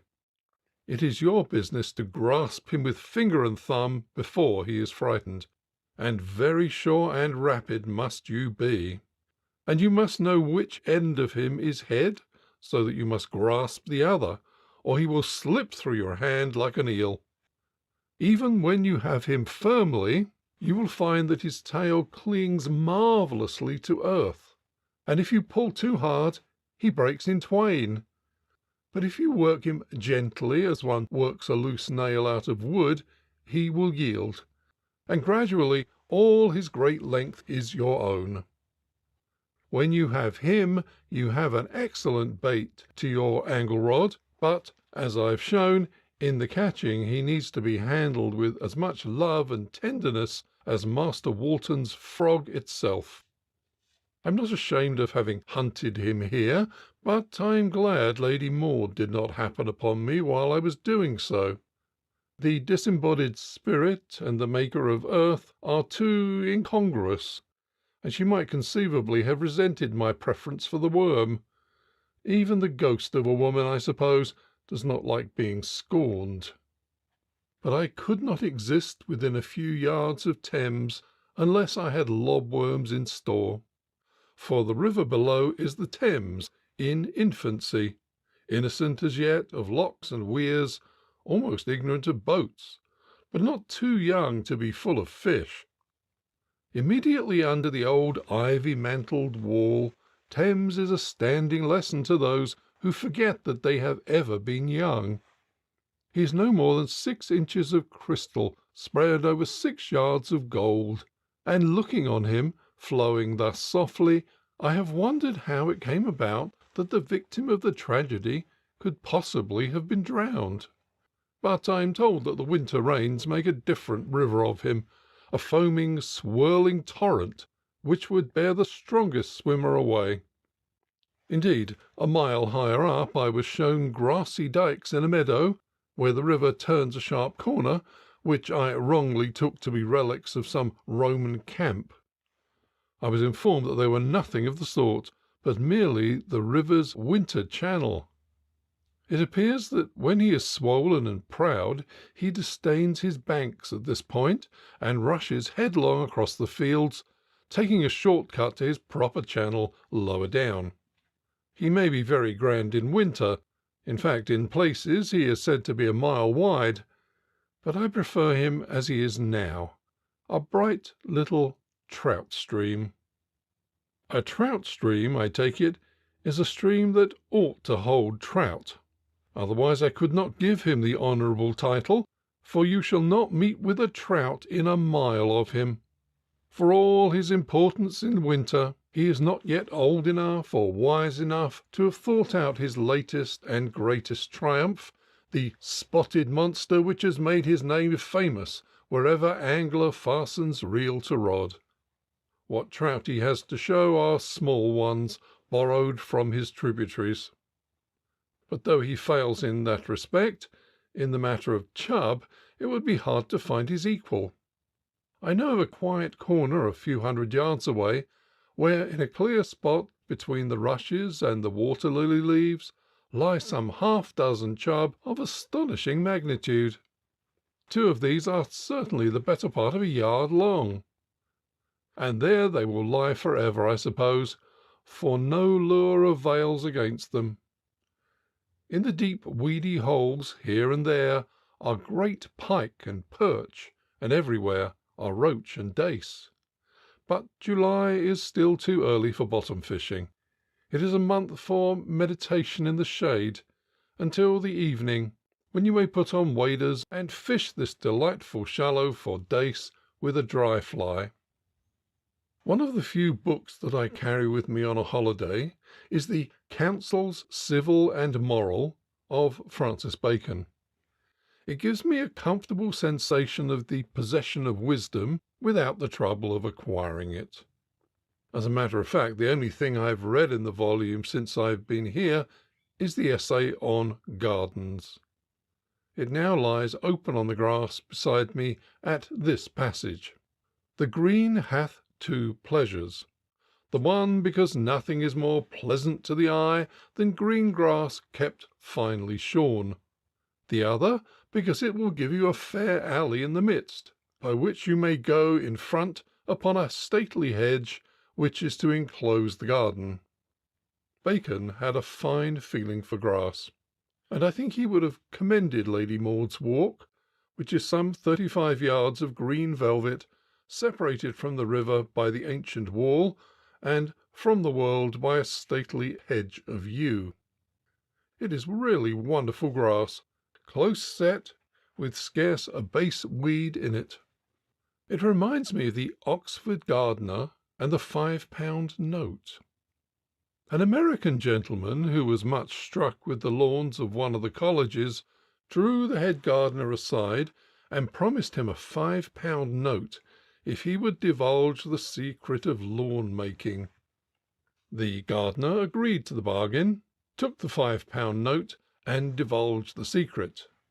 "Well, sir, it's principally rolling and mowing. You roll the lawn and you mow the lawn, and when it's very dry you water it of an evening.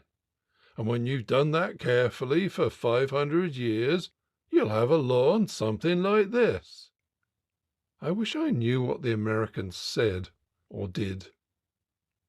There are two places where the wall has lost a few stones, and is thus low enough for a man to lean on his elbows and look over into the river 20 feet below, or across the stream to the great grass meadow opposite.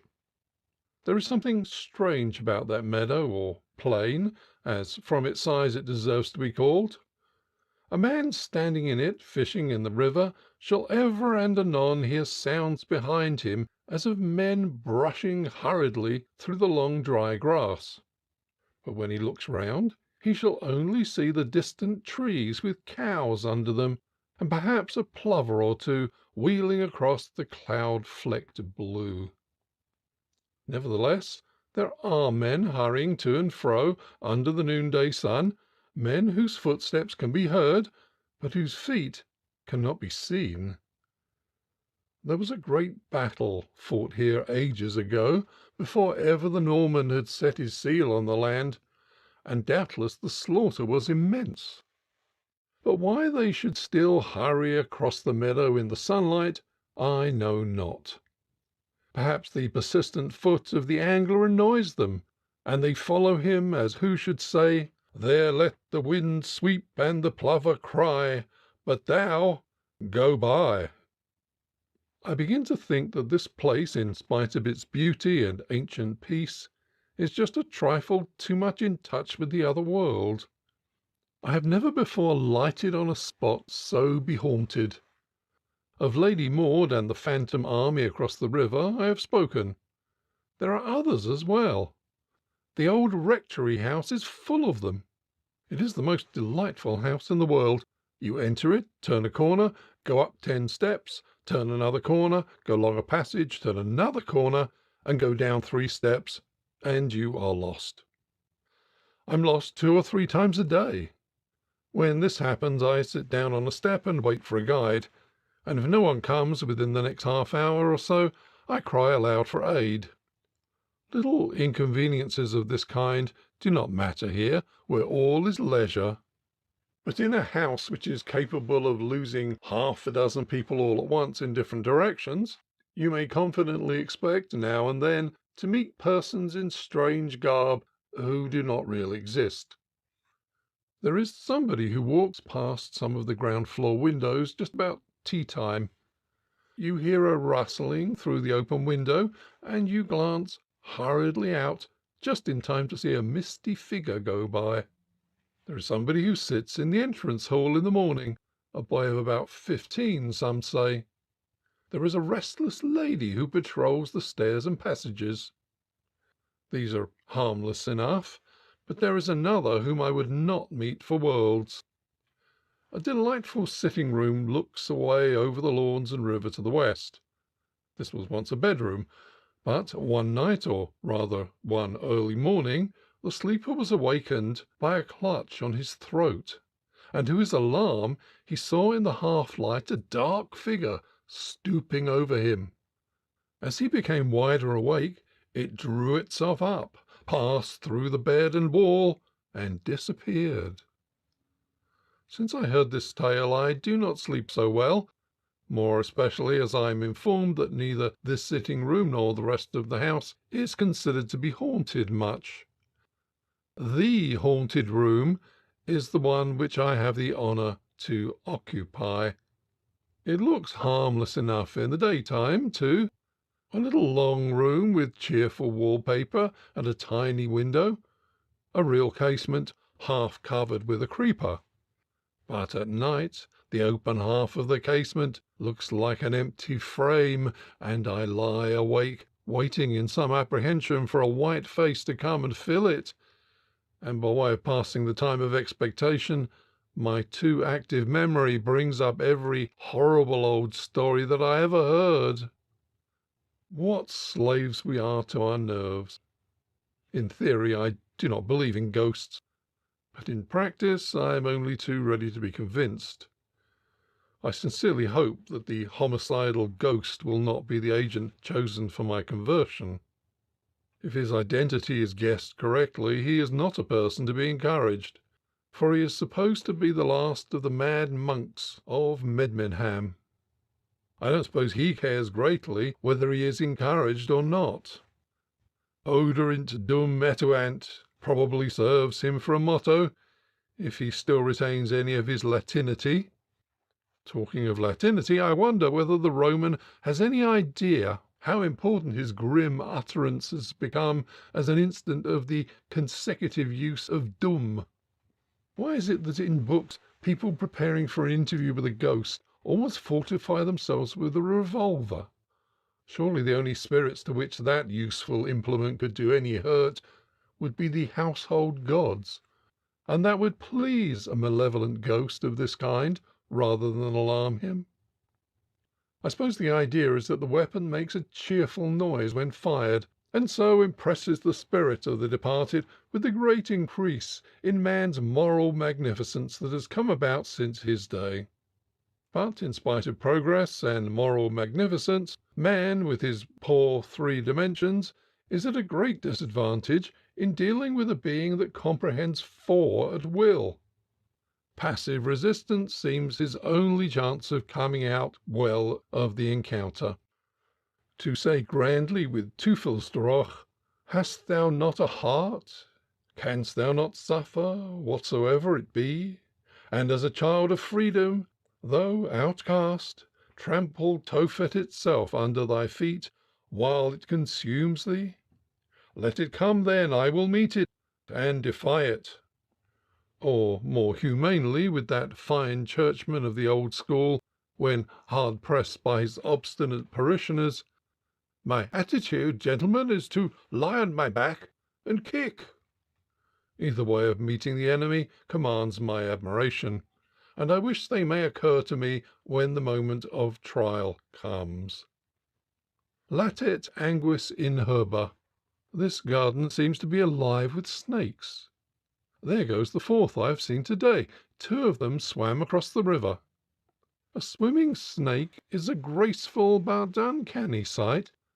He goes through the water like a corkscrew, with his horrid head upraised, as though seeking whom he may devour. Fortunately, these are only grass snakes, but as a cautious Londoner, I suspect that there are adders about too.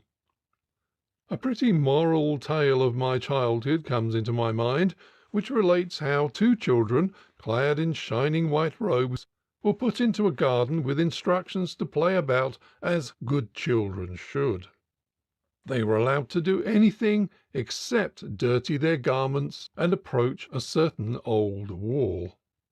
Naturally, the bad child not only dirtied his robe hopelessly, but also went and climbed about the wall, whereupon it was bitten by an adder. How it all ended I do not remember, but this is just such a wall, and I see in myself a certain likeness to that bad child. It is much too hot to climb the wall, but I am reposing in its shadow, while in the distance I can hear the good child singing a hymn. In the hot weather the Sunday school is held in the rectory garden, close to the old sundial, and the opening hymn sounds very pleasant and soothing from afar. A whimsical idea of an open-air cure for English music comes across me. Distance and the summer breezes have a most refining effect on the raw effort, but I fear it would not achieve its object. After all, it is not English music that is at fault, but that glorious and barbaric power, the British public, which insists on having what it wants, even if it has to pay for it. They that pay the piper must call the tune, and if the tune they call is a poor one, it is not the piper's fault. He has to live, poor man, in spite of the Voltaires, his critics.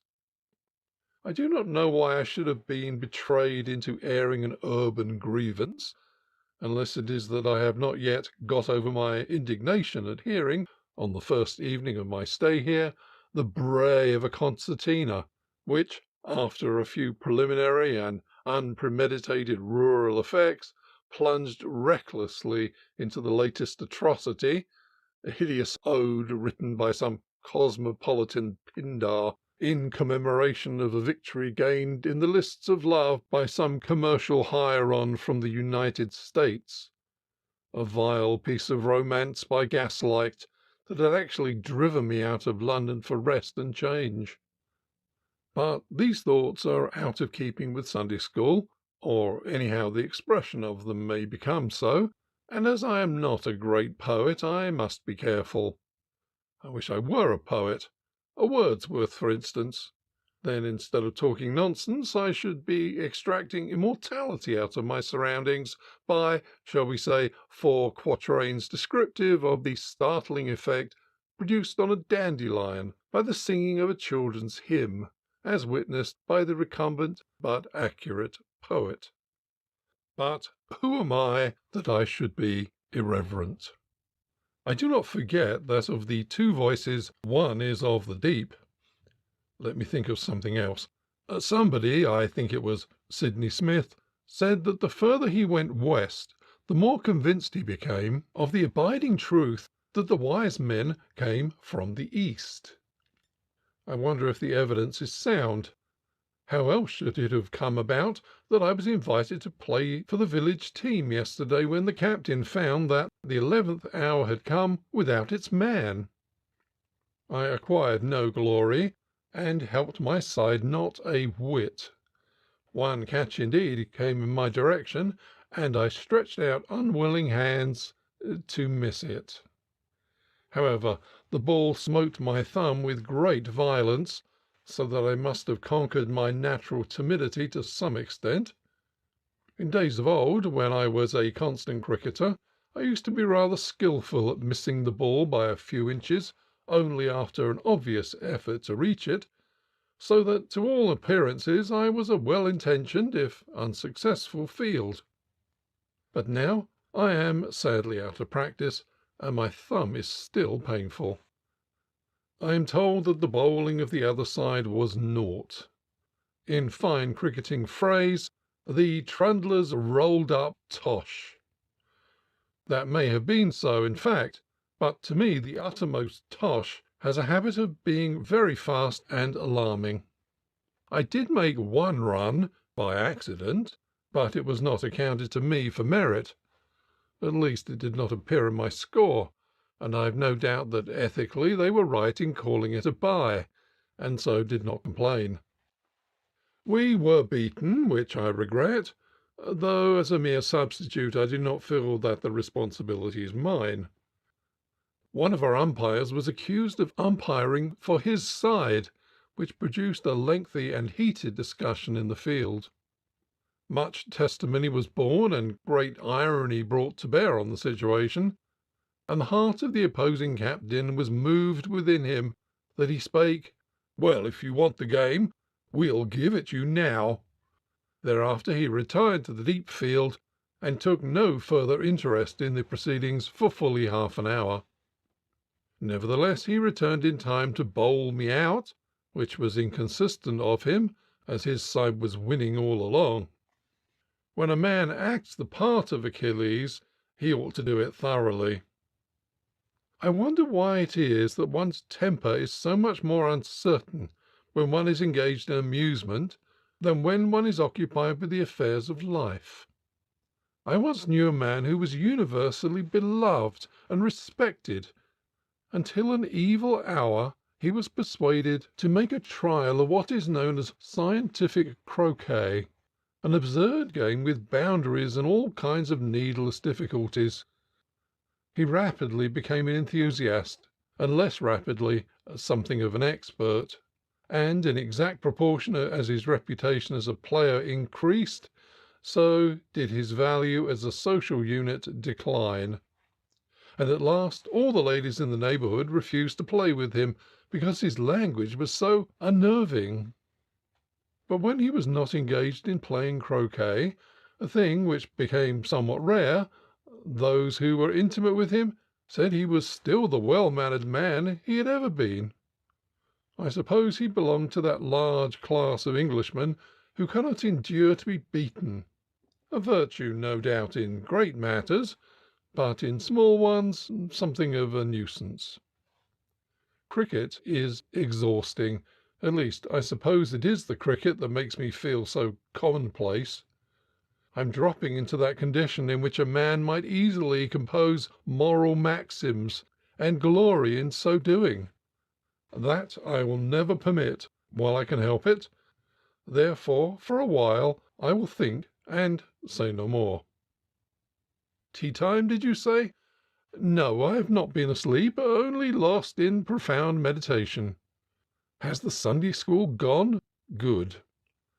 What? You have found 3 of the bowls on the tennis lawn, and they have been gnawed? All right, I'm coming. Well, I was right in exonerating Lady Maud, but I wonder I didn't think of the dogs. And now for my well-earned tea. End of chapter 11. Chapter 12. The Mystery of a Thames Salmon. Amaryllis, said William with studied carelessness, is thinking of taking up fishing. I did not encourage him, merely saying, "Oh," in as non-committal a tone as I could manage. He went on rather dubiously, "She wants to catch salmon because they make such good presents."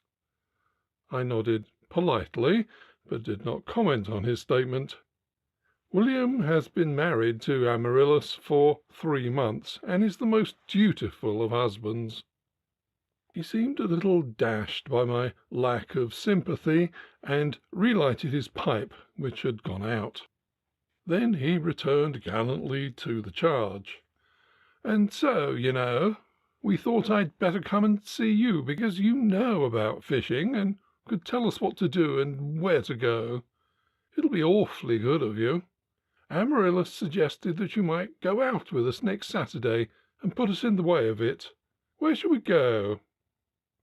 Having got thoroughly into his subject, William acquired confidence, and his concluding question took, I thought, a good deal for granted.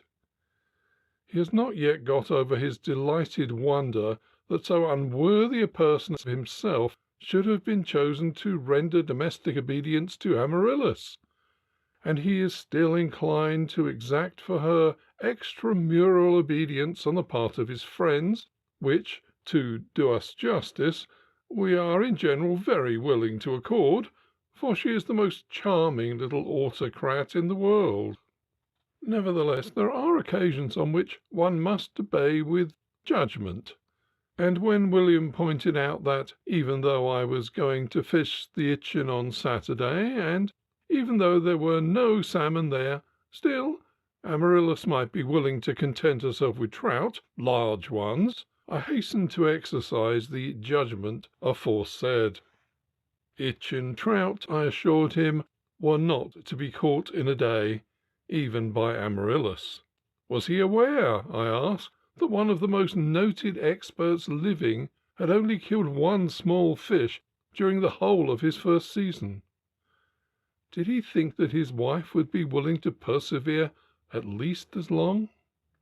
I put the case somewhat strongly, because I had a vision of Keeper Jobson's face when he should come upon the wedded pair seated side by side and dangling lobworms in a hatch-hole.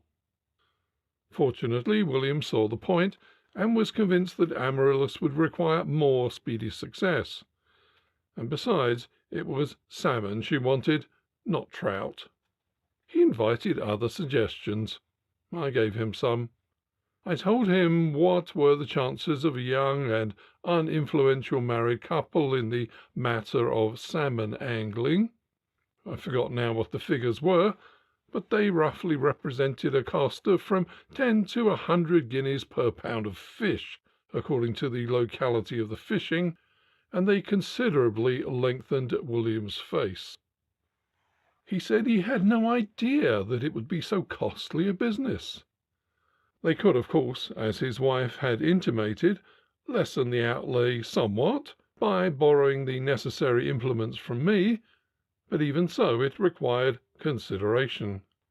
He would go home and talk it over with Amaryllis in the light of the information that I had so kindly given him. He went, and for some days I heard no more of the matter, which seemed just as well. It would be absurd if these two young people were really to add the angling fever to the other woes of married life. Then came a note to me from Amaryllis. "Please come to tea," it ran. "We have found out where we can catch salmon for nothing." She underlined the word. "And I want to show you how wrong you were." One rather likes to be shown how wrong one was by Amaryllis, so I went and found her triumphant. "There," she said, giving me a little slip of newspaper as I took my teacup. "What do you think of that? Willie said that what you didn't know about fishing wasn't worth knowing. Is that worth knowing, please?" Amaryllis's eyelashes curl upwards at the end and can look very mischievous. But it was not my fault if William had misrepresented me as an oracle on the subject of my particular hobby.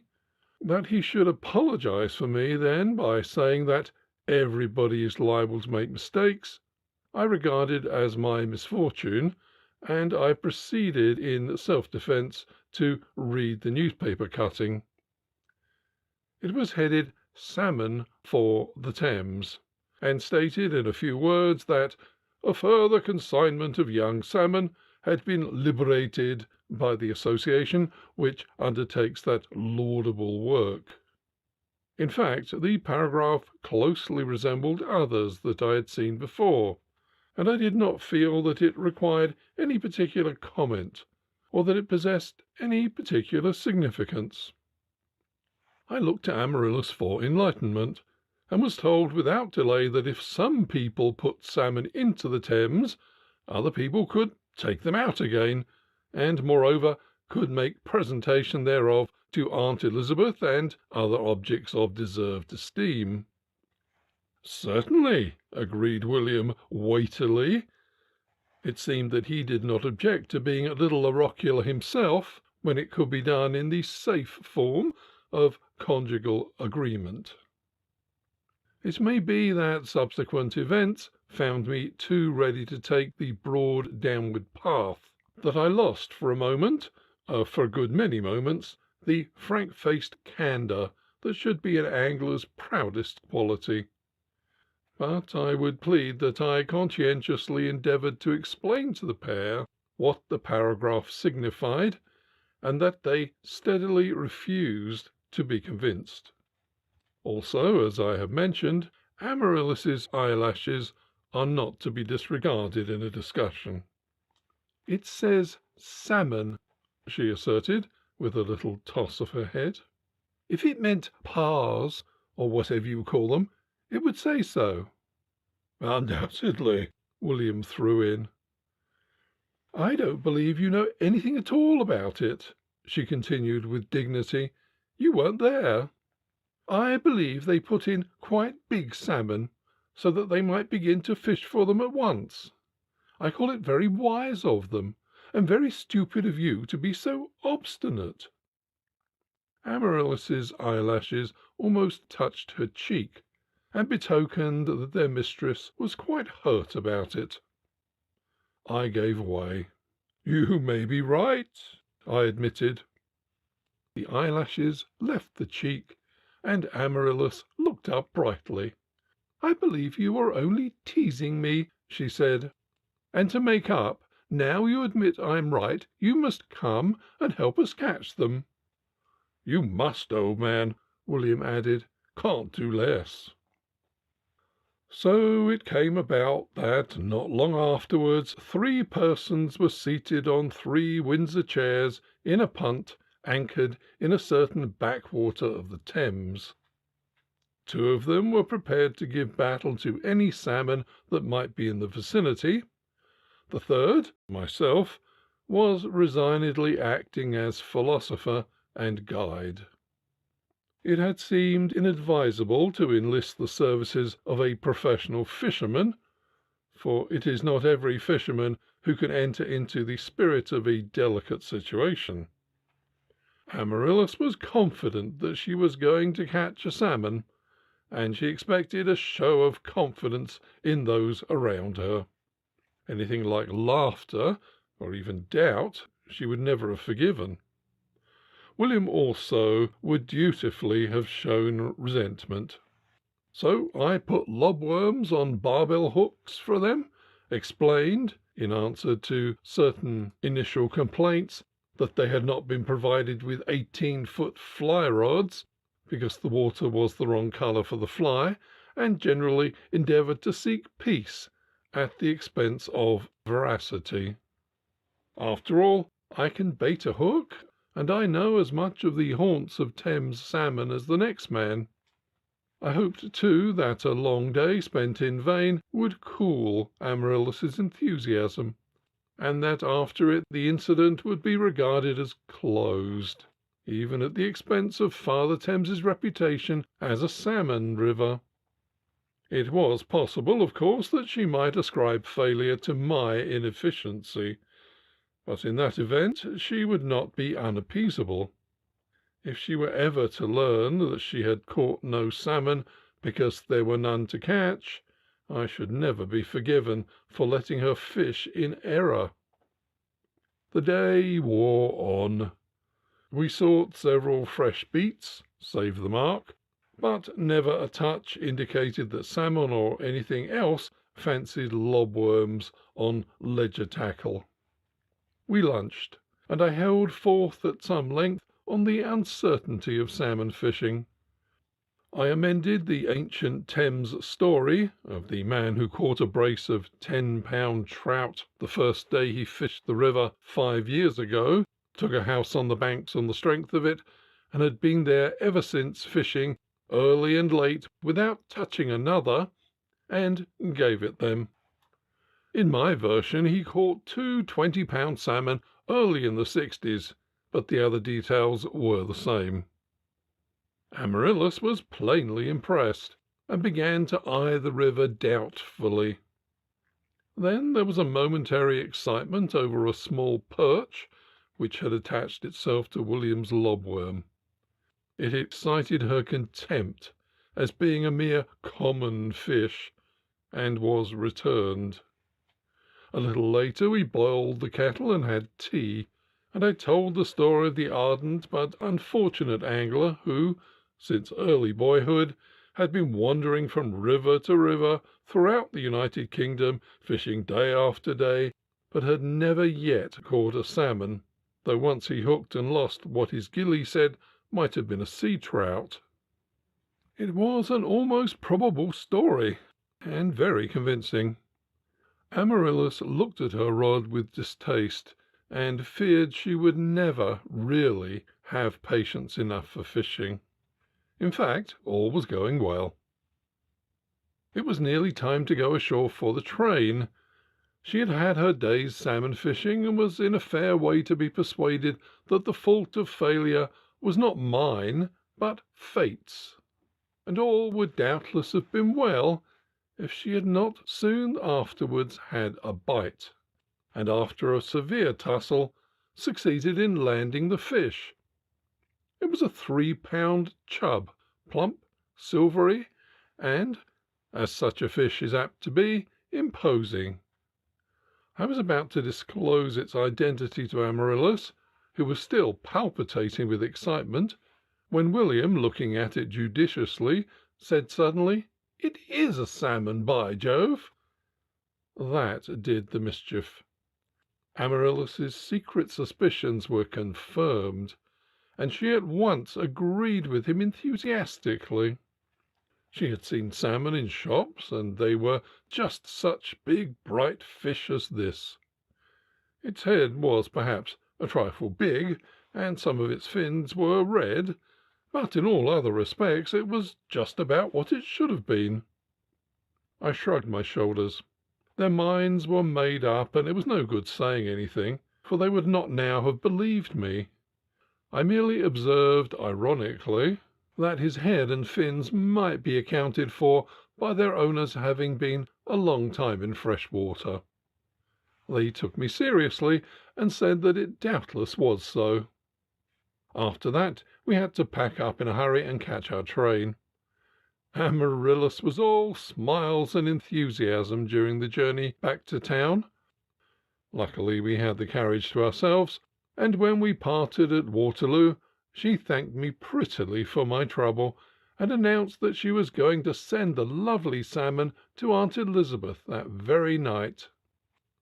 I went home wondering what the recipient would think of the gift when it came to table, and hoping that I, at least, might not hear of the matter again. I did not for some days, but about a week afterwards it was recalled to my memory rather violently by one in authority, who met me and waved the journal at me. "Have you seen this?" he asked. I had not seen that, and was promptly shown. The journal was the Hourly Alarm, and in it was an article entitled "Salmon Returned to the Thames, Lady's Remarkable Capture," with many subheadings, such as "Netted after the 9th leap." The article gave a grotesque but recognizable version of Amaryllis's exploit, and after a paragraph of superlatives wandered into a remarkable life history of the King of Fish, stating how it always works up rivers to feed and down them to spawn, and attributing the return of salmon to the Thames to a food supply increased by the winter floods. "This is important," said the one in authority. "Not the gas, of course, but the fact." I gasped, and begged him not to take too much on trust, but somehow I could not tell him why I was so warm about it. He seemed surprised, but thanked me. But he had, he said, the best of reasons for believing that the fish was a real grilsey. He had ascertained the lady's name and address. William must have been talking in the city, and he proposed to call upon her without delay. With that we parted. Events have moved rapidly since then. I met the one in authority yesterday morning, and he was a very angry man. "It had a big head and red fins," he explained shortly. "It is disgraceful that these rumours should be published as facts in this way." The lady, he explained, had been herself misled, and apparently by some experienced angler who was with her. The name of that angler he intended to ascertain, and his tone implied dire consequences to the person in question. The one in authority does not like having his time wasted over trifles. When I got home I found a note from Amaryllis saying that doubts had been cast on the authenticity of her fish, and commanding me instantly to write letters to all the papers giving my word as an angler that it was a salmon. Even Aunt Elizabeth was doubtful about it. Lastly, this morning, I find a paragraph in the Hourly Alarm headed "Thames Salmon Cruel Hoax on a Lady," and filled with caustic observations about a certain gentleman who is responsible for the whole mistake, and who is, in plain words, invited to explain his conduct. So I am just throwing a few clothes into a portmanteau, and am leaving town for an indefinite period. Letters will not be forwarded. End of chapter 12. Chapter 13. The Midland Brook. One knows quite well what a brook is, but I am rather puzzled as to how to define it. In scientific language, I suppose, it would be classed as a feeder or a tributary, but neither of these definitions can be regarded as satisfactory. The first is too utilitarian, and the second is too suggestive of Caesar and other forms of exact knowledge. Nor do we find it more happily placed in the popular idiom. A brook is not a river, nor is it a ditch. The one name is inexact, the other insulting. A brook is... But I am still puzzled, and must go to the task more subtly.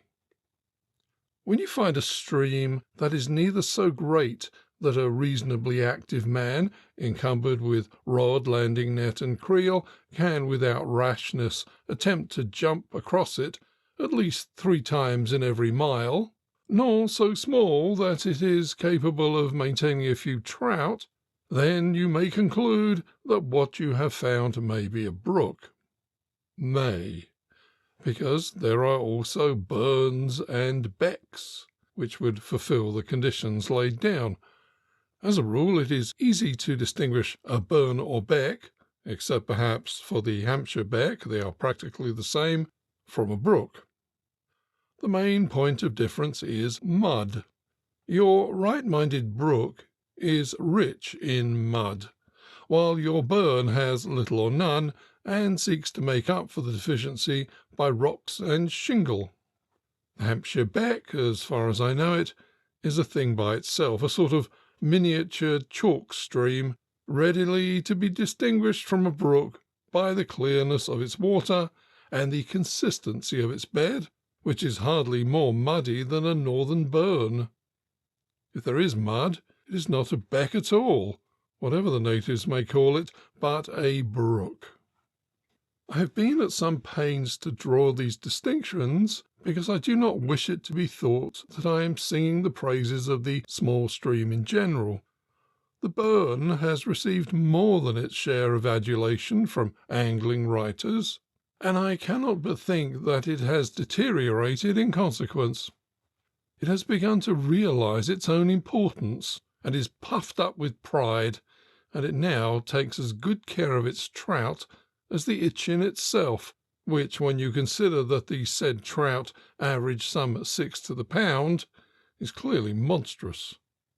There may perhaps be yet a burn or two in those very remote parts of the kingdom to which the invention of printing has hardly penetrated, which are still unspoiled by education.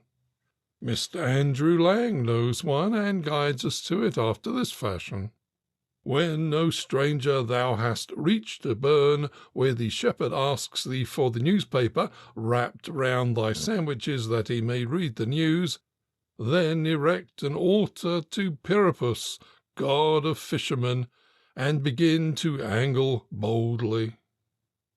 This does not help us much to the discovery of the burn, but it induces the reflection that sandwiches wrapped in newspaper are not at all nice, and unless the angler has reason to believe himself in the neighbourhood of the precious stream, I think he would do well to wrap his sandwiches in something else. But perhaps Mr. Lang has calculated on his doing so, and thus renders his burn doubly secure. For my part, I know the burn not. Of those that are known to me, most are under the delusion that they are salmon rivers at the least, and worth about a guinea a foot in good golden currency. Nor would it now do any good if one endeavoured to undeceive them. The mischief has gone too far, and so they had better off be left to their wrong-headed pride. With the brook, the honest, solemn Midland brook, it is different. No one sings its praises. Few people even realise its possibilities. It receives perhaps a certain amount of unthinking acknowledgment from the neighbourhood, as presenting some difficult jumps to a young horse, but only to one or two is it given to understand that in this sluggish obstacle to the field are such trout as those who fish in burns can only dream of. I grant that the appearance of the brook is against it. The water is thick, not muddy exactly, but of a dark complexion, which makes it impossible to see to the bottom where it is over 18 inches in depth. The bottom is principally mud or muddy clay, and the round, sullen pools are full of old stumps and branches.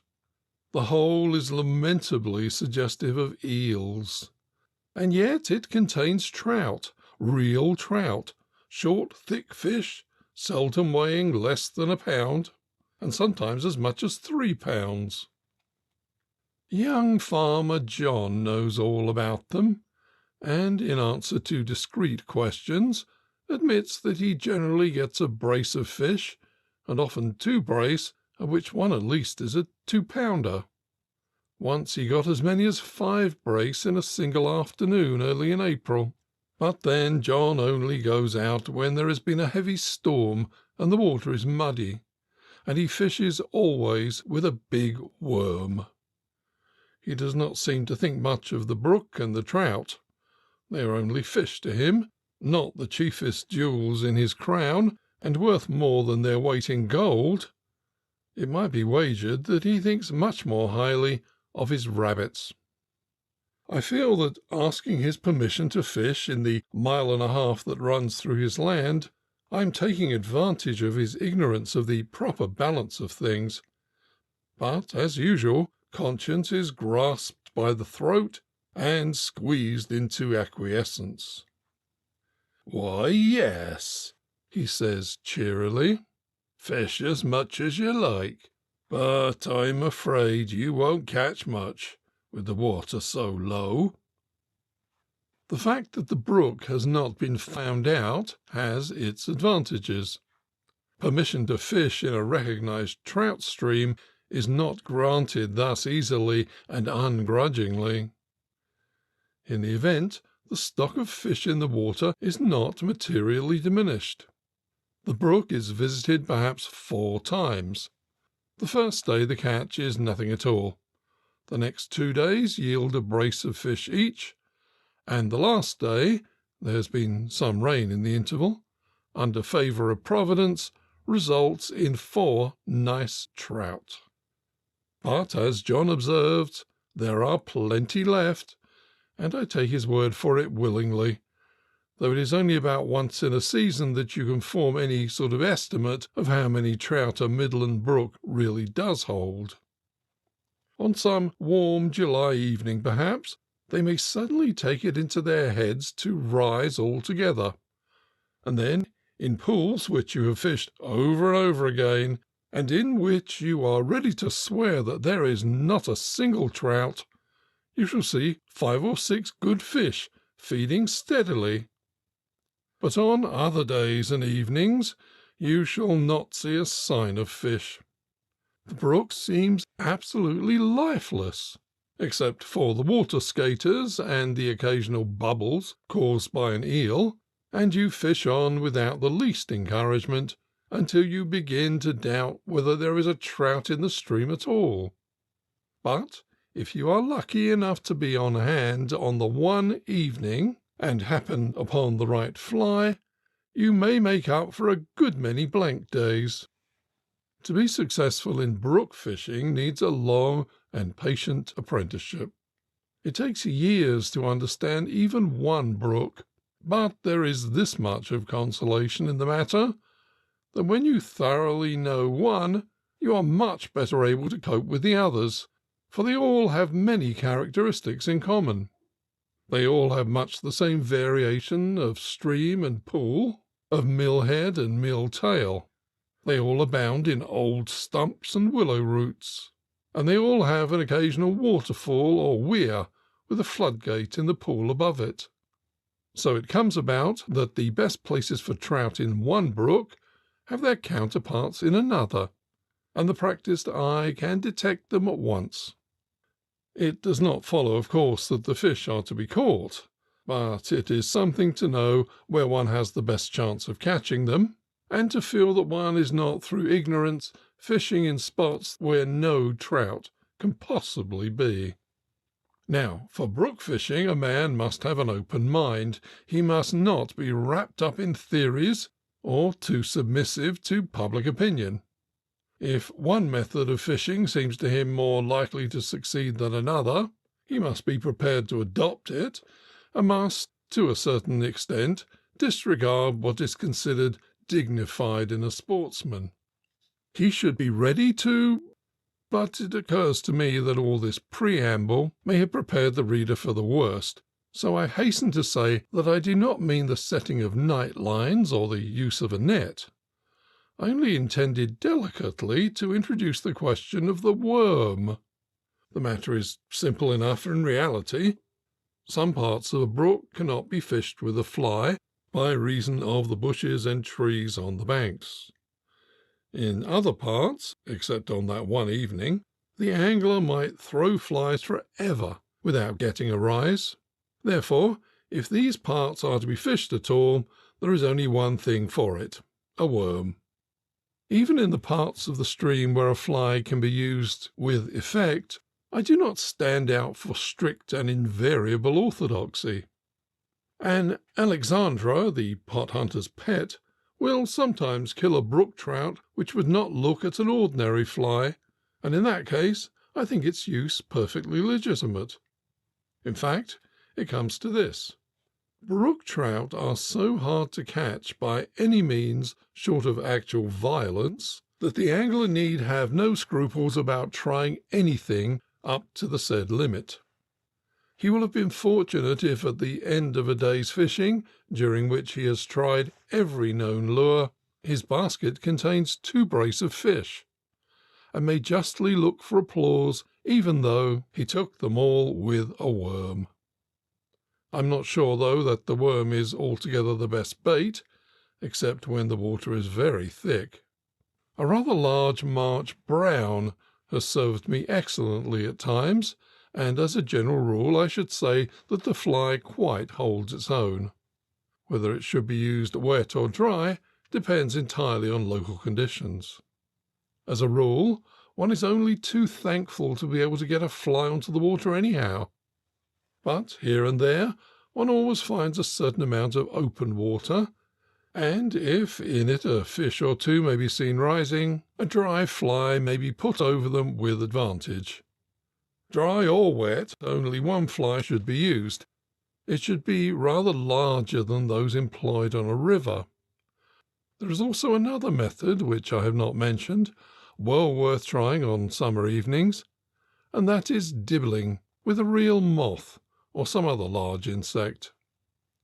I incline to think that the man who fishes in this way is the truest disciple of Isaac Walton, who loved it beyond all other kinds. But how you shall get your fish out when you have hooked him is entirely a matter for yourself to arrange with Providence. Prepared then to fish as seemeth him best, the angler will proceed to investigate the stream. Let us take Farmer John's water as the scene of his operations, for it is typical of the brook in general. It includes 2 disused and dilapidated mills about a mile apart, with their mill pounds and mill tails, backwaters and weirs, if that name can be given to little falls about 5 feet wide. As the mills have not been working for years, there is only a trickle of water running under their wheels, and the tails below are shallow and weedy, and not worth fishing.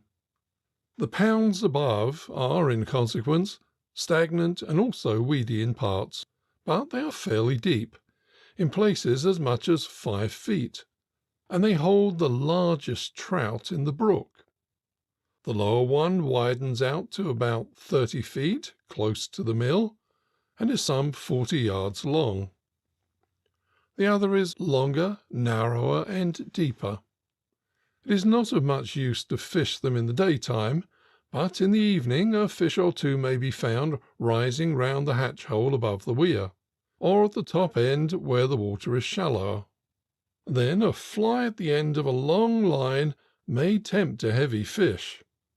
In the daytime their best places to fish will be the little weir pools and the backwaters below them, because the main current of the brook runs by this channel now that the mills are not working. The weirs are the choicest spots of all, so we will make our way to the lower one first. At first sight it does not look promising for fishing. From the mill pound it is a drop of about 6 feet to the pool below, and the angler finds that the wall above is the only point from which he can possibly fish, for the weir pool is a sort of arbour framed in bushes, through which no human ingenuity could insinuate a rod unless an axe were employed for half an hour first, while across the middle of the pool, just where it is deepest, lies the trunk of a recumbent willow with projecting branches. This leaves about 3 square yards for fishing, and that leaves no room for sentiment. A worm is essential to the fishing of this place, and with a worm shall it be fished. The angler has brought a stiff little fly rod, 9 feet in length, which is sturdy enough for worm fishing, and at the same time able to throw a fly a long distance when a heavy tapered reel line is used with it. It is just the thing for brook fishing, in which power is required, combined with shortness. He fits it up and attaches a strong worm trace, weighted with a small bullet, to the running line. He uses a large hook, on which he puts a small lobworm, hooking it in the middle, and once only, for this gives it more freedom to wriggle, and so attract the fish. Then he drops his baited hook into the rush of the fall, and waits. Thames trout fishers know well that the trout in a weir lie just where the water seems roughest, right under the foam. The fact is that immediately under the fall the commotion is merely superficial. Deep down the water is quite calm, and the fish may rest there in comfort, and if any tempting morsel comes over their heads, they can seize it in an instant. The worm has not been in the water a minute before there is a slight twitch at the line, and the angler knows that he has a bite. There is no violent rush. The fish is at home and need not move more than an inch or two. An unpractised hand would hardly realize that the tremor meant anything, but the angler understands it, and after giving the fish a few seconds to get the worm well into its mouth, he strikes. Then is proved the wisdom of his strong tackle. It is no joke at any time to play a trout of 1.5 pounds in 3 square yards of water with certain breakage all round. Add to this the fact that the man with the rod is standing 6 feet above the fish, and you get as delicate a combination of difficulties as could well be imagined. He can do nothing but hold on and trust in Providence. Providence does not desert him, and the trout's repeated efforts to reach the old tree and the bushes are checked by the uncompromising policy forced upon the man, and at last the victory is won, or rather the fish is beaten. Then arises another problem. How is it to be landed? The victor casts himself on the ground and tries to reach down over the wall with his landing net, but finds he cannot come within 6 inches of the water. He must hazard all. Still lying down, he lays the rod on the grass and takes the line in his left hand, and then with his heart in his mouth lifts the fish out of the water until he can put the net under it. It is a risky manoeuvre, but good tackle will always stand more strain than one expects, and one can afford to take an occasional liberty with it. The principal danger is that the fish, finding itself in the air, may begin to kick, or the hook may lose its hold. But our angler succeeds this time, and secures his first fish, and is mightily pleased about it. There's nothing more important to success in brook fishing than to catch one's first fish early in the day.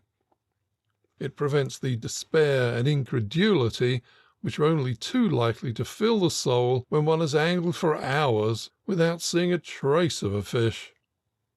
He puts his trout in his basket on a bed of long grass and considers his next move. He must give the weir pool a rest, though if he returns to it presently, it is quite likely that it may yield him another fish. The little backwater, which winds for some 100 yards of ripple and pool before it joins the main brook, seems to him the most likely place, so he determines to fish it next. It is a tiny stream, not more than a yard wide in parts, though the pools at the bends are all of a fair depth. It is overhung with trees and bushes, and is altogether most difficult to approach. Moreover, the water is much clearer than that of the main brook, so clear, in fact, that it would be worse than useless to fish it with a worm. He must try and throw a fly on such bits of it he can get at. Accordingly, he takes off his worm trace and replaces it by a short fly cast on which is a long March brown. Then he takes a circuitous route through the meadow to the point where the two streams meet. There is generally a trout here, so as he approaches the bank he finds it expedient to go on 3 legs, as Charles Kingsley phrases it, until he is within about 2 yards of the water. Then, crouching as low as he can, he endeavours to flick his fly between 2 willows about 4 feet apart into the pool. As happens 3 times out of 4 in this sort of fishing, the March brown refuses to have anything to do with water or trout, and clings tenaciously to one of the willow twigs. The angler jerks at it, hoping to free it without moving, but the wretched thing only clings the tighter. What happens then depends on the nature of the man. He may pull till the cast breaks, put on another fly, and endeavour to reach the water again, or he may rise patiently and release the willow. In the one case, the odds are that the second fly will join its fellow on the twig, for in brook fishing accidents have a habit of repeating themselves. In the other, any trout that may be lying abroad in the pool will of course see him and depart hurriedly. After this occurrence he goes cautiously along the bank, lurking behind trees, crouching behind bushes, and losing flies. I would draw a more cheering picture if I could, but truth is precious, and in fact he does lose many flies. It requires a deal of skill and more of luck to flick a fly with any accuracy, and flick he must, for there is not a spot in the whole backwater to which it is possible to make a legitimate cast. Flicking a fly is an indescribable process by which you make it pass round or through a tree, under a branch and over a bush, until it falls safely upon a square foot of water. If it gets round, under, and over the initial obstacles, the chances are largely in favour of its alighting on the bush, which always waits for it on the opposite bank, and which is generally inaccessible. Therefore it stands to reason that flies must be lost. Thus, for 30 yards or so, he wrestles with circumstance without moving or seeing a fish. But presently he comes to a better spot, which is clear of bushes on his own side, though there is a tree.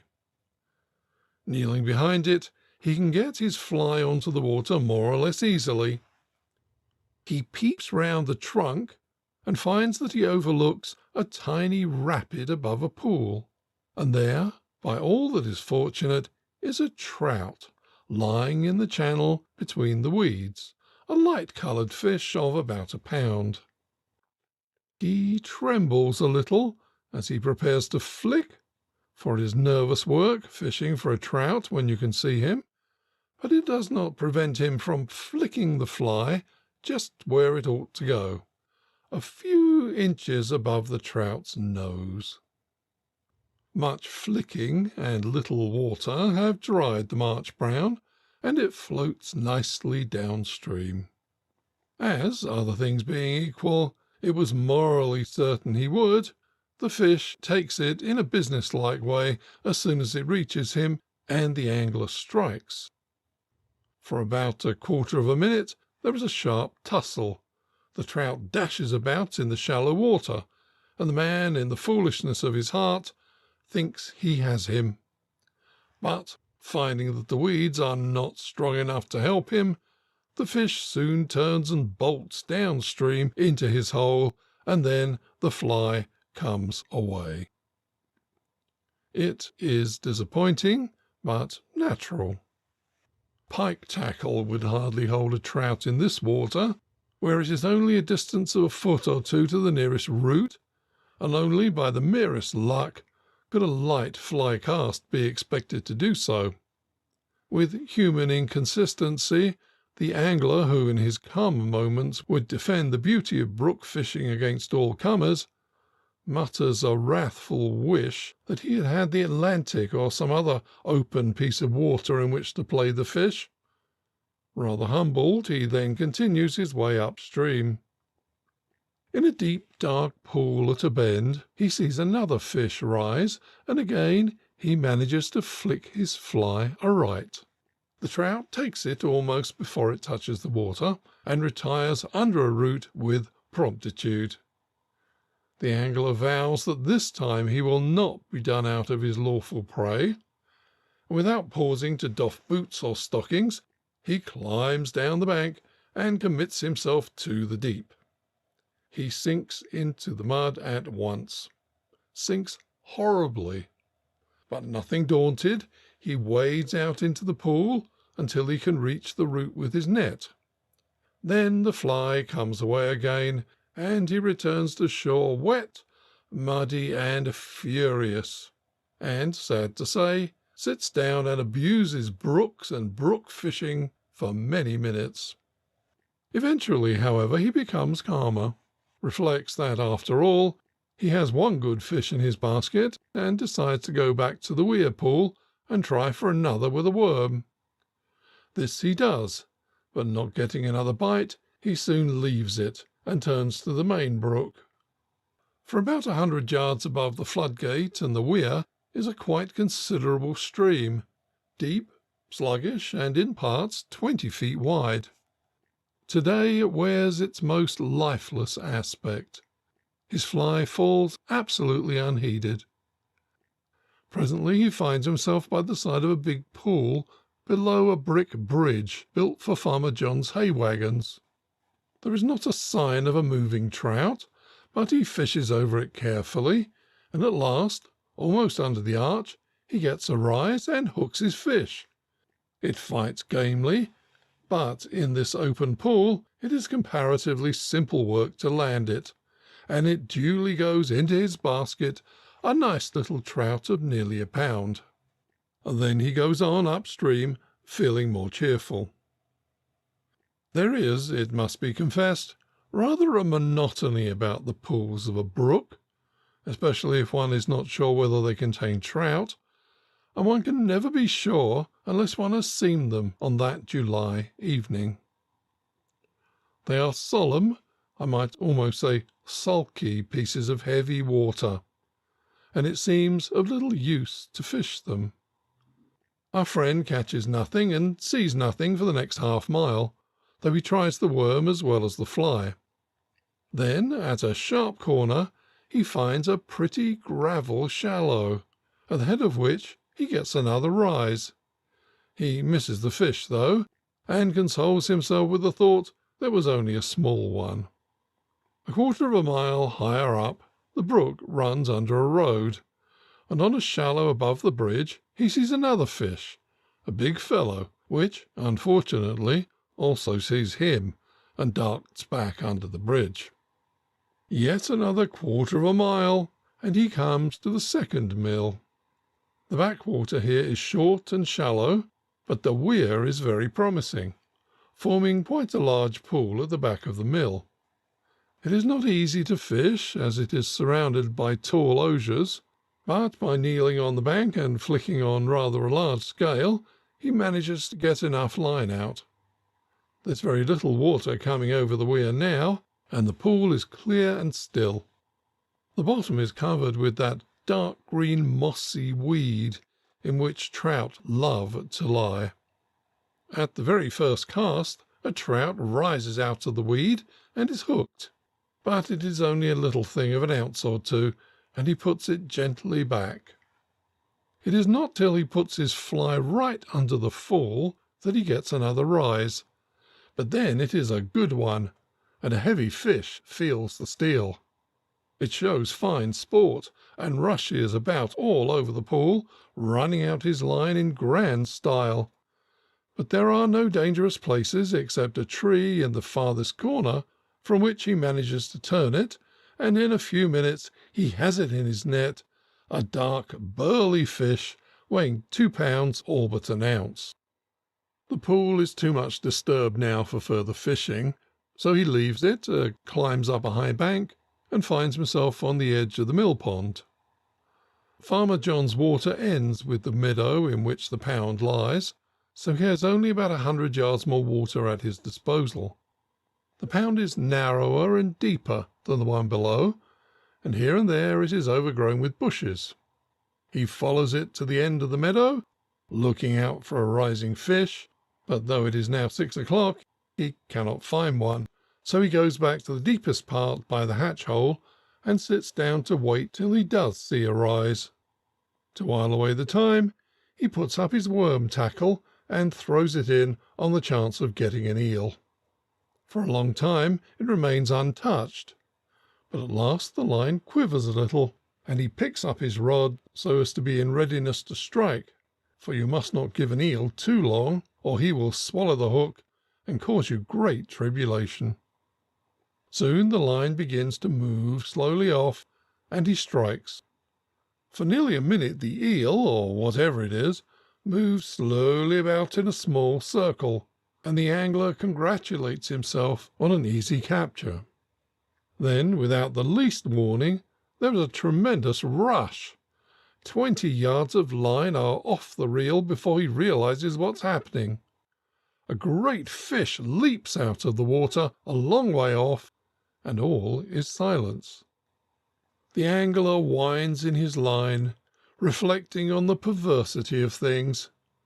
It is not often that one can meet with one of the very big fish that these brooks sometimes hold, and when one does, it is a pity to mistake it for an eel.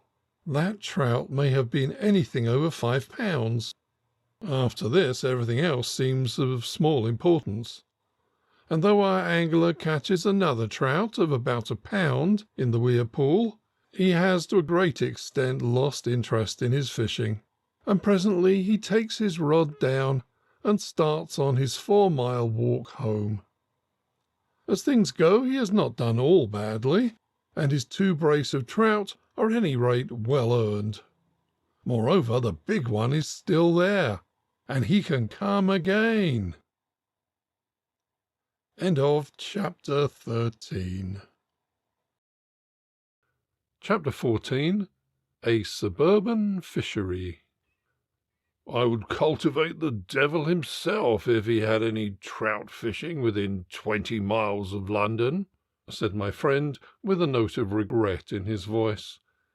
Whether for the fishing or for the impossibility of utilizing his undoubted social talent, I am not prepared to say.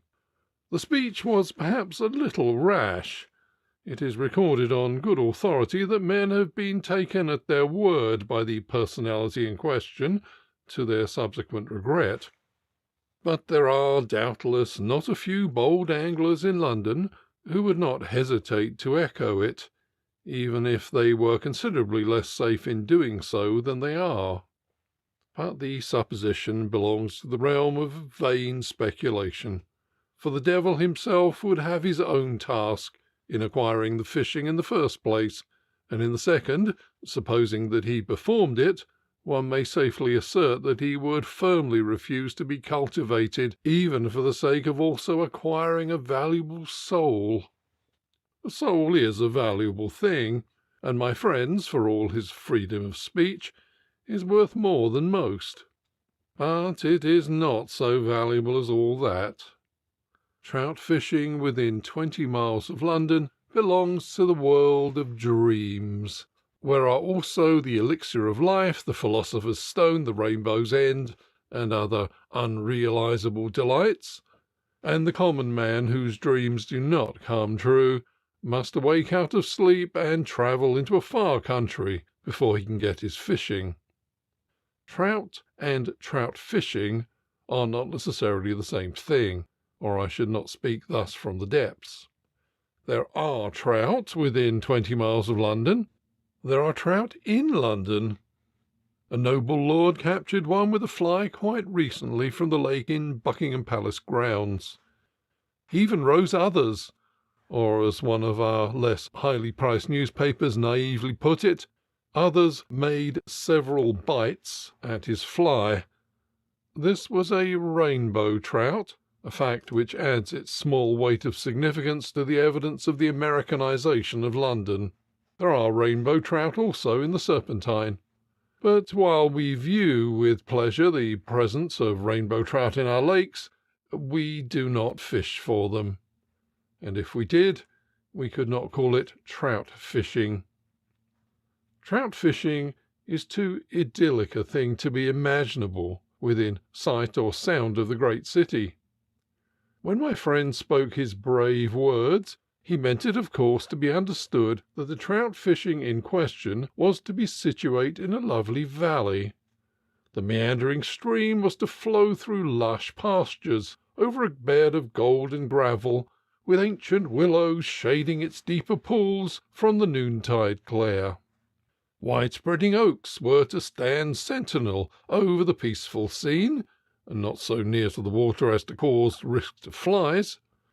The brook, it was to be little more, was to contain nothing but trout and good trout food. And lastly, there was to be no sight or sound of human industry or pleasure, save one thatched and timbered cottage set away in a bower of roses by the lane, where the keeper was to dwell and give the angler tea at 4 o'clock. It is only fair to mention these things, lest the reader might think a soul was offered, so to speak, for a mess of pottage. Then again, there are trout in several streams quite close to London. There are trout in our suburban fishery, quite a number of them. But even those of us who are fondest of our stretch of river do not call it trout fishing. We merely admit, on being pressed, that there are trout in it. We even admit that they are sometimes to be caught, but we are reticent as to the manner of the catching. And yet it is hard to see why we should be, for our trout are highly civilized, and seen in all arts and cunning, as is but natural when you reflect that they live within 15 miles of the Marble Arch, know what a London fog looks like, and have recently made the acquaintance of the electric tram-car. Fish living thus in the heart of things must not be placed in the same category as the spotted rustics of Devonshire or Wales, nor are they to be beguiled with rustic lures. Let our keeper, who is quite without shame, put the matter baldly and plainly for the reader's enlightenment. "You take my advice, sir," he says, "and give 'em something big, something that will fall in with a splash." Nor is big with him a mere euphemism, implying moderately large. Rather it is a meiosis, concealing enormous. A 2-inch salmon fly is what he alludes to. Its pattern is indifferent to him, so it shines very brightly and falls into the water with Aristophanic vehemence. And though a few of us spend long and patient days in floating each approved inconsiderable gnat, delicately poised on its hackles, over the unappreciative nose of Black Henry or Spotted Charlie, for the most part we agree with the keeper, and so it is our constant endeavour to find the latest and largest thing in salmon flies, in the hope that novelty may meet with appreciation. There was once a red letter day on which one of our fraternity caught no less than 5 trout, and I came upon him as he was landing the 5th. I begged that I might be permitted to inspect his fly, and found myself face to face with the unknown in all its magnificence. It had no wings, it had no hackle, it was just a resplendent, glorious body of dazzling beads and silver and gold. My Jock Scott rivalled it about as much as a partridge rivals a golden pheasant, and I went on my course saddened and caught nothing. But that brother understood the nature of our trout. The reader may have noticed a little while ago that I mentioned 2 of them by name, but he must not be surprised. All our more considerable fish have their names, though we cannot exactly say that they are answer to them. Black Henry, for example, is a kind of landmark, or shall I say watermark, and he lies always on a little patch of gravel between the weeds, at the tail of the principal shallow of our water. By Black Henry you can tell whether the river is high or low.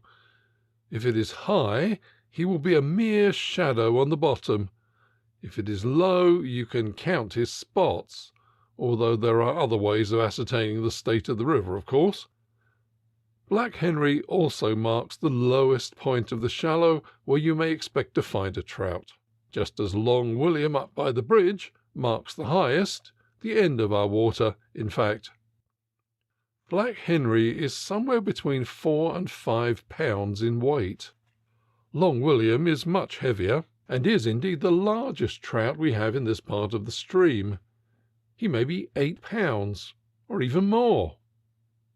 Between the 2 points marked by these 2 fish, you shall see some energetic angling done on any Saturday afternoon in full season. "Bless me!" you may exclaim with Viator. "What salmon fishing is here? Are we not in Wales?" But you will soon become used to it, and after a while you will even enter into the spirit of the game. Let me exemplify. On the opposite bank there is an old willow which leans across the stream farther than the others and forms an eddy. It is a long cast, 22 yards at least, but we use here powerful rods and heavy lines, and it is no effort to pitch the Silver Doctor into the eddy. It falls with as great a tumult as the keeper's soul could desire, and then works its erratic way back towards our own bank. If you look carefully, and if the water is clear and the sun shining, you can see a long shadow lying a yard or 2 below the eddy and rather nearer our bank. That is Spotted Charlie, a favourite of mine. My object is to rouse his imagination and to stimulate him to rapid action by the sight of the impossible fly's jerky attractions. Spotted Charlie weighs 3 or 4 pounds, and is invariably polite, which is why I love him. There you may observe how he follows the Silver Doctor, just to show that he is not insensible of the compliment. A yard or 2 in attendance, and he conceives that duty has been accomplished. Then he returns to his own place with dignity. He will go through the same formality with any other monstrous fly you like to throw at him, but at the end of it all his own place will not miss him. Yet it is just possible that on some warm evening in that brief interval between dusk and dark, he might attempt to destroy the silver-bodied alien that has invaded his feeding ground, for I take it a trout only seizes a salmon fly out of ferocity, then his position would be vacant for a smaller brother. A few yards higher up lies Didymus, another big fish. He, as his name implies, is of a deeply suspicious nature, and the advent of an artificial fly, great or small, is enough to cause his hurried departure. For this I am myself probably to blame. 2 years ago I actually hooked him with a dry fly, a wickham, at which he rose with the readiness of any troutling. How he disposed of the fly and the yards of line of which he robbed me, I know not, but the incident is probably fresh in his memory. About 50 yards above him, a narrow islet running downstream from the bridge divides the river into 2 channels. There are usually several trout round the point of this islet, and sometimes one may be caught here. A year or so since there was a nice fish named Robert, who lay always on the strip of golden sand between the 2 streams. He was much sought after by the fraternity, because he was so plain to be seen, but he never rose at anything. On a day a fisherman angled for him indignantly for 2 hours, and in his determination to succeed was perhaps over-energetic, for he lost several flies in the bush that grows at the islet's tip. Finally, as his 5th fly took fast hold of a twig, he lost patience. Taking off shoes and stockings, he waded out to recover his property.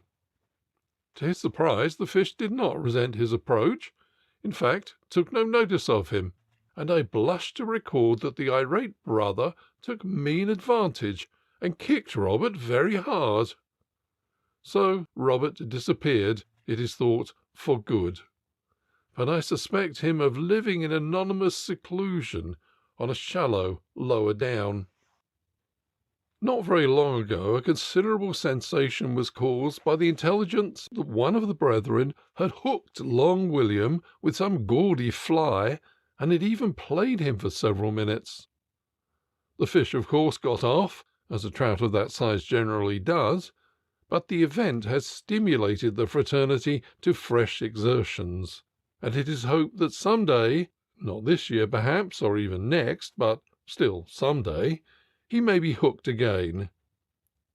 However, we never really expect to catch one of these patriarchs. A brace of trout of 1.5 pounds each is the limit of our hope, and even to that we attain but seldom. Under the arches of the bridge do we have the best chance. There the stream ripples nicely, and the trout sometimes rise as trout should. Above the bridge lies El Dorado, the unattainable.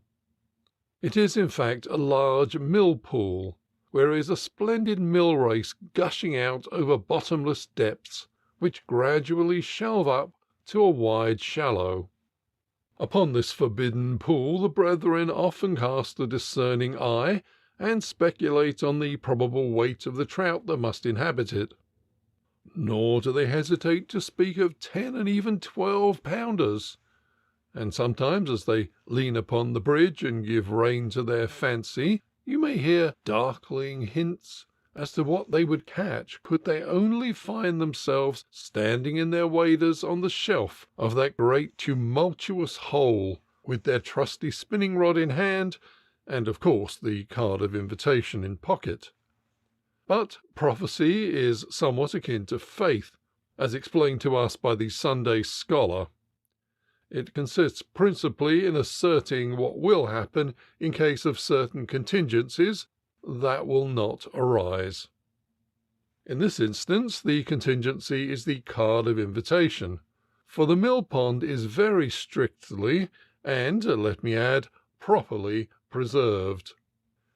This is perhaps as well, for it saves the brethren from the possible fate of the prophet convicted of falsity, and at the same time allows them the pleasures of imagination without the cold restraint of hard fact. Notwithstanding all this, I firmly believe that there are 10 and even 12-pounders in the Millpool, but we will leave the subject and go downstream. I am but human myself. So far I have spoken only of the trout in our river, but the other fish claim attention quite as deservedly. The stream used to be noted for the size and number of its dace. Fish of 3/4 pound were common, and pounders were not unknown. The numbers have not fallen off. On a fine, warm evening you may see them rising all over the river, but the average size of those caught has curiously deteriorated. It is an exceptional thing now to catch a dace of 1/2 pound. I hear that this phenomenon has been observed in other parts of the river as well as ours, but what the reason of it may be, it is difficult to surmise. Possibly it is due to the decreasing volume of the stream, which, like all streams near London, is gradually shrinking in obedience to the insatiable demands of the water companies. But this explanation is not wholly satisfactory. The river is still quite considerable, and affords abundance of fish food, and the quality of its water, which at one time was very doubtful, has been steadily improving in recent years. Another explanation, which seems more likely, is that the fish are too numerous. A laudable custom prevails amongst the brethren. In fact, it is more than custom, it is down in black and white as law, of returning all fish under certain specified sizes, and with admirable observance of the rules of what is sportsmanlike, the brethren interpret this law generously, retaining but very few of the fish they catch, and returning to their element many that weigh much more than the prescribed number of ounces. This may have resulted in overstocking. It is well known that an overstocked trout stream is in worse case than an understocked one, and the signs of it are unmistakable. But with the coarse fish it is more difficult to tell. Certainly the condition of our dace has not fallen off. They are as game for their size as trout, and when they are in the mood give very pretty sport to the fly rod. Immediately below the shallow begin the roach swims, which vary from 3 to 5 feet in depth. The brethren who fish for roach sometimes have exciting experiences. One day I came upon a brother sitting on his stool with an air of patient expectation, the tip of his roach pole quivering, and his line running slowly but steadily out. He had, he explained, hooked something 10 minutes before which had so far defined his efforts, insomuch as he was fishing with a cast of a single hair, and could not employ force. He supposed it to be a big bream. It was about 40 yards away now, but he was not without hopes of landing it. Even as he spoke, a great turmoil in the water upstream confirmed his views as to the distance the fish had travelled, and then he managed to turn it and gradually recover his line. Some time later I had the pleasure of landing the bream for him, a great fish of nearly 5 pounds. It was a real triumph to have taken it on a single hair line. On another occasion I found a brother lamenting a misfortune that had overtaken him. A large bream, it appeared, had departed with a large portion of his tackle, including the float. I condoled with him, and went on my way up to the shallow where I intended to fly fish for dace. Just before I reached it, about 100 yards above the spot where the brother was sitting, I perceived something which looked like a float. In fact, it was a float. It was proceeding rapidly upstream, and the fish was evidently still on. Without the least expectation of accomplishing a miracle, I cast the fly at the lost property, and the miracle happened. The fly took hold of the other line somewhere, and I found myself vicariously fast in a fish, which immediately quickened its pace as it felt the added strain. It sped upstream, and I sped after it, fearing every moment that the fly would lose its hold. Presently the fish jumped, and so declared that it was no bream. However, it had doubtless been weakened by its previous encounter, and before long I got it into the net, a trout of about 3 pounds. The fly, I found, had fastened on the ring of the float. Then arose the question: had the fish been caught with the fly, or with the gentles that the brother had been using? In the one case it was legitimate to keep it, in the other forbidden. I discussed the problem with the brother until it became obvious that the decision must be speedy or the trout would succumb, and then decided to spare him. So he probably lives and thrives to this day, though I am still doubtful whether he did not gain his freedom on false pretences. Below the roach swims are willows, which shelter some heavy chub. Under one of them, which leans across the stream, lives a great trout, and is said to live a phenomenal perch. The trout I have seen, but the perch, which fable puts at 4 or 5 pounds, I have not seen, nor am I very credulous with regard to him. His suggested size makes him improbable, and it is scarcely likely that he would live in amity under the same tree as the trout. Neither of them could eat the other, it is true, but they would certainly disagree on most matters, and one, probably the perch, would drive the other away. Leaving the willows, we come to a point where the river broadens out, and then divides, one channel running down to the mill and the other to the weir. In this broad water, as it is styled, are there pike. We boast ourselves second to none in the number of our pike. They weigh 6 ounces apiece, and we often make quite a large basket of them, for they will take anything that is presented to them, and are particularly fond of salmon flies. In the channel running to the mill, however, which is not much fished, as it is shallow and weedy, there are a few larger ones. Current report weighs a solitary veteran for us at 16 or 17 pounds, but that is probably an exaggeration. Following the other channel, we soon find a deep, narrow reach bordered by ancient stumps. This is the abode of the perch, and here rare baskets have occasionally been made in September and October, which are the best months for perch here. There is another huge trout somewhere in the neighbourhood of this hole.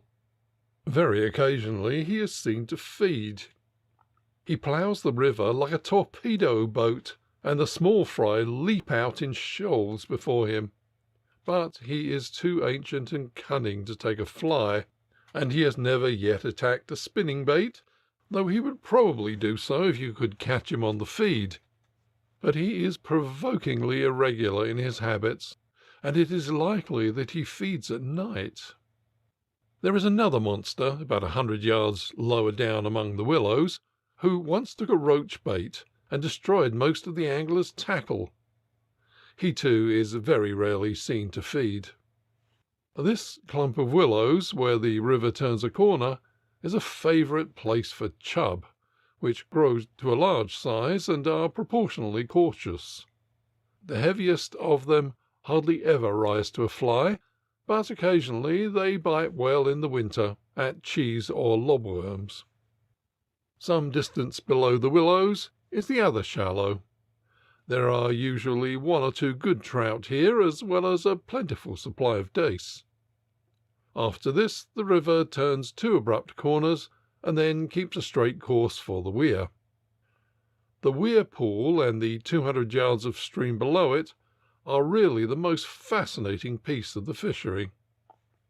Seated on the wall by the rush of water, you could easily imagine yourself buried in the country, miles from even a market town. The mill house is the only building within sight, and its somewhat bold squareness of outline is veiled by fine old apple trees that surround it.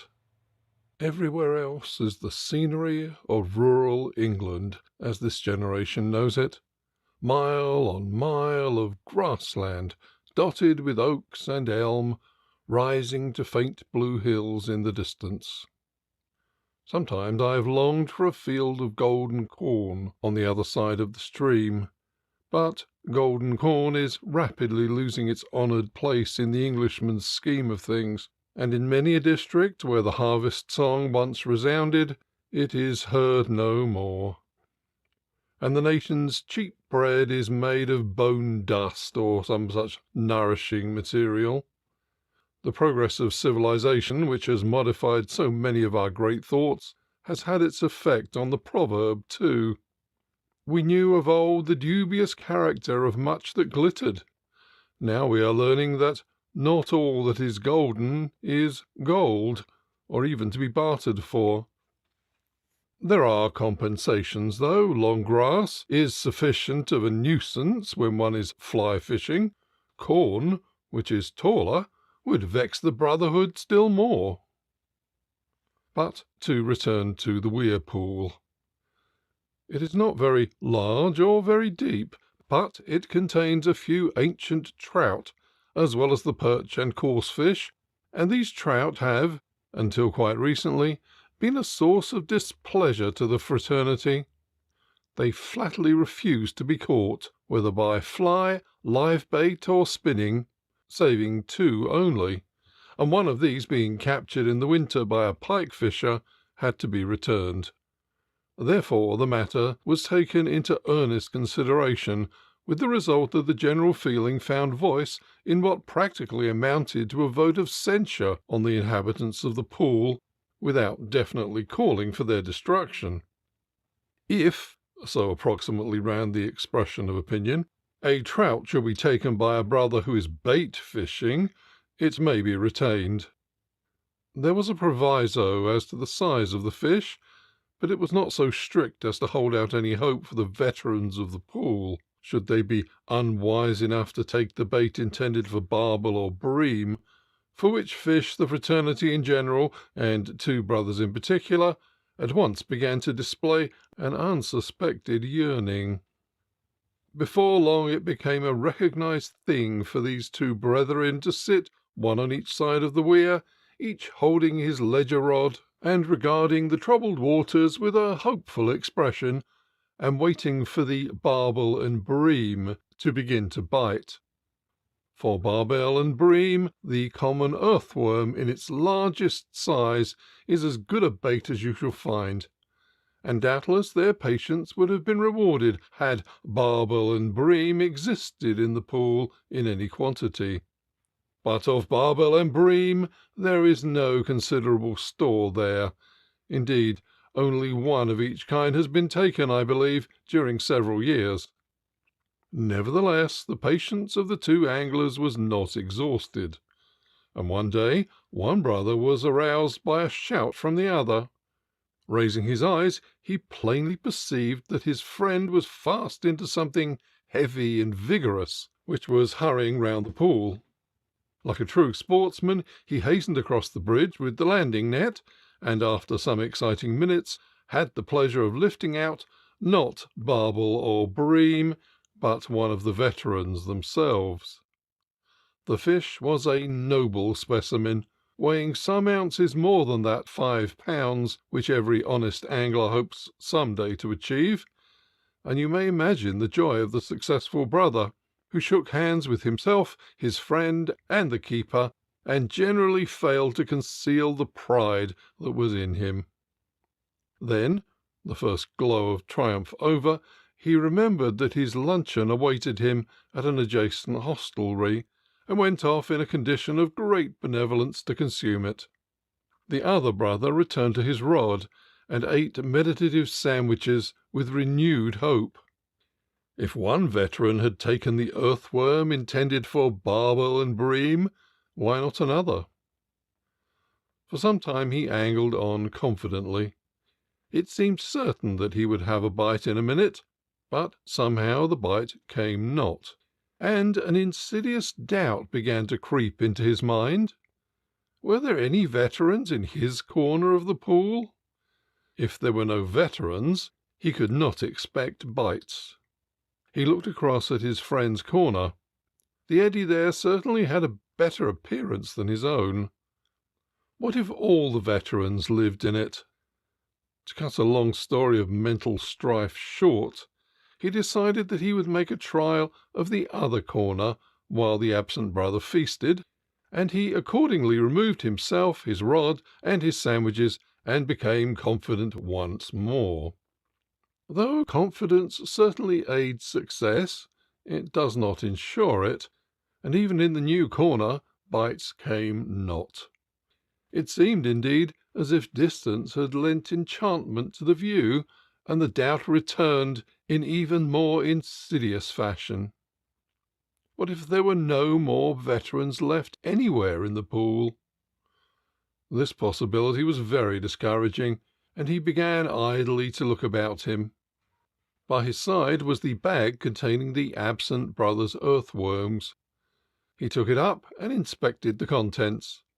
They were notable earthworms, finer and more considerable than his own. Still, idly he abstracted one and considered it, and after a while it seemed to him that it would be as easy to place it on his hook as to return it to the bag. This he accordingly did, and then, having committed the earthworm to the deep, he began to meditate on other matters. He was aroused by two occurrences. One, the return of the successful angler; the other, an undoubted pull at his top joint.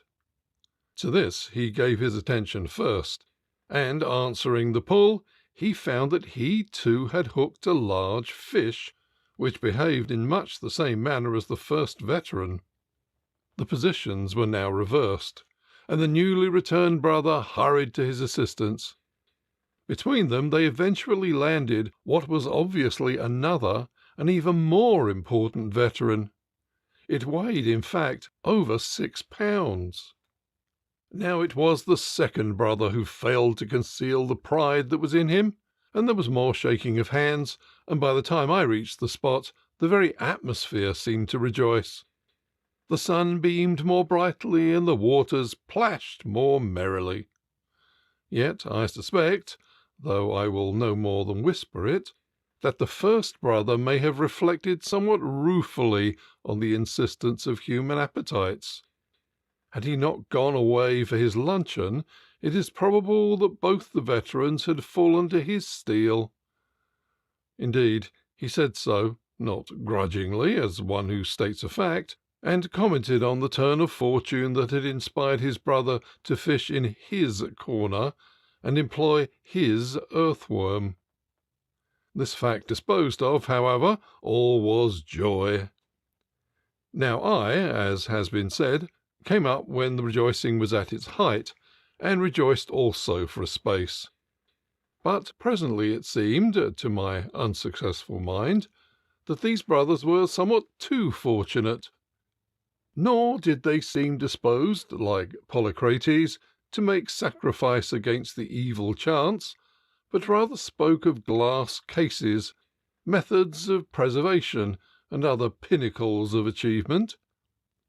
Therefore I was reluctantly compelled to remind them that these veterans had been taken with the earthworm intended for barbel and bream, a circumstance which I for one should blush to record on a glass case. But they were full of argument. In the matter of Polycrates they pointed out that the cases were not parallel. Polycrates caught his fish after he had made his sacrifice. There was no precedent for making a sacrifice after catching the fish. Further, they explained that there would be no necessity for anything about earthworms to appear on the glass cases. In fact, such an idea had not entered their heads. Lastly, and most forcibly, they said that I was jealous, and that if I had not captured a veteran, it had not been for lack of effort. Had they not seen me angling for barbel and bream in the self-same manner but a day or two before? In short, they reduced me to silence and shame. Below the Weir Pool is the hut, which, by the way, should have the honoured legend Piscatoribus Sacrum above its portal. It stands on piles right in the middle of the river, has a balcony running round it, and is connected with land by a wooden bridge. In the hut a layman might soon learn all the intricacies of the craft. Such talk would he hear concerning the habits of all fish that swim, and the ways of catching them. Such variety of tackling, of rods, of flies, spinning traces, floats, hooks, reels, and landing nets would he see. And he might note, if of philosophic habit, the subtle difference betwixt morning and evening. In the morning the brotherhood is brisk and full of hope. It has a long day all its own. It snuffs the pure air. It fits together its rod with speed. Care and worry are things unknown. But in the evening the brotherhood lingers and dallies with regret. It has spent its long day, perhaps with inadequate result. It no longer snuffs the pure air. It breathes it in with slow sighs. It takes down its rod slowly, almost sadly. The shadow of London seems to be upon it once more. And so, still slowly, unless it absolutely has to catch a train, it crosses the bridge, passes along the river bank, until it reaches the keeper's garden, bids him and his wife good night at the cottage door, and proceeds thoughtfully on its way to the station in the gathering dusk. In the case of a fortunate brother who is accompanied by a veteran on his return journey, the melancholy subsequent on irrevocable delights is no doubt sensibly lessened, if not altogether removed. And even for the less successful, there is always the consolation of knowing that next Saturday is but a week hence. The end. End of chapter 14 and end of An Angler's Hours by Hugh Tempest Sheringham. Read by Adrian Praetzellis in Santa Rosa, California, May 2022.